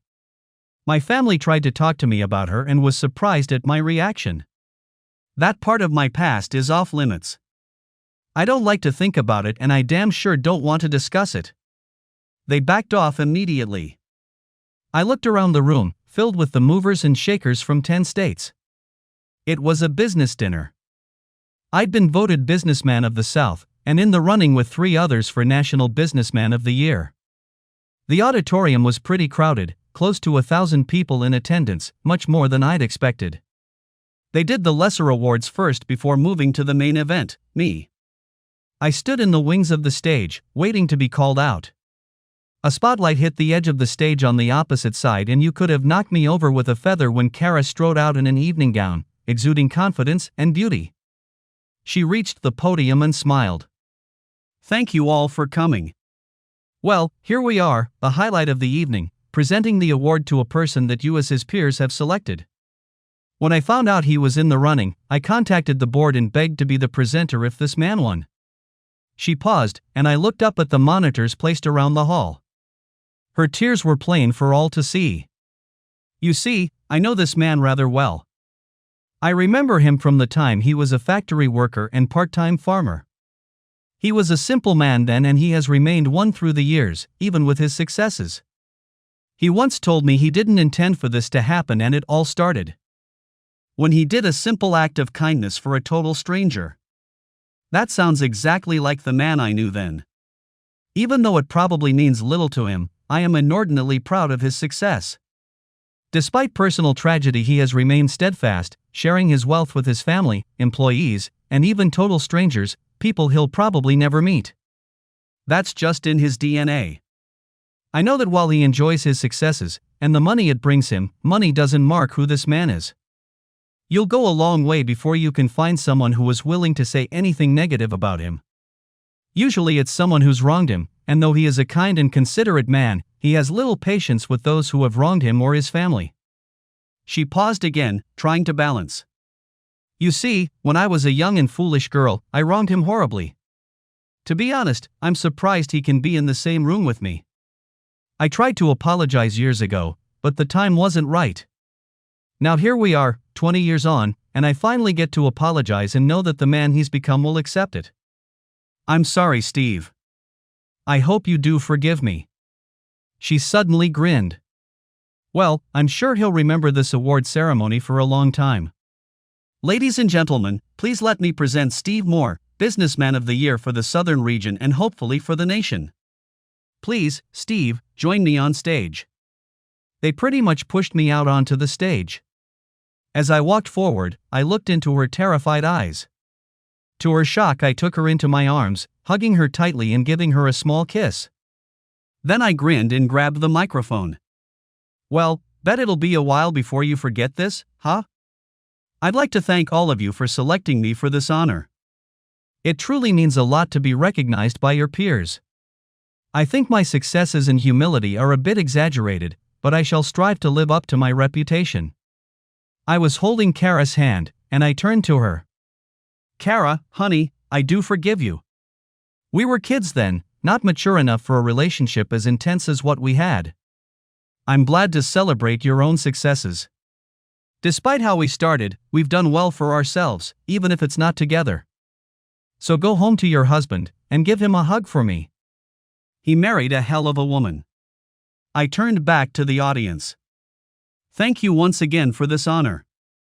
Next year it will be one of you, and I'll be just as happy for you as you are for me. Success. Success came back to me rather loudly. I guided Kara off the stage and gave her a hug. Bye, Kara. And I'm not completely out of your life just yet. I really like the photos you sent of the cabin and lake. I'd like to see it sometime soon. She emailed me a month later, asking for a time to show me the property. I chose a Friday, to give me a chance to wrap up any outstanding business I had that may be pressing. I'll be honest. At 41, I was tired. The businesses weren't the thrill they once were, I had no home life, and about the only thing that kept me going was my family, and even then, Grandma Celia's health was failing. She was 74, and a hard life had taken its toll. She was on oxygen now, almost housebound. I made it a point to spend a lot of time with her. Her adult children had both passed, one a gang member gunned down in his late 20s, and a daughter who passed from a drug overdose when she was 39. She raised 3 grandchildren on her own and never once complained. Alice and Amy were fine women. I'd never met her other grandson. He was serving life in prison and told her to stop visiting him years before. She still wrote him letters, but he never responded. It was interesting how every conversation ended up being about me. You listen to me, boy. I know I ain't got much time left, and the last thing I want to do is spending it worrying about you. I know you losing your wife almost killed you, but you were luckier than most men in this world. You got to spend 2 years with a woman you truly loved. Would you trade that time for anything in this universe? I didn't think so. It's time you moved on, before you end up old and bitter and alone in this world. Promise me you'll think about it. I promised faithfully, and did for just a bit. Then I forgot about it. When I told her a few weeks later about the cabin and who was showing it to me, she grinned in delight. You know the family jumped her at the wedding, right? I have to say, after listening to her, I thought she was a good woman but a foolish child. She's changed from the time you were barely 20. She's a woman now, a woman of integrity and honor. She also assures me she's totally faithful and devoted to her husband. Celia had a thoughtful look in her eyes. You're right, son. She is. But if something were to happen and she finds herself single again, you should reconnect and see if there's still a spark. Not your old love, that's dead and buried and never coming back. Go slowly, see if you can build something together. Give me your promise, Stevie. You're asking a lot, Celia. It doesn't matter if 100 years passes, I'll still remember the pain and the broken heart. She may have changed, I think she has, but if in some fantasy we were able to get together, it will never completely leave my mind. If I can't trust her, what would be the point? Believe me when I tell you this. Time has a way of healing even the deepest wounds. Tell me this. How often do you think of Sandy? Every day, every hour. And Maria? I tried to remember the last time I'd thought of her. It surprised me that I couldn't remember her face. The only time she came up in conversation was an occasional comment from Mickey. He still flew down to see her every year or so. It had been a while since the last visit. He'd been so disgusted with the way they were living and the treatment of his sisters he let her have it. He gave his mother money, hugged and kissed his sisters, and left. Normally he didn't talk about his visits, but he was very upset about the fate of his sisters. I promised to look into it. 3 weeks later, out of the blue, both girls were offered full scholarships to the premier boarding school in the country. They jumped at the chance. The oldest had never visited her mother again and was due to graduate soon. She told her brother she wanted to go to college in the US and another scholarship appeared. She was due in 3 weeks to spend time with Mickey and Ashley before settling into her dorm room. The college happened to be very near one of my stores and she was offered a job, 3 days a week in summer vacations, for spending money. She couldn't start until she'd settled into school, and her brother made sure she had money to meet her needs. Celia saw my face and smiled. Now tell me, after all these years, how often do you think of Kara? That one was difficult. I still thought of her often, more so since she'd reappeared in my life. Grandma Celia grinned. You never forget your first love, boy. Just saying dot. I took the kids with me to see the cabin. Kara was waiting, dressed in jeans and sturdy shoes. She could still fill out a pair of jeans. She smiled when she saw Ashley and Mickey. Hi, guys. How's married life? Ashley seemed to glow. Everything we expected and more. How are things with you? We all saw the shadow pass over her face before her smile returned. My life is good, even with the challenges that have come my way lately. Now come along and enjoy paradise. The house was a logged and glass work of art, vaulted ceilings, 4 bedrooms, the master bedroom the only room on the second floor with a balcony viewing the lake. The kitchen was state-of-the-art, the showers modern and luxurious. The back patio had an outdoor kitchen across from the large pool, complete with bathhouse. There was a wide walkway leading down to the lake, ending at a boathouse that looked large enough to park a fleet. The best thing about it was the complete privacy. The only access was a private road with a gate. This property has 100 acres of mostly woods surrounding the 50-acre lake. There are no close neighbors, 2/3 of the property is bordered by government land, so developers can't touch it. If you ever want to get away from the world, this is the place. Think about it and get back to me. I have 2 more appointments for this property coming up, so try not to take too long or you'll miss it. She switched from a salesman to a friend. It's perfect for you, Steve. If I can see the signs given how little I've been around you, your family must really be worried. You could use the downtime, a place not to think about business or the people depending on you. It's all right to have your own life. There was very little I could say, so I told her I'd get back to her soon. Mickey and Ashley raved about it on the way home. It's perfect, Dad. Think how much the family would enjoy it. Think about the times you could go and just relax. You used to love fishing, this would give you an opportunity to take it up again. Oh, I don't know. I'd hate to think of it sitting empty most of the time. If I had some adult children who would enjoy it, it might sway my opinion. Maybe I could talk close friends and family into helping me. They just grinned and talked about all the fun the family could have when I bought it. I thought about it for 2 days before I called Kara back to tell her my decision. I was surprised to hear her sound like she was crying when she answered the phone. Are you all right? She controlled her sniffles to answer me. Short answer? No. I've had things come up that are very painful to deal with, but I'll get through it. I'm sorry, Kara. If there's anything I can do, let me know. I'll leave you alone now. What I wanted doesn't sound that important right now. You're right. I'm not exactly in worker mode right now. That being said, if it's about the cabin, just email me a letter stating intent, and I'll take it off the market for 3 weeks. KS. I wondered for a brief moment if yet another marriage had cratered, then felt a little guilty. If it had been something like that, I'm sure the tone would have been different. I recognized the agony. It seemed a lot like what I felt when Sandy was killed. I'll do that, Kara, but don't worry about it. Handle your own situation and ignore everything else. I was serious when I said if there was anything I could do to tell me. That means a lot to me, Steve. Thank you. I'll call you in a week or 2. Is that all right? I assured her that any time was fine, held my phone and stared into space after she hung up. 2 weeks later she called and asked me to come by her office. It felt funny riding the streets of my old town, a smaller village 20 miles from my old farmer's market haunts. I wondered why she hadn't relocated to one of her other offices in the bigger cities. She'd always loved urban life. She was thinner than I remembered and seemed tired, the lines around her eyes far more pronounced than I remembered. Even her smile was sad. Once we got into her office, she was all business. I took the owners your offer. They immediately rejected it, then 2 days later they called and said they would meet you in the middle. Is that acceptable? Of course it was. I deliberately lowballed them expecting to negotiate. Their counteroffer amounted to $75,000 less, making it a really good deal.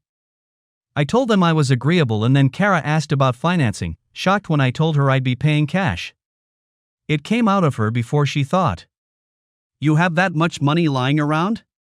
Of course I don't. That kind of capital needs to be working and it is. All I have to do is move things around and you'll have a check in 3 weeks. Well, good for you. How many stores do you have now? 16, and we'll be adding 4 more before the middle of next year. That will make 20, and I'll probably be done. I didn't tell her that was on top of 4 stores I was picking up from a competitor who used my business model. He acquired the stores quickly enough, But he didn't follow my practice of hiring local from part-time to top management if he could find the people. That and his prices were, on average, 15% higher than his competitors. He had a fifth store, but it was burned by arsonists. I picked the stores up for almost half price and sent Mickey and Ashley in to refurbish, hire or rehire good people, and get them operational in 4 months. I had no doubt they would work their butts off to make them a success, and when they were I was going to give them to them as a late wedding present. I had the company name changed to Family Foods, and had a logo created that featured Ashley and Mickey, surrounded by smaller faces of other family members. We did the paperwork in almost silence, just a matter of sign here, sign here, sign here, and I gave her a check for 25% with a guarantee she would have the rest in no later than 21 days. "I'm glad you got it," she said as she gathered everything into folders. "To be honest, you look like you could use a few days of downtime. I haven't quite gotten over Sandy. It will be a long time, probably never, before I get over her. Maybe this new place, apart from any memories of her, will help." She patted my hand, tears in her eyes. I meant it when I said I was sorry. No one should lose someone they love in such a horrible fashion. Your family tells me she was quite a woman. She would have had to be, to keep up with you. Kara, I'm the same person I was all those years ago. She grabbed my hand and looked intently into my eyes. No, you're not. You're a better man now than you ever were before. You could have seized your opportunities and ran with them, keeping everything for yourself. But you shared, giving people most of society would have written off a chance and they worked hard to prove themselves. Grandma Greeley once told me they all worked so hard because they didn't want to disappoint you. Even now, you're still giving, in mentorship programs, sports teams, educational opportunities, anything anyone can think of to better the communities you do business in is open to consideration. Don't give up hope, Stevie. You deserve to find love again, you're too good a man to waste. There, I got it off my chest. I tried to remember the last time someone called me Stevie. It was her, 20 years ago. It made me smile. I hope you're right, Kara. Well, thanks for everything. Maybe the place will cheer me up. And the offer stands, anytime you and your husband want to use it, give me a call. She stood with me, a look of great sadness on her face. Steve, can I ask you to do something for me? It won't take long. A 5-minute drive, maybe a half an hour of conversation, that's all I ask. It's important to me. It's important because I want you to see the woman I am now. There was a look of desperation on her face, so I agreed. A small smile touched her lips. Thank you. You can follow me in your car and leave straight from where we're going. We ended up in an upscale neighborhood. The houses were nice, not quite the McMansions of many, but very solidly upper middle class. She got out at a rock and cedar ranch that was carefully landscaped. My home. Come along, I need to introduce you to someone. We walked through the door and down a short hall. She knocked, waited a second, then entered, asking me to wait. Tears were flowing when she came out, and she mutely indicated I should enter. It was not what I was expecting. There was a hospital bed, and an emaciated man lay in it, an oxygen tank close by. The bed was raised to a sitting position and he pulled the mask off as he motioned me over. I took his outstretched hand, afraid to put too much pressure on it. Hi. I'm Bob, Kara's husband. I've been waiting a long time to meet you. The situation was surreal. I was in my ex-wife's house, talking to her obviously dying husband. We talked for almost 2 hours. He told me of his romance with Kara, how after they got closer the brutally honest way in which she had portrayed herself as she spoke of her other marriages. It took me a long time to come to terms with what she had told me. I was very worried I was setting myself up for heartbreak. I had a good business my father had started and I'd advanced, but she insisted on a prenuptial agreement stating that she was not to receive any profits or be entitled to any part of my business or money I had accrued.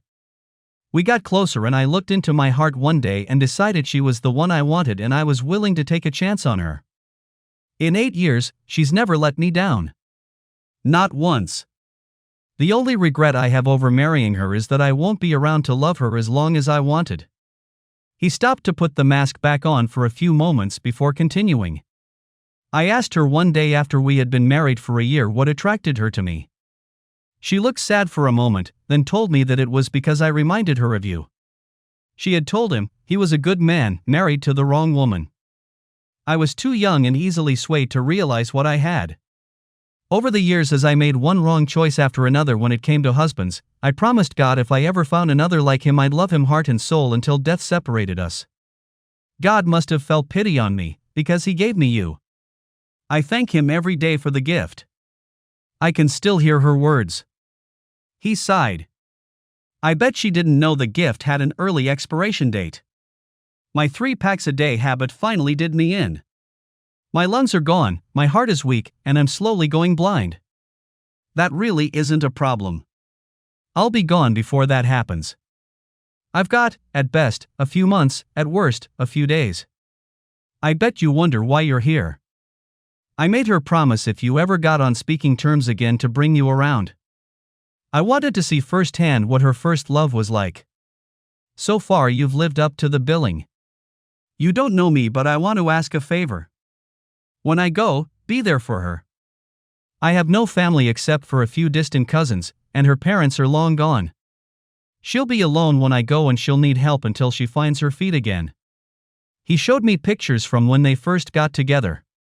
He was a fine-looking man, full of life with a constant smile.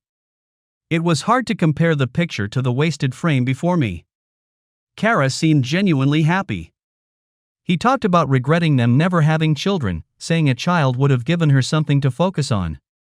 He rambled, and I think he was just glad to have someone to talk to. He looked at the clock and realized the time, apologizing for taking so much of mine. He had to keep the mask on for a while, and we sat in silence. When he regained his breath, he thanked me for coming by. He held his hand out and I shook it again. It was a pleasure to meet you, Steve Moore. Think about my requests. I have no right to ask, but it would give a dying man comfort to think he's made the one he left behind feel a little less pain. It was my pleasure, Bob Blankenship. You seem to be a good man, and I'm glad she got to experience happiness with you. I'll see what I can do when the time comes. He had a smile on his lips when I left. A month later I got a call in the middle of the night. The first thing I thought was it was probably Kara, telling me Bob was gone. I hadn't visited again, but we did talk on the phone a few times. It was about a death, but it wasn't Bob. Grandma Greeley had finally succumbed to illness and a worn-out body. She went quietly in her sleep, smiling.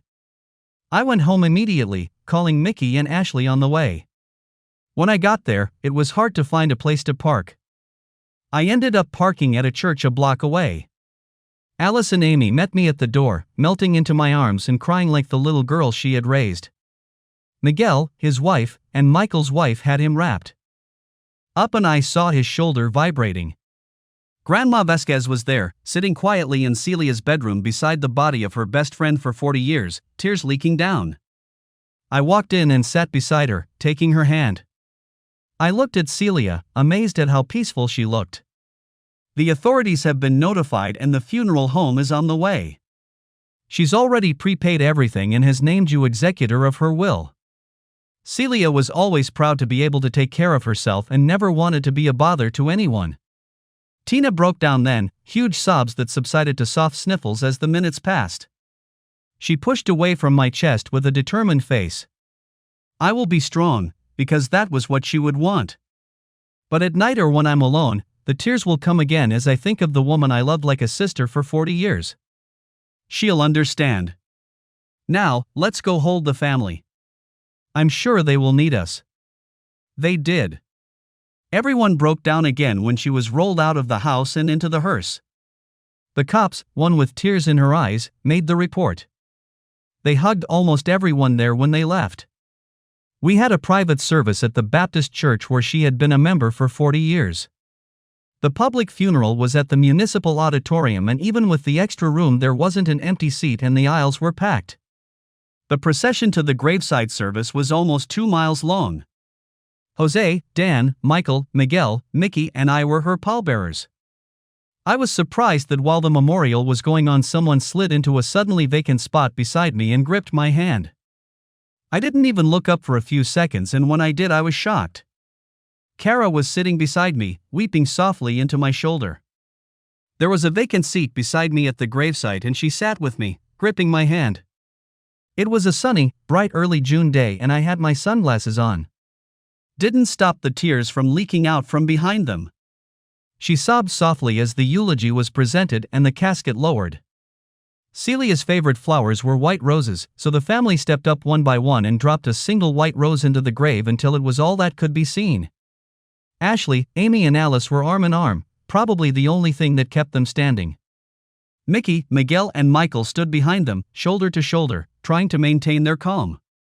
It wasn't working. The choir from her church had come along to sing her one last song. The words of "I'll Fly Away" echoed through the trees as we turned and stumbled back to our vehicles. Kara appeared at my side again, gently taking my keys and helping Mickey get Ashley into the car. We drove back to Celia's home in silence, each of us lost in remembrance of the woman who had become a focal point of our lives. Her friends and family wandered through the house, looking at the myriad of pictures on the walls, each marking a significant event in the lives of the person pictured. I was surprised to see one of me and Alice as we worked the stand from the very early days, when I first got started. She looked like the child she was, and I wondered if I always looked as earnest as I did in that photo. Grandmas Celia and Vasquez were in the background, happy and smiling, surrounded by friends. My eyes blurred once again as Alice gently pulled it from the wall. This was her favorite picture of you. She liked it because it was before you got rich, doing what you loved and helping people no one else would. She insisted you have it when she was gone, something to look at when you wanted to remember her. There was another of Sandy holding my arm, looking up at me. The expression on her face said love, pure and simple. I knew that I'd be getting that one, too. I looked around for Kara to share it with her and was disappointed she had gone without saying goodbye. I wasn't surprised to find I was named executor of her will, but I was surprised at her worth. Grandma Celia had learned to be very canny with money. The estate was worth a little over $4 million, pretty good for a woman who started her new career at 60. Michael, Alice, and Amy each got $1 million in joint ownership of her share of the bakery business. The rest of the money, a little over $1.5 million, went to me. Well, not me, but the foundation I had created. It was to be used as I saw fit.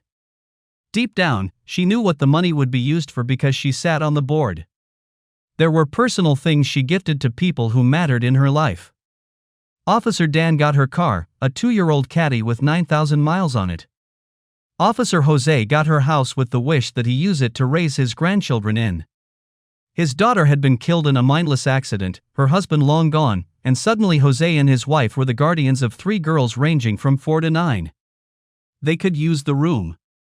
Tina got all her jewelry, and I was surprised to see she owned that much bling. We all got long letters, her last goodbye to us, and if the others were like mine, I'm sure there were blurry eyes spread across 3 states. She told me she had always thought of me as more a son than a grandson, thanked me for saving Michael from a life of crime or death, and thanking me for the interest I'd taken in Alice and Amy. She told me it was no surprise when both girls had asked me to walk them down the aisle because I was the closest thing to a father they would ever have. She closed by thanking me for falling into her life and urging me to find someone with whom to share mine. I've never met a man with so much love in his soul as you have. You're still young. There's someone out there for you. She'll have to find you because you won't go looking, but when she shows up, love her with all that you are. If she's young enough to bear children, I've always thought Celia had a good ring to it. That way I could live on for many years. Visit me every once in a while. I'll know. A week later I called Kara and thanked her for coming to the funeral. I could feel her smile over the phone. I liked the old girl. She had a pretty good head on her shoulders. I bet she didn't tell you I talked to her about every other day and visited as often as I could. I'm sorry I left so abruptly, but Bob had suddenly taken a turn for the worst and I had to get home. How is Bob? Any better? There was a slight catch in her voice. Oh, honey, he'll never get better. The doctors say it's down to a matter of weeks, if not days. I've turned the business over to the office managers and meet with them via video every Friday. I'm determined to spend every moment he has left by his side. You should call him. I did call him and it turned into an every 3-day thing. I went to see them the next month and was shocked at his condition. He was beyond skeletal, his skin had a yellow cast, and he coughed almost constantly into a towel that had a pink tinge. We talked, as well as he could, and when I left, Kara walked me out. I could see the strain in her face. Without thinking, I reached up and brushed her cheek. "How are you holding up?" All I got for an answer was 2 arms full of a woman bent on crying her heart out. I must have cuddled her for 90 minutes on her sofa as her muffled wails turned to soft sobs and then quiet snuffling. She finally pushed out of my arms, a small smile on her face. "Thank you, Stevie. You were always the best cuddler I know. I know he is going to die soon. By now, he would probably welcome it. He's been by my side for almost 9 years. We rarely fought and had very few squabbles. I keep telling you he's a lot like you, he has the same quiet inner strength you do. I was just too much of a child when we were together to recognize it and know its value back then. With Bob, I knew. He was my rock for all these years, my safe harbor when my life got stormy. I don't know how I'm going to carry on without him. Kara, I know you don't believe this, but you can. I went through the same thing with Sandy, except I didn't have a chance to know it was coming and prepare. It's been almost 3 years, but I still grieve. She was the center of my life and then she was just gone. When he's close, call me. I'll come as soon as I hang up. You don't have to go through this alone." We talked for a few more minutes. I went back to say goodbye again, but Bob was asleep. I still reached out and squeezed his hand and was almost certain he squeezed back. It was the last time I saw him alive. 2 days later I got the call. Stevie, he's. I'm on my way. The drive should have taken 2.5 hours. I made it in 1 hour and 59 minutes. I rang the bell and a woman I found out later was a hospice worker answered the door. I didn't give her a chance to ask questions and walked right by her. I went straight to his bedroom. Amazingly, he was still alive, but every gasp for breath sounded like it might be his last. Kara was beside him, holding his hand and touching his face. The look of grief on her face was heartrending. I just watched for a few minutes, unwilling to break their connection. Kara noticed me, and without letting go of his hand, reached out to me. I stood beside her holding her other hand as she talked softly to her husband. "Stevie's here, honey. I told you he'd show up." Her conversation surprised me. Most spouses would have been begging their partner to hold on. Not Kara. "Honey, I love you more than life. I'll be devastated when you pass. But you're in such pain it breaks my heart. Let it go, love. Go to where the pain is over and know I'll be joining you soon. I can't wait to see your smile again and have you wrap me in one of those special hugs. Find peace, baby." It seemed to me he gripped her hand tightly, then let out a long sigh and stopped breathing. It was a powerful transcending moment as we listened to him pass. Kara moaned and had me help her up. Then she bent over and kissed him one last time. She turned to me without a word and folded into me, crying with the force of a truly broken heart. After a few moments she pushed back and sat beside Bob again, taking his hand. "Would you tell the hospice nurse he's passed? And Stevie, please ask her to wait a few moments before she starts the procedure."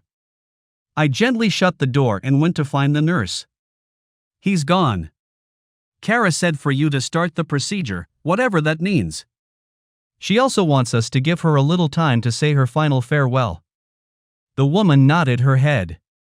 She was early middle-aged, but her eyes looked old as the universe. "I'll make some tea." She obviously knew where everything was and soon had the kettle going, laying out the service. While it boiled she made the necessary calls, telling them to wait 30 minutes before showing up. Kara came out of the bedroom 20 minutes later, nodding silently at the nurse and taking the cup. She sat at the kitchen table stirring in the sugar and cream. I sat beside her in silence. If she wanted to talk she would speak. The officials came and went, noting the time of death and releasing the body to the funeral home. The nurse went through the medicine cabinet and bedroom, removing all his prescriptions and flushing them down. It seems Bob was on some pretty potent painkillers. Done, she hugged Kara and left. We still sat at the table as she idly stirred her now cold tea. You must think me a horrible person. The comment surprised me.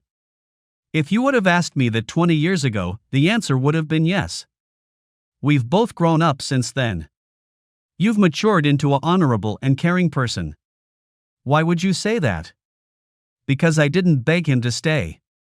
You never saw him when he was healthy. He was a vibrant man, rarely staying still, full of curiosity in life. To watch him wilt away into the husk that was left broke both our hearts. He deserved to go, Stevie, and be free of the pain. I think he held on as long as he could from worry over me. He was your husband, you were the love of his life. He was right to worry. If it's worth anything, I think he understood there at the end and was probably grateful for your gift. If I ever marry again, I'll pray that my wife has the courage you have. The nurse got me aside before she left. I put a mild sleep aid in her tea. It's hers, from a prescription her doctor gave her when she went for a physical. Try to get her to drink it if you can. She needs the rest. Tomorrow is going to be a difficult day. You are staying with her, right? She'll need somebody when she wakes up. I hadn't thought that far ahead, but agreed. Kara drank about half her tea before she started yawning. I'm sorry, Stevie. I think emotions are getting the best of me. Kara, you need to go lie down, try to get some rest. You'll be busy tomorrow and will need your strength. I'm staying the night and I'll help. Say didn't object when I pulled her up and guided her gently to her bedroom. Kara didn't bother to undress, just kicked off her shoes and lay down. I'll lie here for just a minute before I get ready for bed. Take the biggest guest room at the end of the hall. It has the best mattress. She went to sleep while she was still talking. I found a blanket in the closet and covered her, gently rubbed her cheek, and went to bed. When I started owning stores in 3 states, I developed a habit of carrying a small suitcase. I retrieved it, stripped down, and had a hot shower. Just before I laid down, I checked on her. She was curled up to the pillow beside her. I hoped she had peaceful dreams. I was up early from force of habit, so I started coffee and started putting breakfast together. The smell must have awakened her, and she stumbled into the kitchen. She didn't say a word, going straight to the coffee maker and filling a cup. She sat and drank the whole cup before she spoke. I'm numb, Stevie. Just numb. I know I have things to attend to today, but I can't muster up the will to do them. He's gone. He's gone and he's never coming back, and there's nothing I can do to change it. What's to become of me? You learn to live again. You don't think I went through the same set of feelings when Sandy was killed?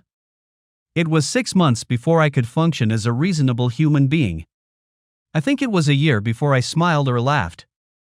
You carry on, honey, because you have no choice. I sat down and took her hand. Now shower and get dressed. We have things to accomplish today. The meet with the funeral home went as well as could be expected. The memorial and cremation was arranged, and she picked out the casket he was to lie and stayed in. He loved yellow flowers. Can you have a spray of them for his casket? The associate who handled us was really good at his job and assured her it would be to her satisfaction. He took her hand just before we left. We thought a lot of your husband, Mrs. Blankenship. We'll make sure he gets the very best. You have my word. She sobbed twice and gave him a tremendous hug. I was more than a little surprised to find Grandma Vasquez, Mom and Alice waiting for us when we got back to her house. They wrapped her into a 3-way hug and walked her in the door, looking over their shoulders pointedly. I made myself scarce for a few hours. Mom found me in her backyard on a glider, swaying gently back and forth. She's resting now. She needs it, so we'll leave her alone. Does she have any family we need to notify? None that I can think of. Her mother and father have both passed. She had no siblings. There's a few cousins scattered about, but I don't think any were close or they would have been here by now. Well then. We'll stand by her. I need to tell you something I suspect you already know. Kara loved Bob deeply, but he's gone now. You know she's been talking to us and the subject has always been you. When her period of mourning is over and she's truly over his death, she's going to start pursuing you. She's loved you since she was a teen and it never fully went away. Can you handle that? Despite what my family thought, at times, I wasn't a complete idiot. I knew from the moment she introduced me at the awards dinner she had never gotten over me. Had I ever gotten over her? I think I had, when I met Sandy. But Sandy was gone. Bob was gone. Time would just have to tell. I said as much to Veronica as I kissed her forehead. 9 months went by. I didn't hear from Kara for the first 4, and then she started emailing me, just general updates. She had thrown herself into her business, adding another office in another city, and it kept her moving. She had sold her own home, trying to get away from the ghosts, and lived in a small condo. The emails got longer, chattier, remembrances of better times. She talked about Bob a little, saying he would always hold a place dear to her heart. She'd ask me about my love life indirectly, before telling me she hadn't been out socially in a long time except for business functions, in almost 2 years. I didn't win National Businessman of the Year, and when it rolled around again I was asked to present the regional award to that year's winner. I couldn't refuse. Instead of an email I called Kara. She said very little, at first. After a couple of minutes I asked her if she would be my companion for the awards. There was silence for a bit. You mean kind of like a date? No, I mean exactly like a date. If you don't want to go, that's fine. I'd really like it if you said yes, though. There was no indecision in her voice. Book us a suite. Just to be clear, I will not be sleeping with you, but I would enjoy your company. I'll come in a day early and stay the day after. Agreed? I was smiling when I put down the phone. She showed up on time and I got her settled in the suite. Kara gave me a kiss on the cheek and said she was going to take a bath. I want to be fresh for wherever you take me tonight. I took advantage and caught a shower while she soaked, dressing casually in jeans, a white shirt with no tie, and a sports jacket. She called out to me just as I was finishing. Stevie, a little help here? I walked into her room and stopped. Her hair was perfect, her makeup flawless, and she was wearing the perfect little black dress. 2 inches above her knees to show off the legs I used to love, her feet in 4-inch heels to heighten their beauty. She grinned at my reaction and turned around. Her zipper was all the way down. Zip me. Her back was flawless, smooth and supple, marred only by the tiny straps of her black bra. My hands shook as I helped her. Done, she turned around, gave me a light kiss on the cheek and picked up a small clutch purse. Where are we going? I seem to remember you liking surprises. She just grinned and took my hand. I remembered how much she liked barbecue, and took her to the best in town. She had to wear a plastic bib to keep the sauce from the ribs off her dress, but she had a ball and ate like the pig she was consuming. It took her half an hour to clean up. She sat in the car cradling her stomach and moaning slightly. I haven't eaten that much in years. Please tell me you're taking me to a nice quiet movie, or I can pass out gracefully. I need you to promise if I start snoring you'll wake me up. Her eyes widened when I pulled into the parking lot of the club. There was a sign out front. Sandy Bottom's Shag Club. Big dance tonight. Shagging is a southern tradition going back to the 40s, a mishmash of the jitterbug, the foxtrot, and a handful of other dance forms. We had loved it when we were kids. Our very first vacation was a weekend trip to Myrtle Beach just to shag dance. We both skipped lunch for 2 months and scrimped on groceries to pay for it, and it was one of the best vacations we ever had. After the first dance the jacket and high heels came off. We did pretty well considering we, or at least me, hadn't done it in 20 years. Kara twirled with abandon, giving the others a full view of her great thighs. We last. 30 minutes before we had to stop. She collapsed in the chair, laughing and fanning her face. You know we're going to be so sore in the morning. Speak for yourself. I intend to sleep like a baby and jump out of bed raring to go. She just grinned and said she'd see. We lasted until 11:30 before we had to call it a night. Kara was asleep before 5 minutes had gone by, and I learned she did snore now. I woke her when we got back to our hotel and she clung sleepily to my arm as we made our way to the suite. I showered and slipped on a pair of boxers. I nearly jumped out of my skin when I went into the bedroom to find Kara sitting on my bed in a red silk gown that showed a lot of leg. I know I said I wasn't going to sleep with you, but I've changed my mind. It's been over 2 years since I slept beside someone, and I really don't want to be alone tonight. Don't try anything because I'll shut you down fast. I need the intimacy and cuddling tonight. Will you sleep with me? I didn't hesitate. Still sleep on the right? Her sleepy smile lit up the room. I do. You still hog the covers? I never hogged the covers. She giggled. If you say so, honey. Snuggle time, now. Of all the things I'd done, of all the things I'd been through, none of them prepared me for it. Sleeping in the arms of my first love after 22 years was something I never thought would happen. Kara was out like a light after we snuggled down.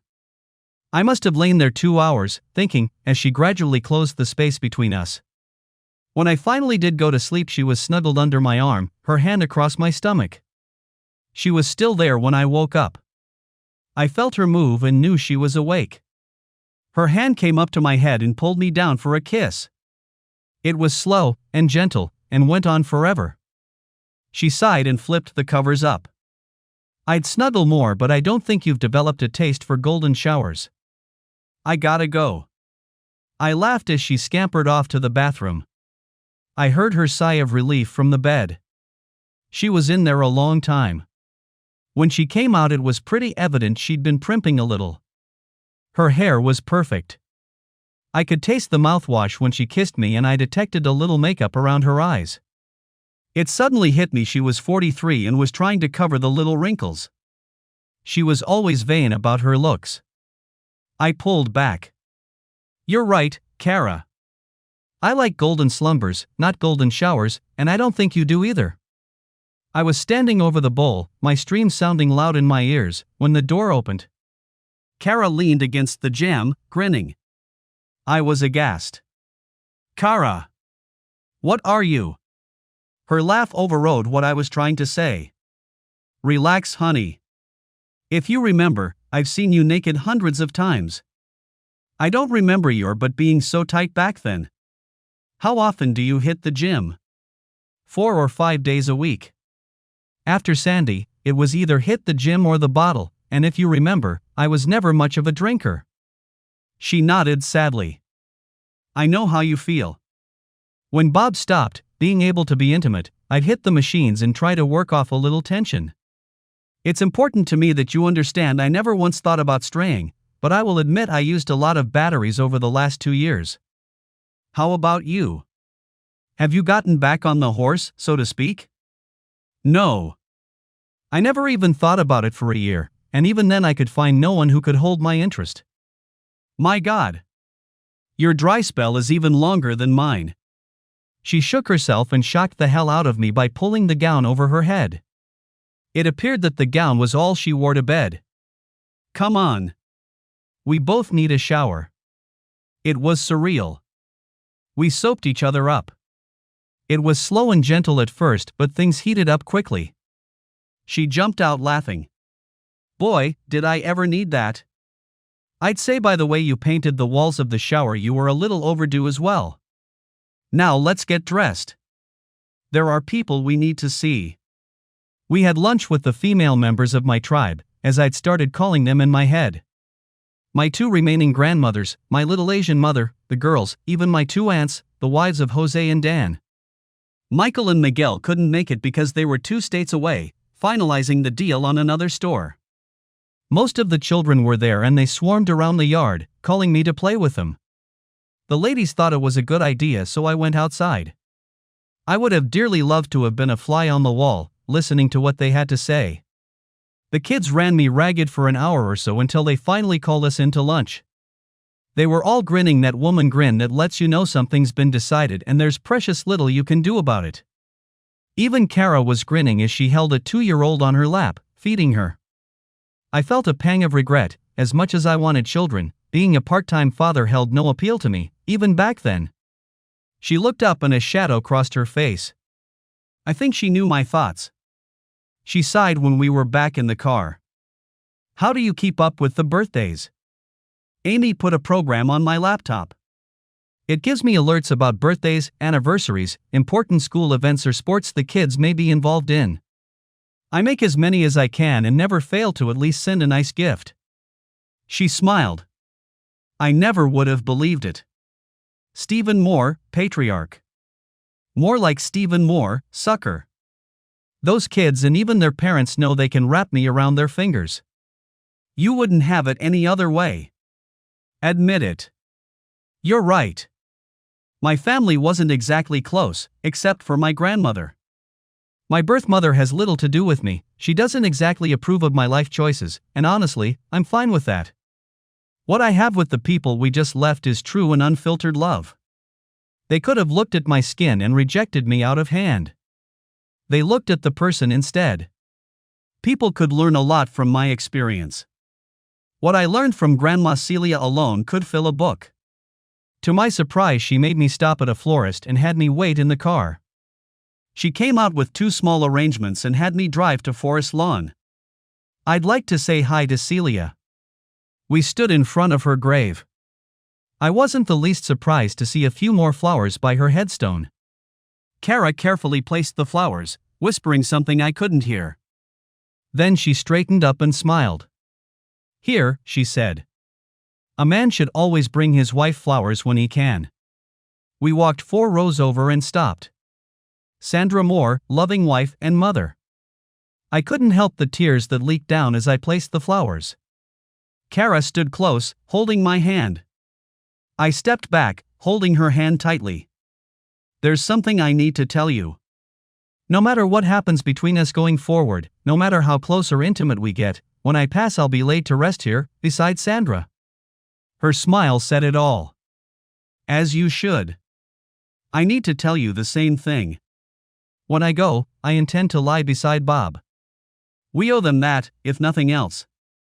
We were quiet on the way back to the suite, each lost in our own thoughts.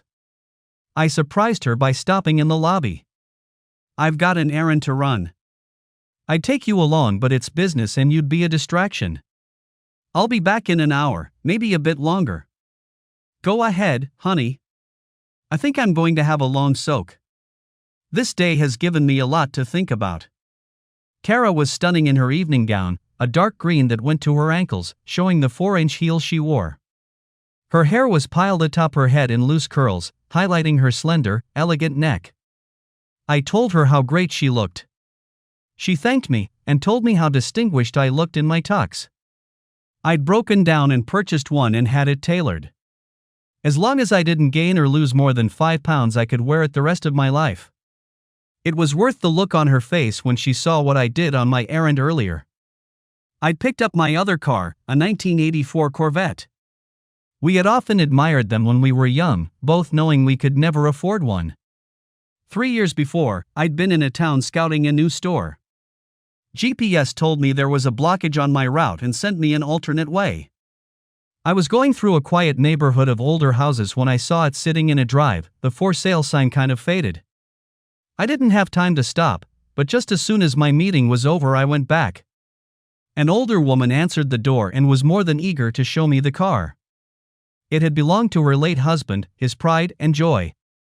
She was asking considerably less than the book price and I asked her why. I need the money.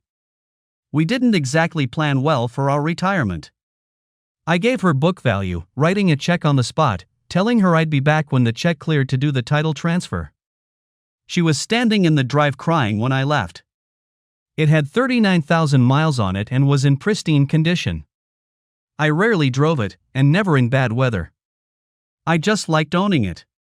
It was jet black and shining in the lights. Kara ran her hand over the hood in wonder. It's our dream car. How long have you had it? I bought it 2 years ago. I told her the story of how I came to own it on the way to the venue. She just smiled and held my hand. We made our grand entrance and were soon surrounded by people who either knew me or her. Most remembered her introduction from last year and looked at us, speculating about the fact we were together and that Kara no longer wore her rings. We did nothing to enlighten them. It was our business. The night went well. I insisted Kara join me on stage to announce that year's winner, an earnest young woman who ran a non-profit she had propelled to national prominence. She made sure she hit me up for a donation in her acceptance speech, using humor to make her point. I'd have to make sure to give her a check later. Kara and I mingled separately and together. I did see her in a deep discussion with another woman that ended in tears and hugs.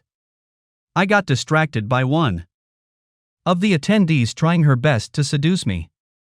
I'd run into this sort of thing before, and mostly found it humorous. She was right in the middle of her pitch, reaching out to stroke my arm, when I felt a hand clamp down on it. There you are, honey. It seems every time I lose you I find you in conversation with an attractive woman. Do I need to be jealous? I grinned, knowing she had staked her claim and was telling the woman to back off with her gestures and words.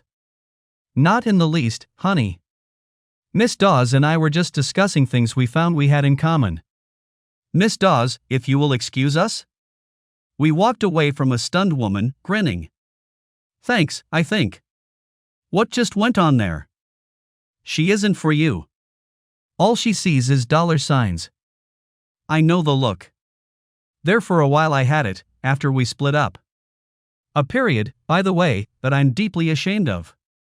We all grow up eventually, honey. I hope whoever she actually hooks onto she ends up loving. She gave a little smirk.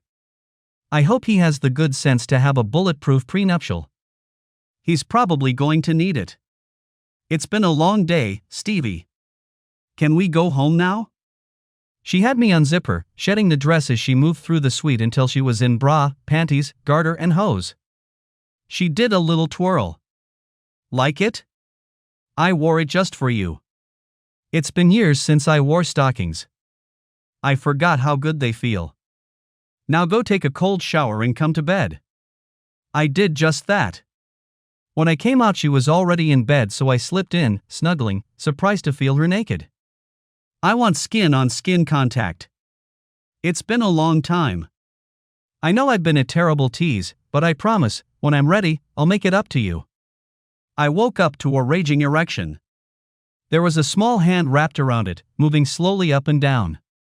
I groaned with pleasure. Oh good, you're awake. Remember last night and the promise I made? Well, I think I'm ready now. You need to be gentle at least at first. It's been over 2 years. Love me, Stevie. The first time was slow and languid, straight missionary, eye to eye, lips to lips until we got close to the end.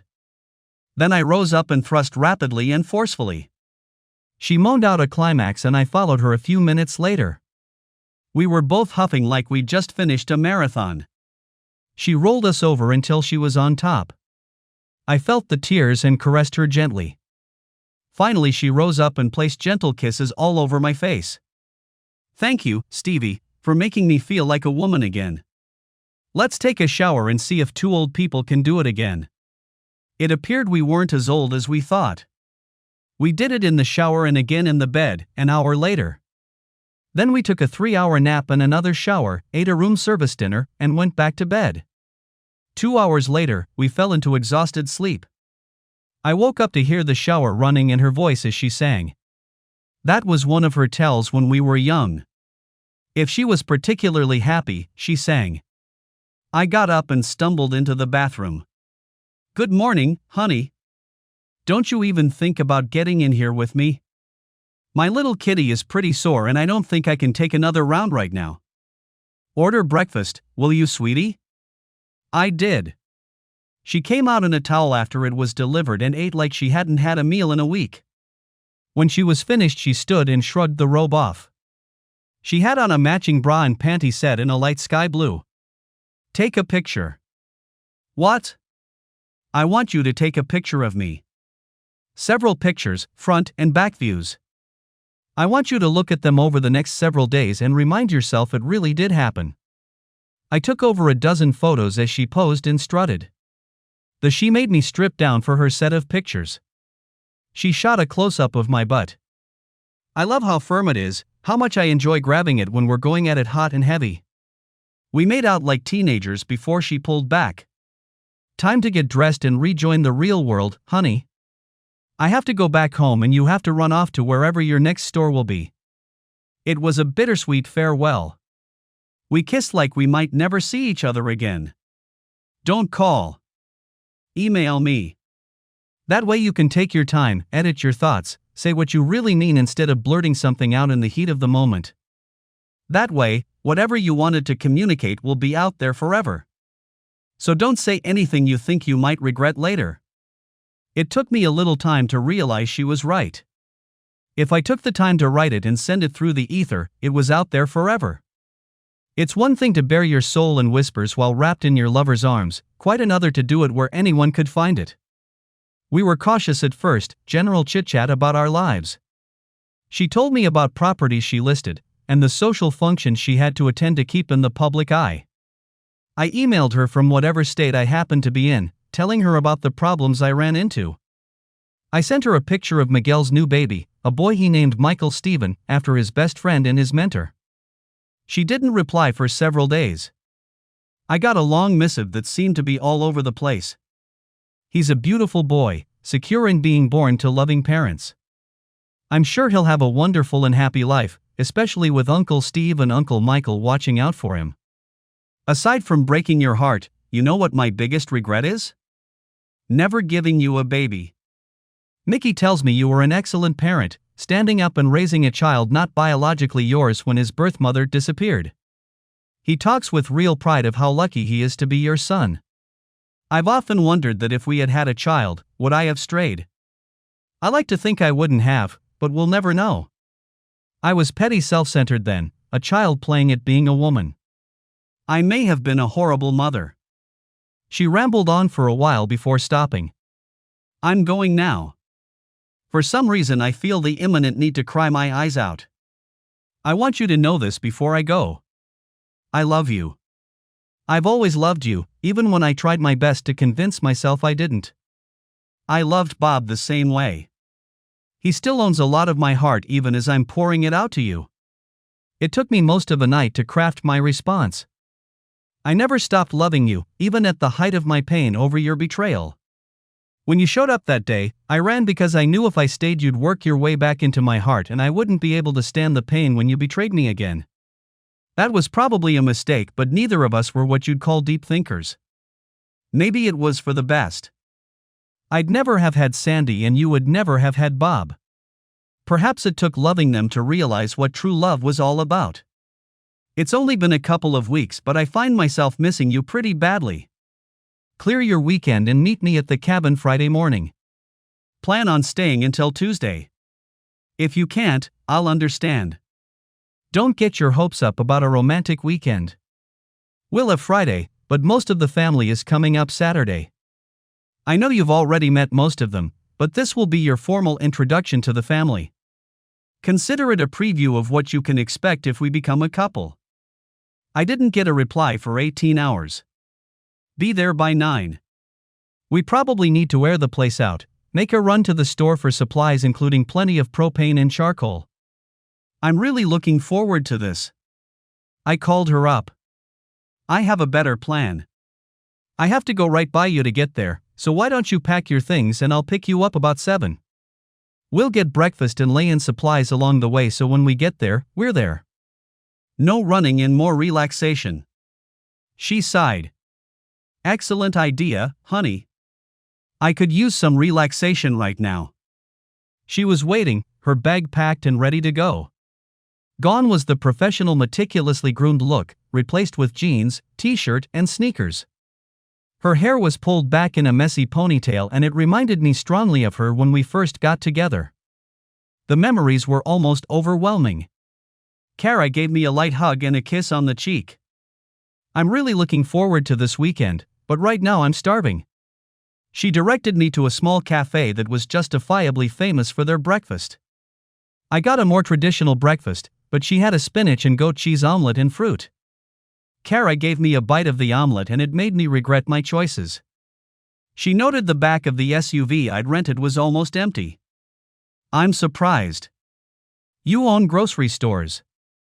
I thought you'd have it jammed full. You know I always believe in buying local, a holdover from my farming days. There's a farmer's market on the way that's open today. I want to stop there, and there's a little mom-and-pop grocery just a few miles past. I looked it up online and it's supposed to have an excellent meat department. You're not in a hurry, are you? Kara sighed happily. I'm on vacation. I don't care how long it takes us to get there. We traveled, enjoying the scenery, talking about nothing. The market was a fairly large one. I would have stayed a lot longer if it hadn't been for Kara. I bought the bulk of purchases from an old guy in his 60s. He grew his stuff without chemicals and knew more about food than I could ever absorb. He had recipes, nutritional facts, even gave bits of food history on the stuff he sold. I would have been him 20 years on, a full-time factory worker and part-time farmer if my life hadn't taken another direction. His wife joined him before we left, a small woman with thick white hair. The love between them was obvious and he bragged about their upcoming anniversary. 37 years together, a milestone not many couples reached. Kara liked the little grocery store. It wasn't much bigger than my first one, but it was neat, clean, and well organized. She had made a list on her phone as we traveled, and while I pushed the buggy she checked things off. In the end, we had to get another buggy just for the meat. The owner was also the butcher, and we talked while he filled our order. He was surprised at the amount we ordered. This is a lot of food for just you and your husband, he said to Kara. She just grinned. Oh, we've got the kids and the grandkids coming, as well as a few friends, plus the grandmothers. We may have to come back. This bunch likes to eat. I smiled as the owner and his wife wished us a nice vacation. We had probably spent more than any four of his regular shoppers. While the place was clean, I noticed it looked a little threadbare. I asked if it was a family business and the wife said it was, sadly. It was started by my great-grandfather. I bought my brother and sister out when my father died, and Ralph and I have run it ever since then. I figure we'll run it until it's time for us to retire and close it down, unless someone buys it.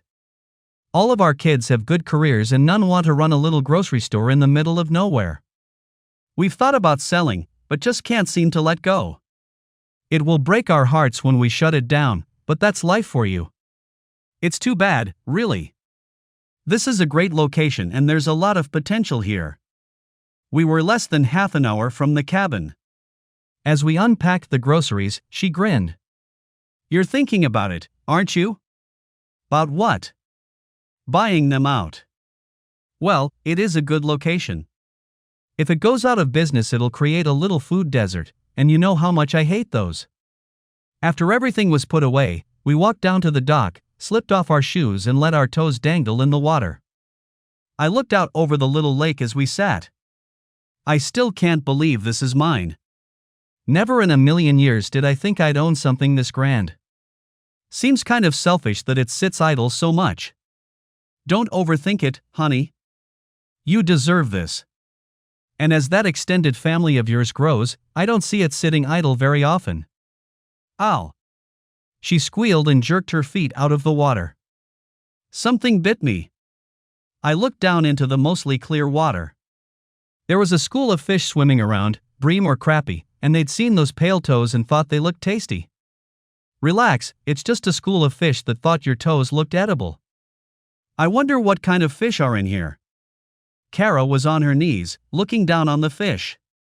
The original owner put 300 catfish, 300 bass, and 500 crappie in when he built the lake. That was 8 years ago and I doubt anyone's fished it more than 5 times. That was all it took to get us back into the SUV. I'd seen a bait shop just past the grocery store. There was a major lake 10 miles up the highway and the shop was well stocked. I talked it over with the owner and ended up buying 6 5-foot rods with Zebco 33 reels, 3 open face combinations, and 2 baitcaster rigs, along with 2 tackle boxes full of everything we would need. I also bought a small styrofoam cooler and filled it with cups of worms. Then it was back to the grocery store for chicken livers. The owner grinned when I told him what I wanted and asked me to wait a minute before returning with a large carton. This is full of gizzards and hearts, packed in liver blood. The fish won't tear them off near as fast. If you didn't buy any from the bait shop, you might want to pick up a couple of bags of shrimp. I picked up 5 pounds, really glad I had room in the cooler. We grilled a simple meal, eating on the patio under torches filled with oil meant to discourage bugs. It didn't take long for the cleanup and she disappeared, coming back with a bottle of wine and 2 glasses. I'd been a strictly beer person before Sandy, but she'd acquired quite a bit of knowledge about wine in her travels, and she not so much shared as forced me to learn. We kept a full rack of wine in our kitchen pantry and almost always ended the day with a glass. I took a sip, savoring the flavor. Australian? She seemed shocked. How did you know? I shrugged. Lucky guess. She grinned. If you say so. I think, my dear ex, that you've come quite a bit more urbane as you've aged. You know, you don't have to act so surprised. Evolve or die, as the saying goes. I'd hate for you to think I was still a Neanderthal. She used to accuse me of being a caveman in a past life, especially when I had her thrown over my shoulder naked and was running to the bedroom. Her eyes got wistful. I missed the caveman. I've missed cave girl. I'm afraid it's cavewoman now. Even better. Her smile was genuine. There was a full moon rising and she talked me into walking down to the lake to watch the reflection as it rose to full glory. She had held my hand the whole time. I remember a time when we wouldn't have let this go to waste. We would have been naked and splashing by now. She'd sat, drawing her knees up, looking across the water. I took advantage and slipped out of my shorts and tee, soon standing naked behind her. I grunted and she looked back. Even with just moonlight I could see her eyes widen. I pulled her up, tugging at her top. It didn't take her long to start helping and soon she was as naked as I was, the only difference being she looked a heck of a lot better. She reached for me and I grabbed her, hoisted over my shoulder and took off running towards the end of the dock. Kara must have realized what I was going to do because she started pounding on my back. Don't you dare. AIEEE. Her scream turned into a gurgle when we hit the water. I was very happy to feel how warm the water was as I let her go and we both popped up. Asshole. You scared me. She rubbed my chest gently. I'm really pleased you didn't turn into a couch potato, honey. Now help your woman out. We need to shower and get to bed. The family is coming early and we need to be up and have breakfast prepared. I carried her out of the water, glad my legs didn't give out. When I put her down she kissed me again. We showered in the outdoor stall by the pool, making sure we were clean all over. We got upstairs and she pulled on a sexy but conservative gown, sat at the bedroom vanity and tried to get the snarls out of her hair. I took her brush and stood behind her, gently pulling at the stubborn clumps until they were gone, then giving her about 50 more strokes before I declared the job done. She had her eyes shut in pleasure and I studied her face. She would never pass for 30 again, but she was still very attractive, especially with her face relaxed as it was now. We snuggled together, fully intending to make mad passionate love, but age and the day caught up with us and we were asleep in minutes. We woke, still snuggled when the alarm on her phone went off. 5:45 a.m. She stretched against me before giggling and turning the alarm off. She rolled over, gave me a very nice kiss, then jumped out of bed, smacking my ass. Up. We need to shower and start breakfast. Screw that, send them a text and tell them to stop at McDonald's and come back to bed. She giggled and yanked the covers down. Up. If you're a nice boy, I'll let you wash my back. That got me out of bed, and I did get to wash her back. And front. And top. And bottom. She finally swatted my wandering hands away and jumped out. I followed a lot more slowly, but by 7 we were cooking away. It was a good thing because they started arriving before we were finished. Mickey and Ashley were first, but Miguel, Michael, their wives and children including the newborn, which was immediately scooped up by Ashley. Then Amy and Alice, with their kids and husbands. Amy's oldest ran up to me for a hug. Poppy. I'm hungry. All their kids called me Poppy. It seems I was unofficial grandfather to all of them. Veronica and Saul were next, bringing a surprise. Mickey's little sister. I'd never seen her before except in old photos. She was 20 now and looked like a prettier version of her mother. The girl was scared to death. Grandma Vasquez was with them and we soon had her in a comfortable chair while all of us paid tribute to the matriarch. The ladies eased me out of the way and started helping. Soon the kids old enough to feed themselves were in the breakfast nook and the adults were gathered around the bar and large dining table. I counted 16 adults and 9 children. The volume was at a low roar and I wondered what Kara thought of it all. I found her at the table, feeding the 2-month-old a bottle while her mother ate. She looked up at me and smiled. I could see the tears in her eyes, but she didn't look distressed. I sat down beside her, gently rubbing the child's head. He gurgled and cooed after he finished his bottle. Kara got him up and walked him until he burped, then she lay him in the bassinet. Breakfast over, the kitchen cleaned and the dishes washed, everyone wandered outside to explore. For the very first time I was truly grateful for my wealth, to be able to do this for my family. We had to watch the kids pretty closely when we went down to the lake. Some wanted to jump in right away. Little C, as Amy's daughter was called, named for her grandmother Celia, had ended up between Kara and me. At first she was holding my hand, but as time went by she reached out and snagged Kara's, too. Kara seemed to not mind at all. The girl was a 7-year-old bundle of energy and endless questions. Things were going fine when she popped off another question. Are you going to be my new grandma? Kara flinched a little before grinning. I don't know yet. I'd love to have the job if the position is open. Mommy says you're going to be. Everybody said so in the car. I hope so. You seem nice. I looked around and everyone was either busy with the children or refused to make eye contact. Couldn't hide the grins, though. Little Celia soon got distracted when she saw a school of fish. Fishes. Yes, honey. Fishes. The lake is full of them. Maybe we can go fishing this afternoon, if you'd like. She looked at Kara in surprise. Do you care? Now how to fish? Daddy watches fishing shows sometimes and I watch them, too. Will you teach me? Kara scooped her up and hugged her.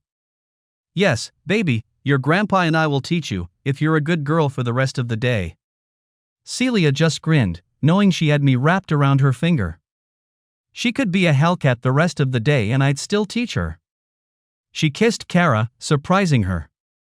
I want you to teach me, Grandma. Will you?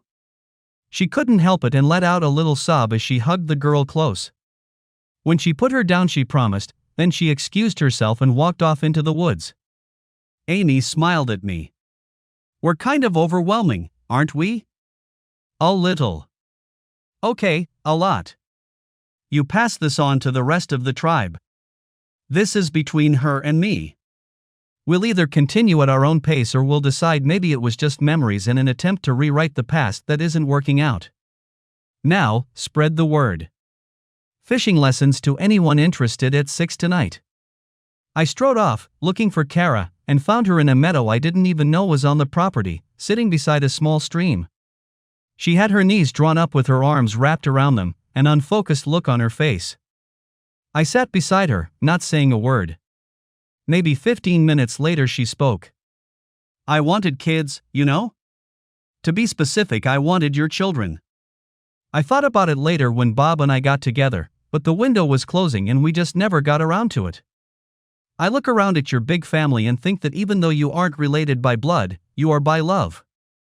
Little Celia couldn't love you more as a grandfather if she was your flesh and blood, and you return it. It hits me that if I love you they have to be included. What if they don't like me? I don't think I'll have a problem accepting them, but will they accept me? I wrapped an arm around her and pulled her close. You know, one of the last things Celia said to me before she passed was to make sure I didn't let you get away. You don't get a higher endorsement in my world than that. Mama Chen and Grandma V say the same thing. You make me happy, and that's all they ever wanted for me. She tried to hide it, but tears threatened to fall. I stood and held out my hand. Come on. The kids are getting in the pool and I'm manning the grill for lunch. I'm gonna need all the help I can get.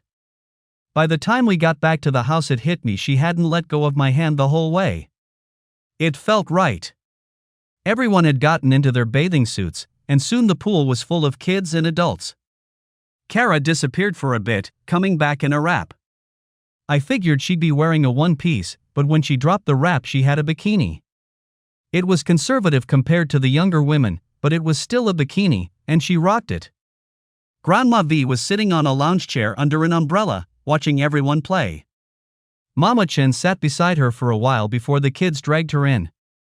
She had that classic Oriental beauty that didn't change with age, and even though she did wear a one-piece, it fit her quite nicely. Soon she was splashing with the kids, getting Kara to get in and join the fun. Mickey and Michael helped the grill, just burgers and hot dogs, saving the heavy meal for dinner. The kids gorged anyway and then began dropping until even the oldest was taking a nap. The ladies handled the cleanup. The guys walked down to the lake. Jose looked out at it and grinned. I'm 60 years old, and you know, I've never fished before. Me either, came from Amy's husband Jason, but how hard can it be? Michael and Miguel admitted they'd both been to a summer camp but refused to fish, saying it didn't look cool. Mickey just grinned.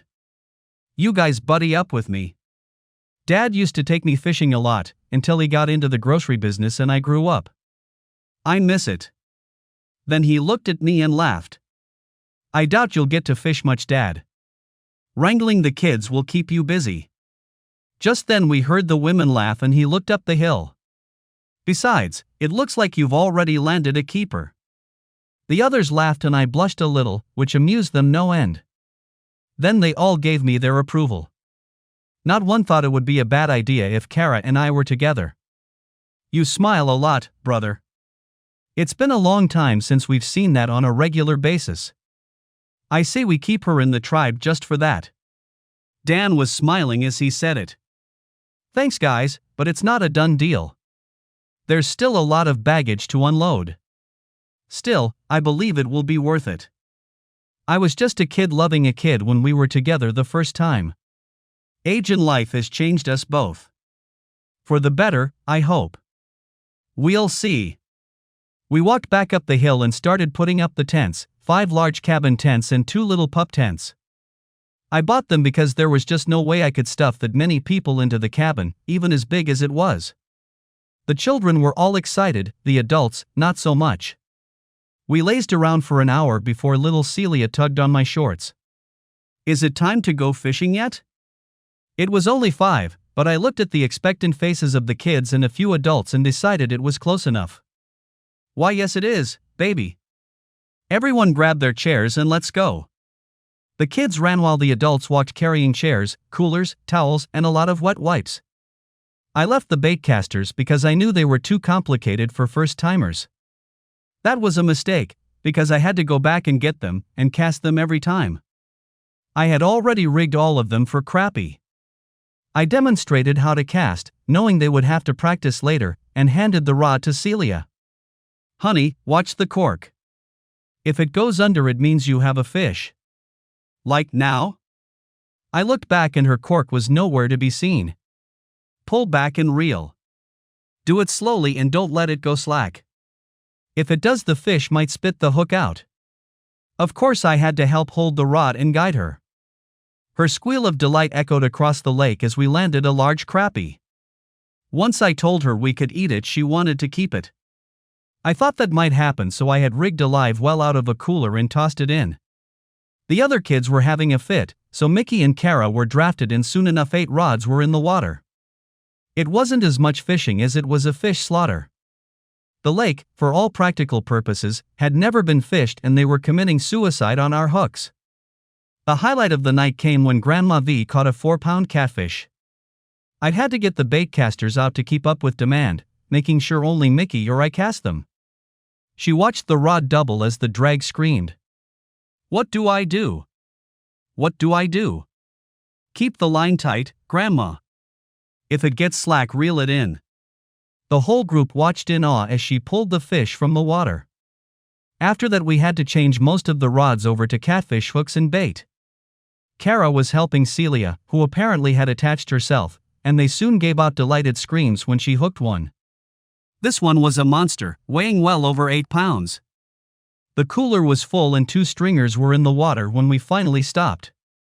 There were hundreds of pictures taken of parents and children holding up a fish they caught. Kara had to help Celia because she couldn't hold hers up. Everyone soon headed back to clean up while Mickey and I cleaned the fish. It took us about an hour and we agreed someone was getting cleaning lessons the next time. The fish fry the next day was epic. Everyone was in bed by 10, most of the smaller children out by 8. Kara and I snuggled down, out like a light. I woke up once wondering what felt different and noticed Celia between us. Apparently she'd gotten scared and her mother brought her into us. She was snuggled up to Kara, who had both arms wrapped around her. She was smiling in her sleep. Soon enough, Monday afternoon came and no one wanted to leave. I had a feeling my investment in the cabin was going to pay off in spades. The kids had their calendars out, deciding who got what weekend.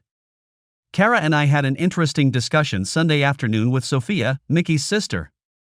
She seemed scared to death of me, but as the hours passed she became more comfortable. She came to us just as we were going for a walk. I wanted to see more of my property and Kara decided it would be good exercise, so she invited her along. We walked for a while, stopping atop a low ridge that gave a view of almost all our little lake. "I know I have you to thank for my life. Mickey was never good at keeping secrets and he told me you paid for the schooling for my sister and me. When I told him I'd like to go to college and a scholarship appeared, I knew who paid.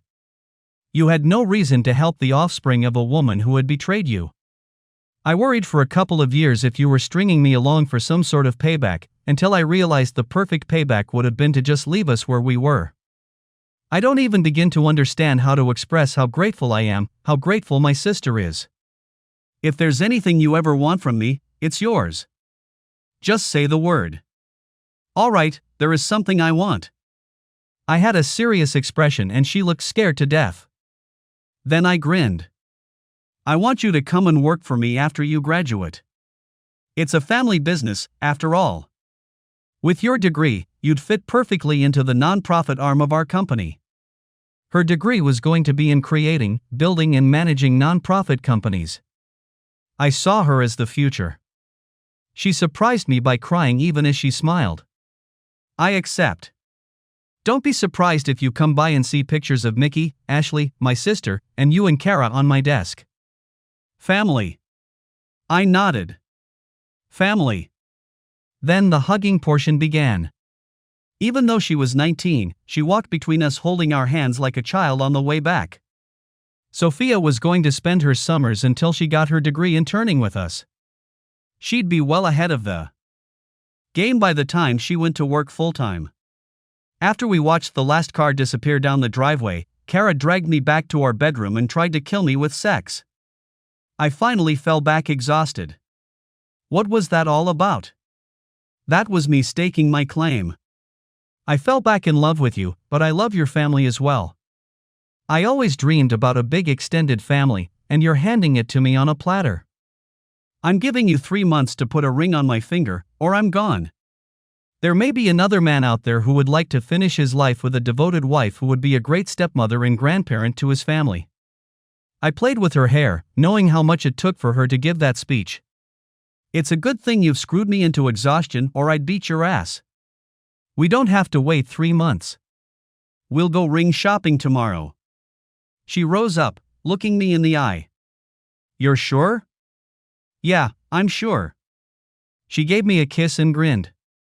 "So am I, but I insist on at least a 6-month engagement. We'll be living together and if cracks appear, I want it to be before we say our vows." "Fair enough." She snuggled back down and was soon asleep. I played with her hair and looked at the ceiling for a long time, wondering what the future would bring. The future, apparently, was going to be filled with joy and contentment.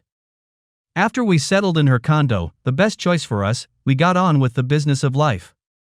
I still traveled as I opened more stores, and she still had to run her real estate empire.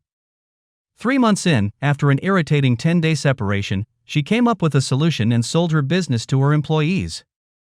She got less than she could have gotten if she'd sold it publicly, but her people had been loyal and she thought they deserved it. After that, she went where I went. She was invaluable to me. She didn't know the grocery business, but she did know real estate, so I put her in charge of that arm of our business.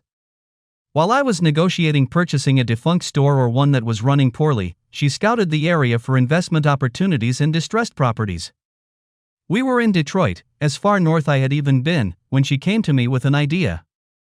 She was quivering with excitement as she showed me through a section that was mostly raised or abandoned houses, almost 8 square blocks. I didn't understand her interest until she pulled up an article on urban farming, something that was just starting to take off. The city is willing to give us a hell of a deal if we follow through with my plans. We raise the old buildings, and each block will be a farm. We'll run it through our nonprofit, leasing it to vetted individuals or groups. We'll provide hands-on training in farming and business techniques to assure their success. It's a win-win for everyone. People get careers instead of jobs, the community gains access to fresh foods at a fair price, and the exposure would be tremendous to our nonprofit. I didn't start this for exposure. However, I think it's one of the best ideas I've ever heard. Sophia gets out of school in 2 months. Grab her and make this her project for the summer. We should have the blocks, at least some of them, ready by then. You're much more than a pretty face, you know that?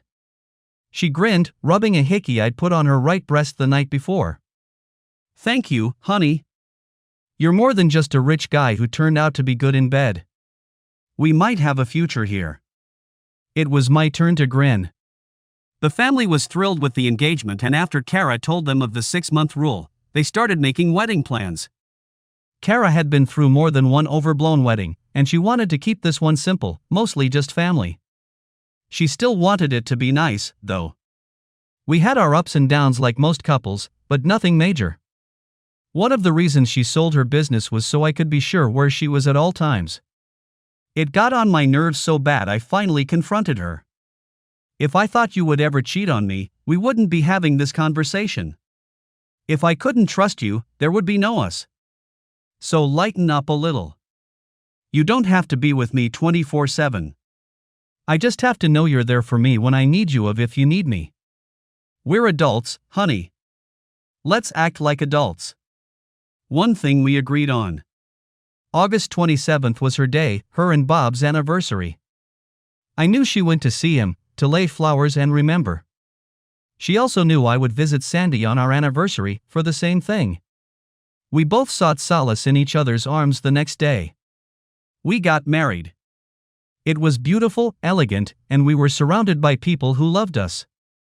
Her wedding dress was simple, but flattering, and she looked much younger than her years. I think I looked pretty good in my tux, but really, a wedding is all about the bride. I think there was a bit of collusion when she tossed the bouquet. A large hole appeared around Sophia, and it landed right in her arms. She looked down and grinned. We had gone to pick her up from college a few months earlier, and her roommate answered the door of her apartment. I was paying for the apartment and Sophia was letting her best friend live with her because she was a scholarship student and money was tight for her. She had asked Mickey to help her, and he'd gotten her a part-time job at our local store, the same one Sophia had worked at. Sophia paid for the apartment, the utilities, and got her groceries for nothing, so the money her friend Betty made allowed her to have nice clothes and a little spending money. The first words out of her mouth made Kara smile. It's about time I got to meet Sophia's parents. I was about to think she made you guys up. Please let me thank you for the week at your private retreat, we had a ball. I can't wait to go again. Sophia had asked for the cabin for a girls' weekend. Kara had gone up to make sure it was just the girls, stopping at the local market to stock up on supplies. 7 young college students eat a lot. After getting them settled and warning them with a wink to behave, she left. The clothes, according to Kara, came off the first day and they all went back to school with nice, all-over tans. The weekend did not exclude a little playtime, 4 of the girls were gay in couples. I didn't think Sophia was gay, but I thought she might be bisexual. Kara thought so, anyway. It didn't matter who she fell in love with as long as they loved her back, be it a man, a woman, or both. We weren't just picking up Sophia, Betty was coming along. Her summer job was going to be working with Sophia on the urban farm project. It would look great on her resume when she graduated. Betty was her +1 at the wedding. Kara grinned and said it seemed we had picked up another daughter. I sighed. We need a new chart, the old one is getting outdated. The urban farm program was a major success and there were similar programs in almost every major city. Sophia graduated and traveled the country for our nonprofit, giving direction and advice to interested parties. She took Betty with her, and it seemed she finally decided which team to play on because they both sported really nice engagement rings a year later. I woke up one day tired. My corporation was now the 4th largest food chain in the country. We had stores in every state. We'd had a few failures along the way, forcing us to close 5 stores. 2 were burned down and we never reopened them. The others just didn't work out, not enough community support and a lack of a police presence making them constant targets. You can't win them all, but it still hurt. I called my advisors together, looking around the room. Dan was gone, a heart attack when he was 73. Grandma V passed quietly at 83. She had become an avid angler and was a frequent visitor at the cabin. You would often find her on the dock under an umbrella, rod in hand. There was always a grandchild hovering nearby, watching out for her. The bulk of her estate went to Miguel and Connie. She gave the family sentimental gifts. I got the picture of her holding the very first fish she had ever caught, her smile bright as the sun. About a fourth went to our nonprofit, sharing with Celia her hopes for the future generations. She was interred next to her best friend. I'm sure Grandma Celia welcomed her with open arms. I think I shocked them when I announced my retirement at 50. I would still be chairman of the board, but my day-to-day duties would cease. I named Mickey president. Miguel and Michael were vice presidents, each responsible for half the country. Ashley was also named a vice president in charge of marketing. Alice had retired, focusing on raising her family, but Amy was still active in the business, so she got a title as well.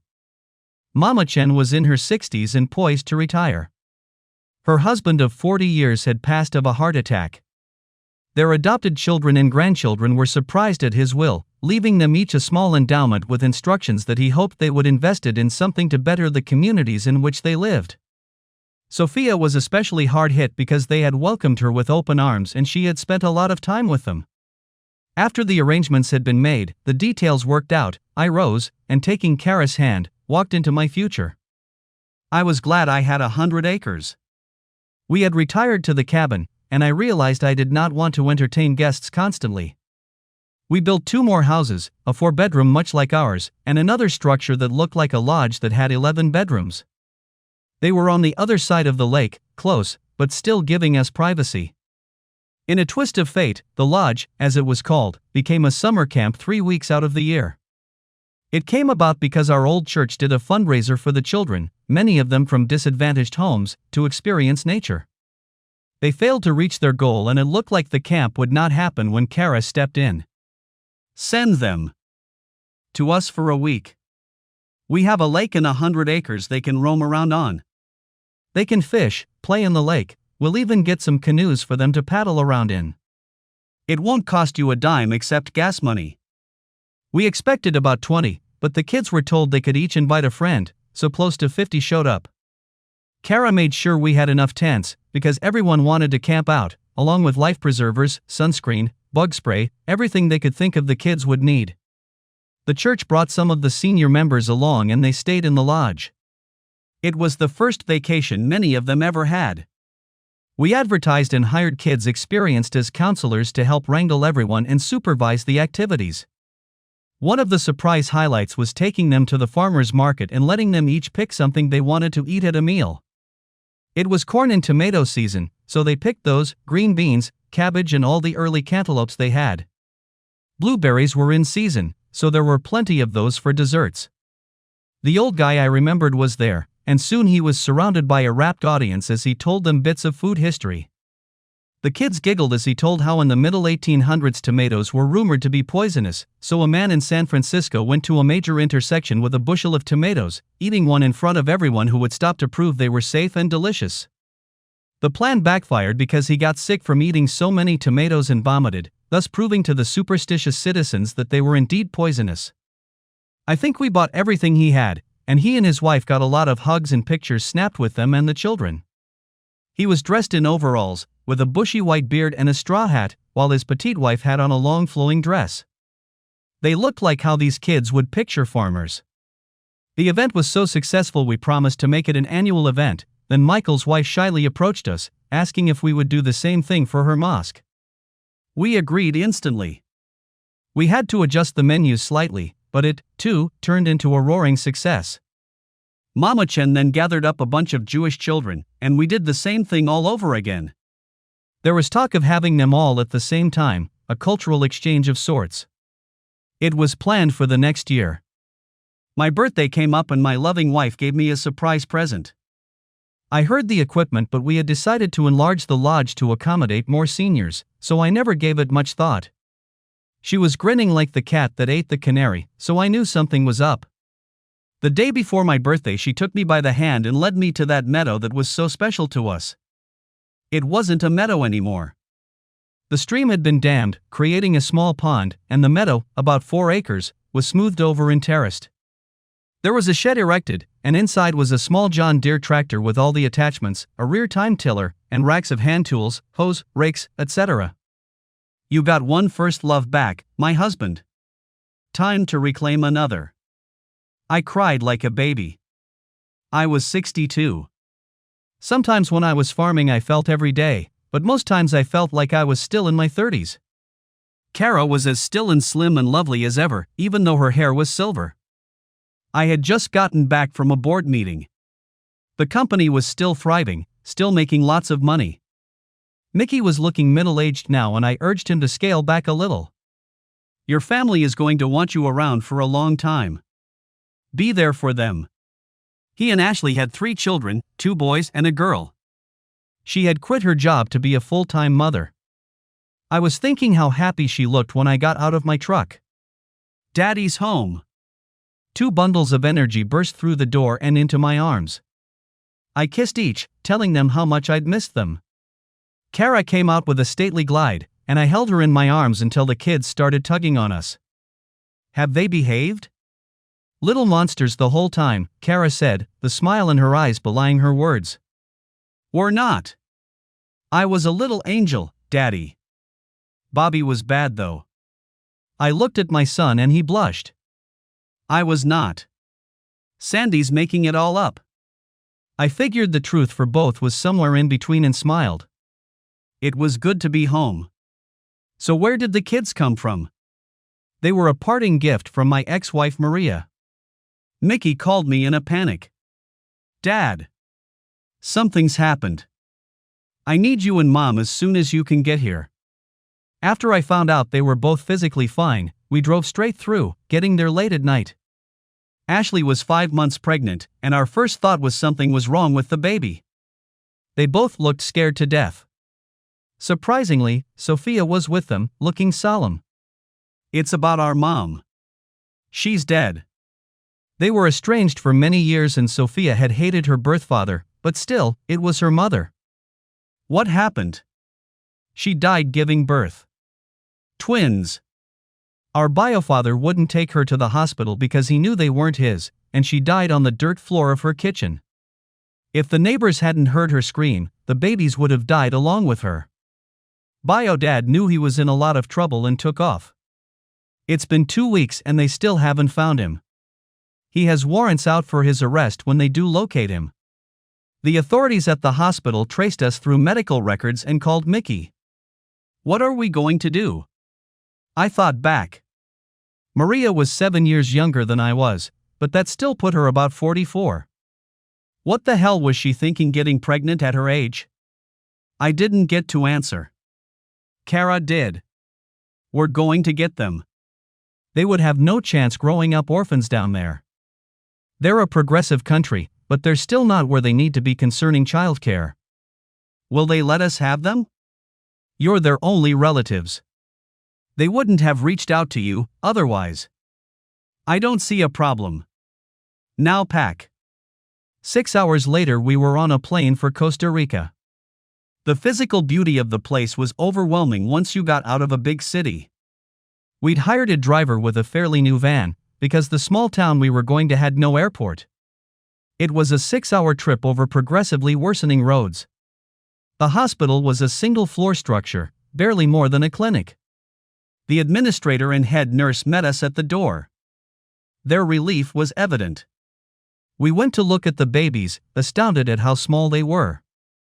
Their mother had evidently not taken good care of herself. Kara, Ashley, and Sophia immediately started crying, and it wasn't long until they were sitting in rickety-looking rockers, passing and cuddling the babies. Kara looked at me and I knew we were taking them. I was more than fine with that. It took us 6 weeks to get through the red tape, and the promise of a sizable donation to the hospital, but finally it was done. The kids were technically released to Sophia and Mickey, but everyone knew where they were going. A week after we arrived, we buried their mother. They had kept her in the morgue, not sure what to do. Foul play was ruled out as far as physical trauma, and they released her remains to Mickey. I went with him to identify the body. She was frozen and I looked down on her, not recognizing her at all. She looked in her 60s, wrinkled and wasted. We had a closed casket funeral and buried her in a family plot at the local Catholic church for a small donation. It seemed whatever business we conducted while we there required a small donation. Though it wasn't necessary, Kara and I still talked it over. I'm pretty good from 10 on up because of Mickey, but this is uncharted territory for me, I said. Add in the age factor, let's face it, we're in grandparent territory, and it could get rough. I still want them, I just want you aware of all the factors. We'll be in our 70s when they graduate from college. She smiled. Well, I for one intend to be around to see that happen. This is my dream, honey, my second chance. If we get overwhelmed, we can always hire a nanny to help us and give us some hands-on training. I'm willing to dedicate my life to them, give them every opportunity in life. Please say you're with me. I hugged her to calm her fears. Of course I'm with you. You know, we still need to name them. Think on it. In the meantime, we have a lot to do. I had a long talk with Mickey, Sophia, and her sister Teresa, who had shown up out of the blue. It was the first time in 4 years Sophia had seen her, and 6 years for Mickey. She was newly single, with a boy 10 and a girl of 7. Life had not been exactly kind to her, and it didn't take a lot of convincing to get her to go home with us. Of all of them, she was closest to her mother, and she sobbed with a broken heart at the funeral. She wiped her eyes, tossed a red rose down on her crypt and walked away. They were all okay with us taking the children, even though technically they were under Mickey's guardianship.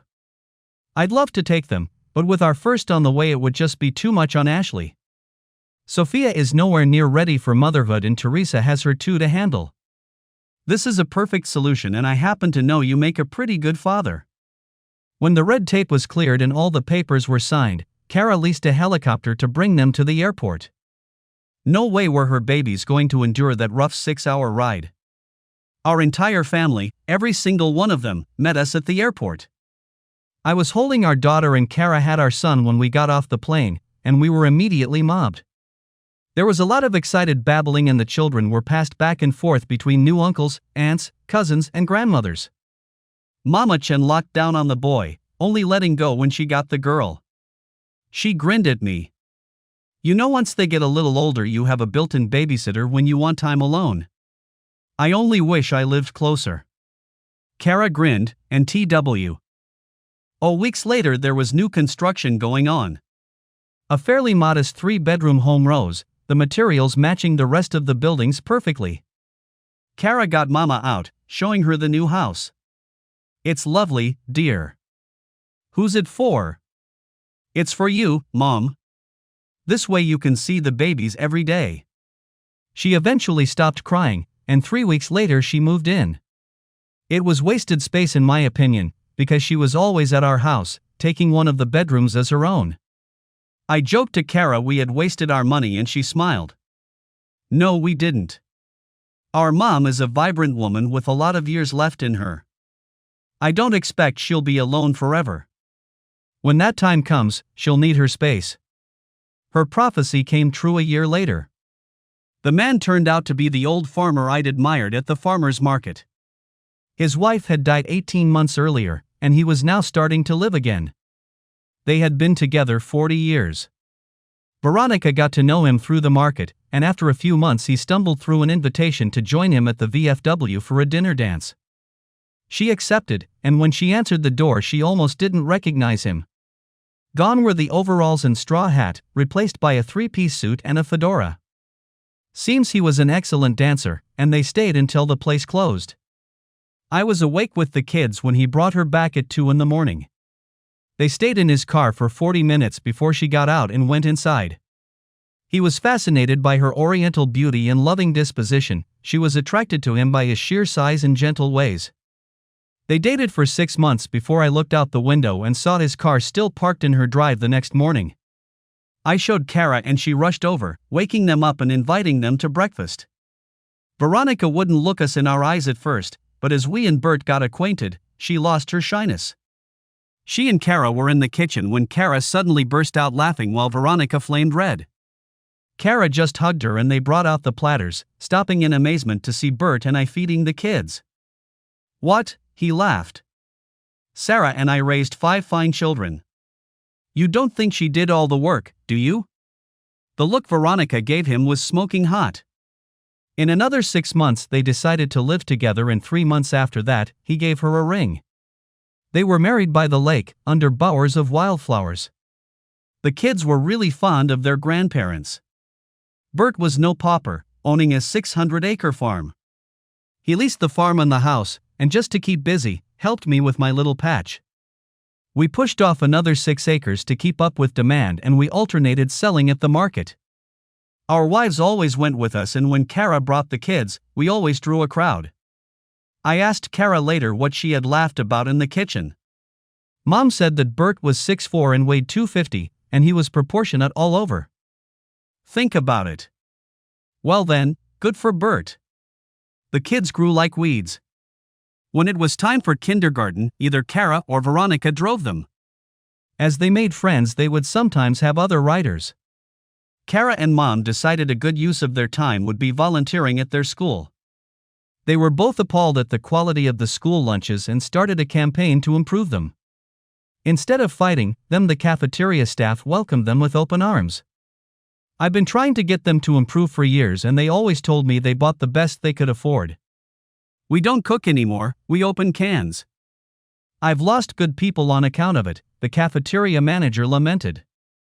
The changes were subtle at first, a few fresh vegetables, donated by local farmers. There was a large lot for sale next to the school and we bought it, using it as a personal field for the school. The older kids were allowed to help out once a week under the guidance of a few retired farmers. Soon enough, the cafeteria was serving freshly prepared foods from local sources, purchased at the same rate as the institutional fare. There was a big greaseboard outside the cafeteria, listing the meals for the coming weeks. Soon there was a noticeable jump in the amount of parents who ate with their kids once in a while. We contracted with a poultry farmer for free-range eggs. It was a small school, only 300 from kindergarten to 5th grade, including teachers and staff, so he was able to supply all the eggs they would need on a weekly basis. Soon breakfast was being served. Plain simple fare mostly, eggs, grits, home fries, bacon or sausage and toast. Occasionally, there would be pancakes and waffles. The cafeteria would be overrun on those days. Attendance began to improve, as well as test scores. It seemed well-fed happy kids were more productive and attentive. The middle school tried to hire the cafeteria manager away but she refused to leave, afraid the food wouldn't follow her. Sophia got our nonprofit involved, and soon all 5 schools in the county were participating in the Slow Food for Fast Learners program. People began moving into the county 3 years later, attracted by the excellent schools. There was a death on the school board, and both parties approached Veronica and Kara, wanting one of them to serve out the remainder of the term. Kara bowed to Veronica because of the children, and she was approved by unanimous decision. When her year of service was up, she was begged to run, so she did, as an independent. She got more votes than the next two candidates combined.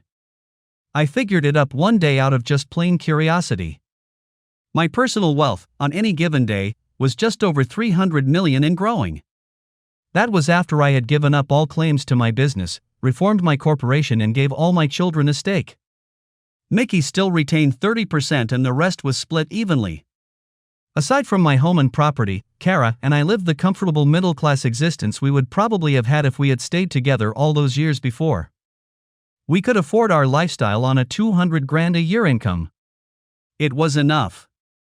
Oh, if either of us wanted something above the norm, we would get it, after a bit of discussion.